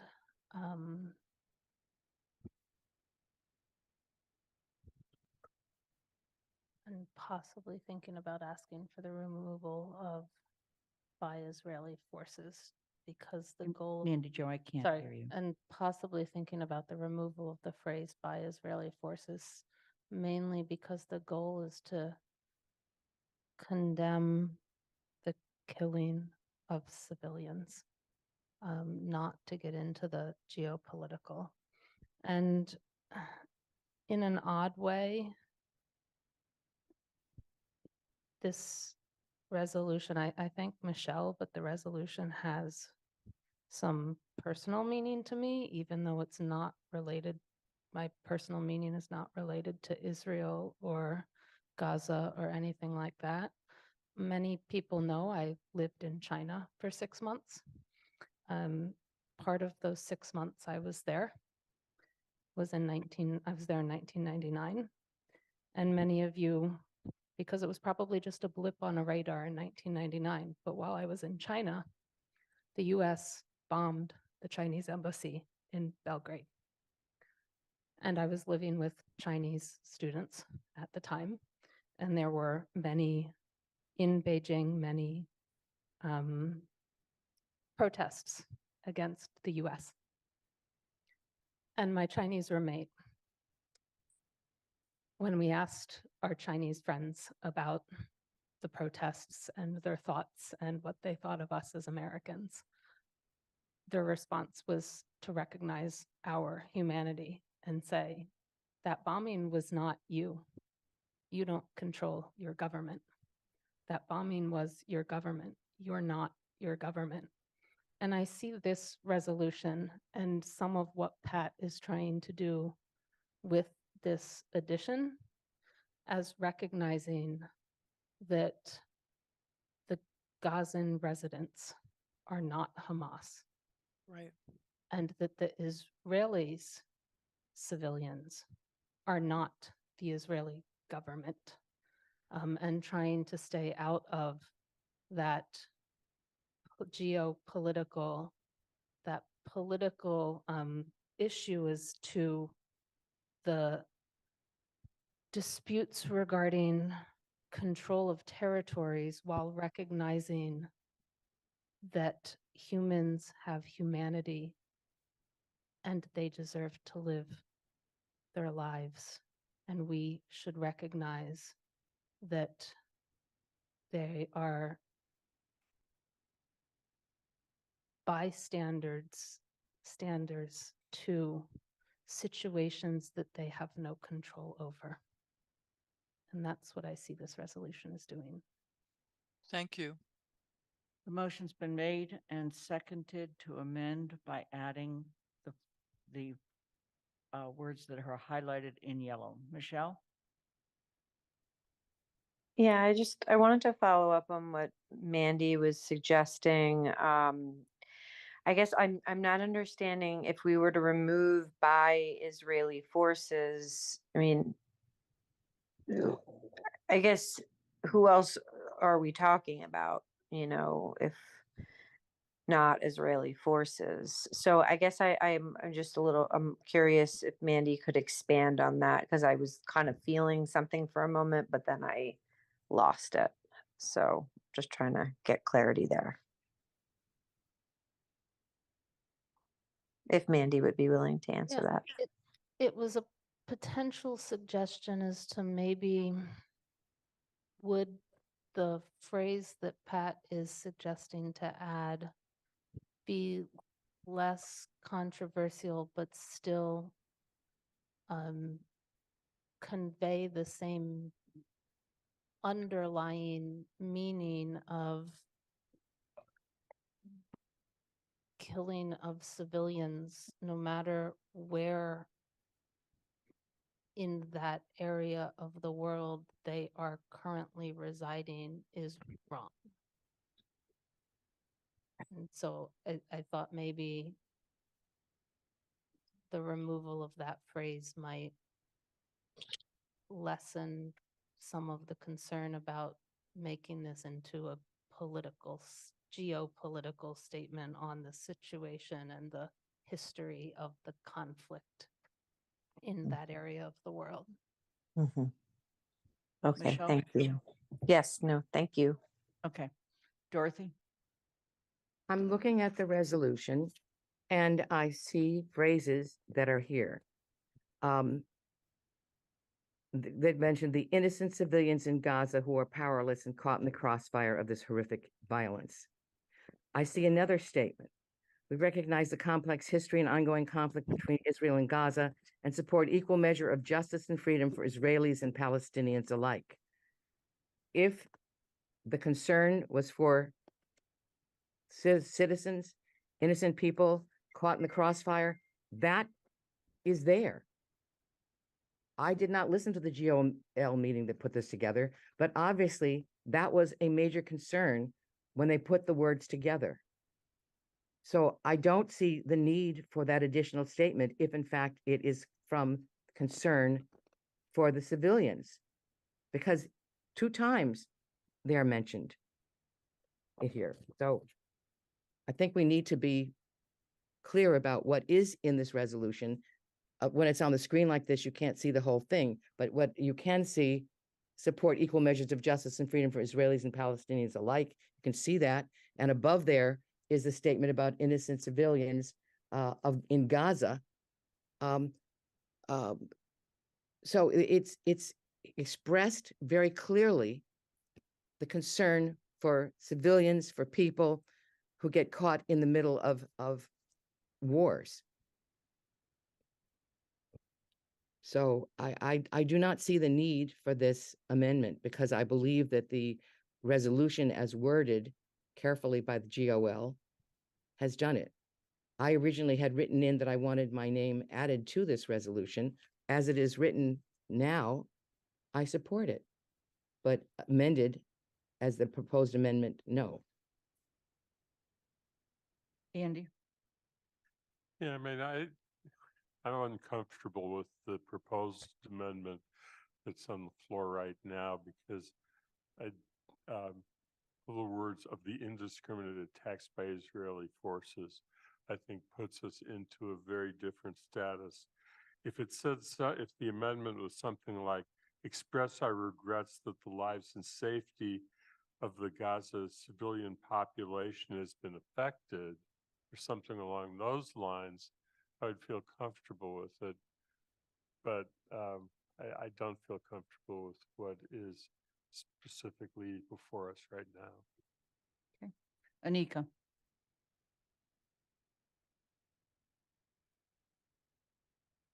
I don't know that there's an easy solution to this or what these sponsors might come to agreement with. But I know even the resident that, asked for this to be brought forward, I know time at that point of time was at the forefront. And I think when we just see what has gone on between even now and then, what we're all seeing. I see the need to recognize all who are in this community, um, who have been impacted by just enormous loss of life. Um, I do not have any specific recommendation with this, but I'm hoping that there can be some agreement which satisfies the the sponsors in how to move forward with this or not. Thank you. Exercising my privilege as a counselor, rather than add this piece that's in yellow, I would actually prefer to just say the Amherst Town Council stands in solidarity with the members of the Amherst community and not get into the debate of who did what and what we should condemn. That's all I have to say. Jennifer?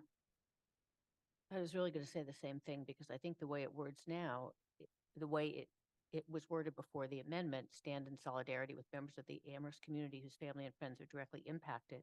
That's on wherever you happen to be in that part of the world. So Michelle? Just to give a little clarity for folks who are not in GOL, that first line in the now therefore be it resolved was actually originally the second whereas. And the idea was this started as a proclamation. And I think Mandy pointed out rightfully that this is not a celebratory, measure. And so we changed it to a resolution and we moved that language down. If we are to remove that language, then we haven't condemned anybody or any organization. And so I just want to point that out.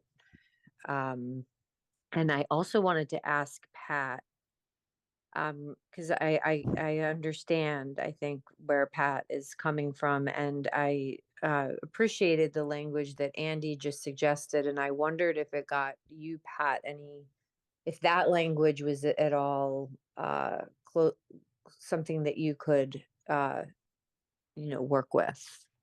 It is potentially something I could work with. I would like to see it. I'd also like to hear Alicia's comment before we do any more moving around. Sounds Alicia? great. Thank you. And Pat. Alicia? Yes, thank you, Lynn and Pat. So I actually was going to say a very similar thing that I really hear exactly where Pat is trying to go with this, and I respect and honor and agree with that. Maybe the wording is not exactly where we want it to be, but I do understand the intention, I believe. And so I want this to be a resolution that we all feel good about and that we can all pass because I think that's important.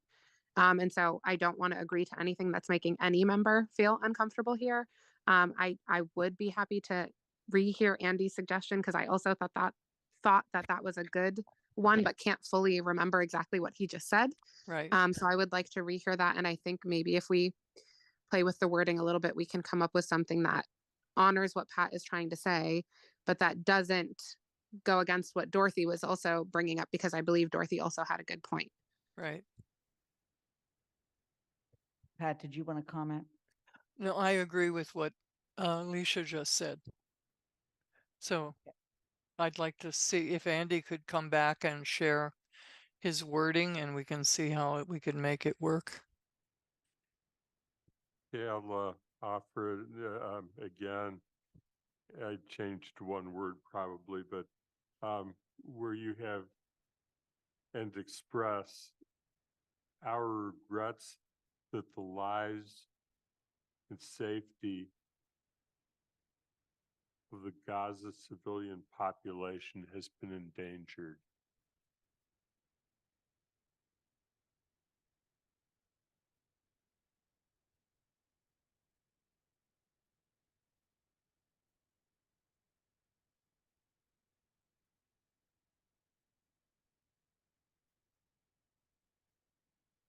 Just a quick, I think it's expresses. Yeah. Our regret, not regrets. Or maybe the first one's supposed to be express, but there's an expresses right above it and then an Yeah. express. They should agree. Express, oh, yeah. It could go to express in both places.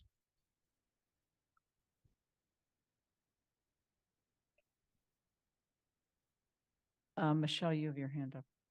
I'm sorry, it shouldn't be up. Town council is Have been actually endangered. singular. It's singular, so it should be expresses.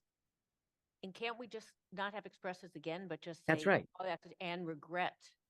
Right, regrets. Take Town out council expresses expresses, are. town council regrets. Yep. Oh, and our regret, that's a noun. It's not a verb. Good. No, take out the are. Yeah, and regrets. Right, so add an S to the All regret. right, so right now it reads, the Amherst Town Council expresses our unequivocal condemnation of Hamas and its appalling acts of terrorism and regret that the lives and safety of the Gaza civilian population has been endangered. It should be have been endangered. The lives and safety have been endangered. Have been endangered. That's right. And stands in solidarity. Because the regret has to have an S at the end. Yeah, and regrets that the lives. Thank you, Andy. Jennifer, you have your hand up. Thank you. Anna, you have your hand up. Yeah, regrets isn't sitting well with me.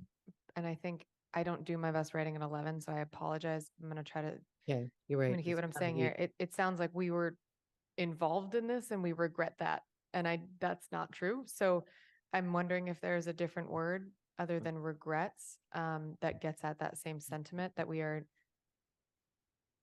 upset, devastated, all of those things, right? And so I think if anybody has a wonderful, amazing word. Raise a hand, please. Raise a hand, please. Michelle?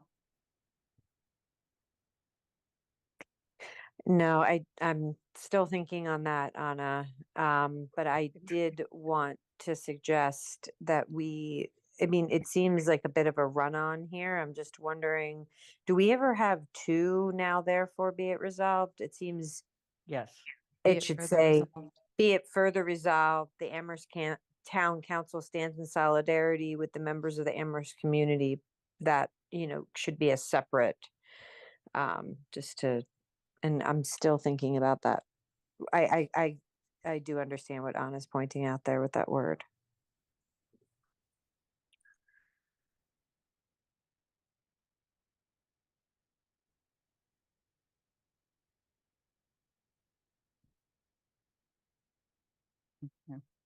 There needs to be a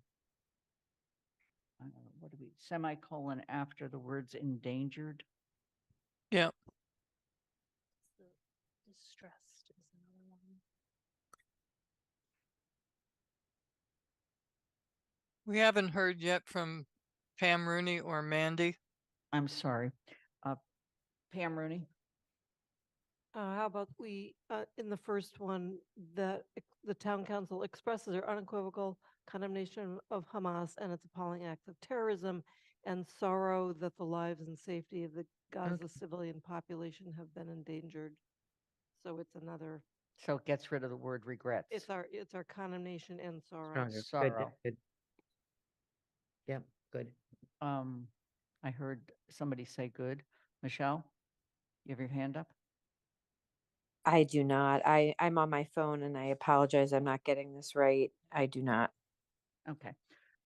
This has been amended and amended and amended. So Pat, you made the original motion to amend. Do you accept the changes? Yes. And who seconded that motion? Alicia, do you accept the changes? Yes, I do. All right. The motion to amend has been made and seconded. We will now vote on the motion to amend. No?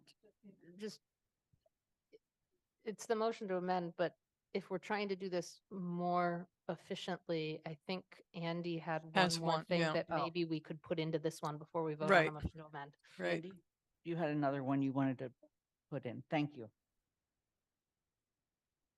After Andy, it should be Kathy and then Yeah, Jennifer. I see that. Sorry. So in the fourth whereas clause, which is whereas we recognize the complex history and ongoing conflict between Israel and Gaza, I think it should say Israel and Hamas. Yeah. I second that. Okay. All right. All right. Kathy, you've not spoken.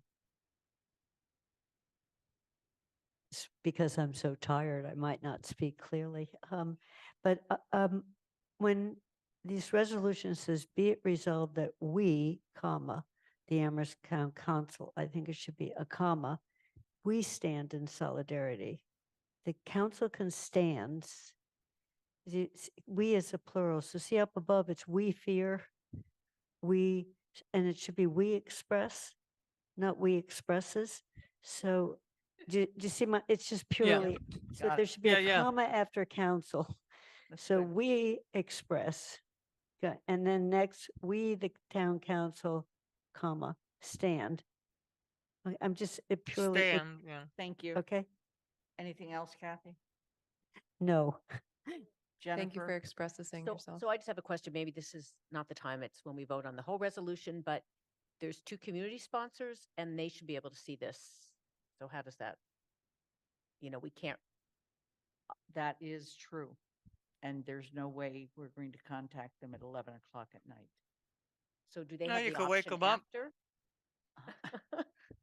I'm sorry. So do they would have the option after if they're not Yes, to remove their name? I think we should agree to that. Kathy, you still have your hand up? Dorothy? I just want to applaud Kathy for catching that the subject of the verb was not town council, but it was we. And I think that was really amazing at this hour of the night. So thank you. Thank you. Okay, we'll take all the compliments we can get. Would you please go to the top? Actually, shouldn't deal with sponsors now, but there's various people on here who are listed as sponsors. Is there anybody that wants their name removed or their name added? All right. I would ask to have my name added, except I'm afraid that it gets too long. So. No, that's fine. Put Andy's name in.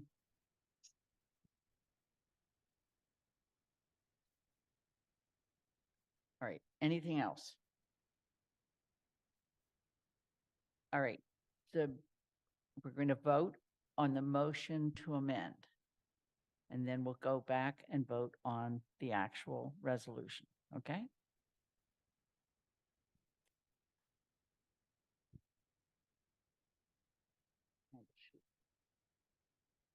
All right, motion to amend. Let's start with you, Lynn. It's an aye. Mandy Johanicky, Aye. Anika Lopes, Aye. Michelle Miller, Aye. Dorothy Pam, Yes. Pam Rooney, Yes. Kathy Shane, Yes. Andy Steinberg, Aye. Jennifer Taub, Yes. Alicia Walker, Yes. is absent, Pat DeAngelis, Aye. Anna Devlin Gothier. Aye. It's unanimous with one counselor absent. Now we go back to the original resolution. And in this case, we would say to adopt the resolution supporting an act establish, oh, Jesus. I think maybe that didn't get changed. We didn't quite get the motions out. To adopt the resolution In the wake in of the the wake Hamas of attack Hamas on Israel. attack on Israel as amended.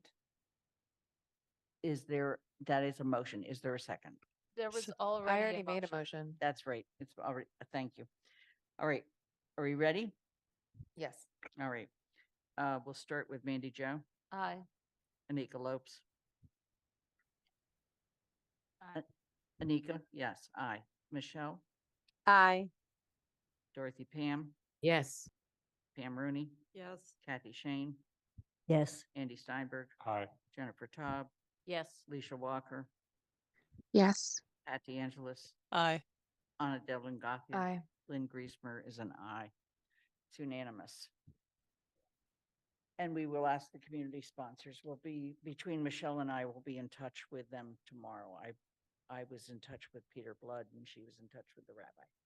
Okay, we are now going to go to, we already did appointments. We're going to go to committee and liaison reports. CRC,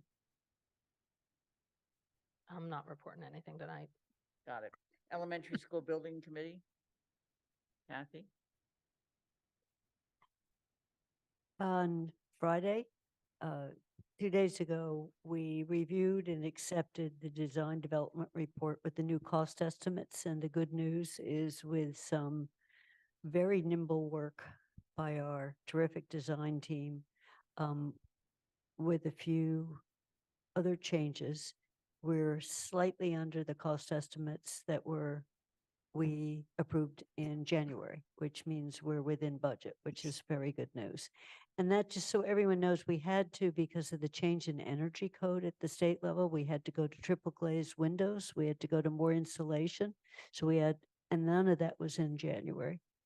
So then we had to find, and they were pretty creative. They didn't hurt the building at all.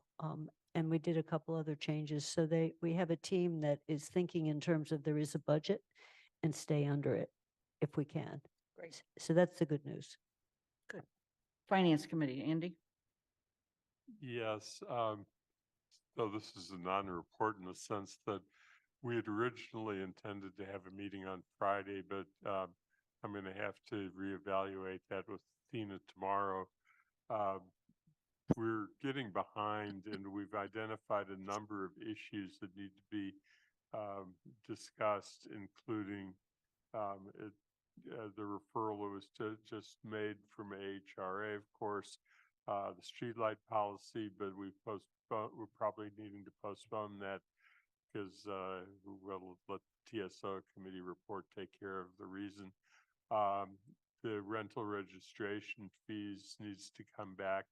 The fourth quarter and year-end budget reports, all of these things are sort of sitting out there and need to move forward. But we're not sure of whether we're going to have enough staff support and enough attendance at the meeting to on this Friday. If not, we definitely will be meeting on the 27th and taking up as much of the agenda as possible. GOL? Pat?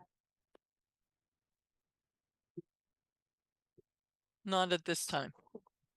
Thank you. Jones Library Building Committee, Anika?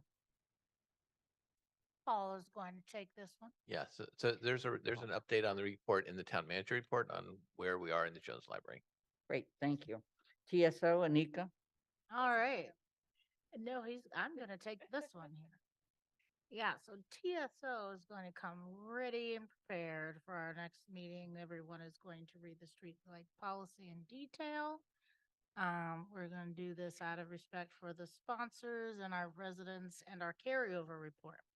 So we have just a few meetings left, fewer if you count the fact that we have our carryover report to attend to. But to our last meeting, we attempted with high hopes to get through the streetlights proposal, but we had some information coming in late, so we're continuing to be in contact with TAC and Tracy Zaffian as the sponsors have been throughout, and we were able to at least get some clarity and additional information, including RFI around the waste hauler bylaw. So we'll be moving on with both of these agenda items on our next meeting.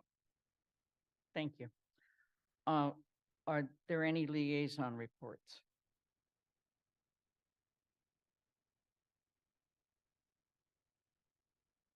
Pat? very, very quickly, the Disability Access Advisory Committee is still very interested in becoming a commission and being able to be funded and take on different projects.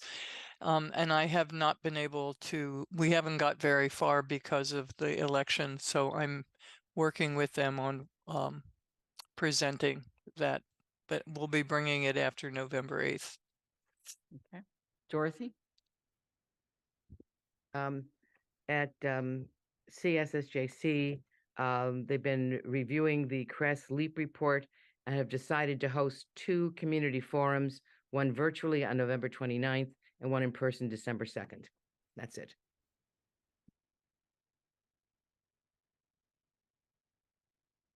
And we need to just make sure that we get the details on that so that we can have them as part of our agenda. Pat, you still have your hand up? Sorry. Not a problem. Town managers report. Paul? Yeah, I just want to note that you haven't mentioned it yet, that the election is November 7th, which I think some of you know. Last day to register to vote is Friday, October 27th at 5 p.m. Last day to apply for a mail-in ballot is Tuesday, October 31 at 5 p.m. And the deadline to return the mail-in ballot is on election day at 8 p.m. to town hall.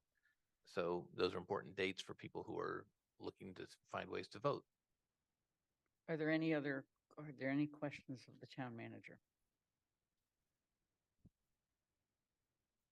Under president's report, let me just mention, this is the week that we initiate the town manager's evaluation. I've done some recordings. I'm working with Angela Mills, which is just delightful. And we hope to get everything launched possibly as early as tomorrow. And the other thing is that I received a request from the Human Rights Commission, excuse me, to meet with them, and I will be doing that on Wednesday, October 18th. They've already expressed a desire to have a council liaison. However, this is an item that will have to come before the next council after they are sworn in on January 2nd. Mandy Jo, you have a question. Yeah, I just actually have a request. We have a number of meetings coming up that I think you're thinking might not start at the usual 6:30, that they might start at other times. Can you send us a list of the start times for the upcoming meetings so we can get those in our calendar? Absolutely. Absolutely. Are there any other requests? Athena, you had your hand on the button, The next 2 meetings, the times are on the agenda for tonight. but we'll make sure that you get them. Okay. Are there any other comments, councilor comments? Leisha? Is this the topics not anticipated within 48 hours portion? Yes. I'm just wondering what happened to the counselor compensation proposal that went to the finance committee and never came back to the council. And if we have passed the deadline now on that, since it did not come back within the timeline that I thought we were trying to make a decision before the election, which is clearly now not going to happen. And so I'm wondering why that happened and what is going on. It will come before the council on the 8th. I'm sorry, on the 13th of November, along with all the other financial recommendations. Okay, and it's not too late at that point? No, it is not too Okay. late. The thought was that it should come forward when we know what free cash there is. And all of that is, the goal is that will all coalesce on November 13th. Thank you. Thanks for asking. Are there any other questions or comments? Seeing none, then the meeting is adjourned at 11:18. Thank you.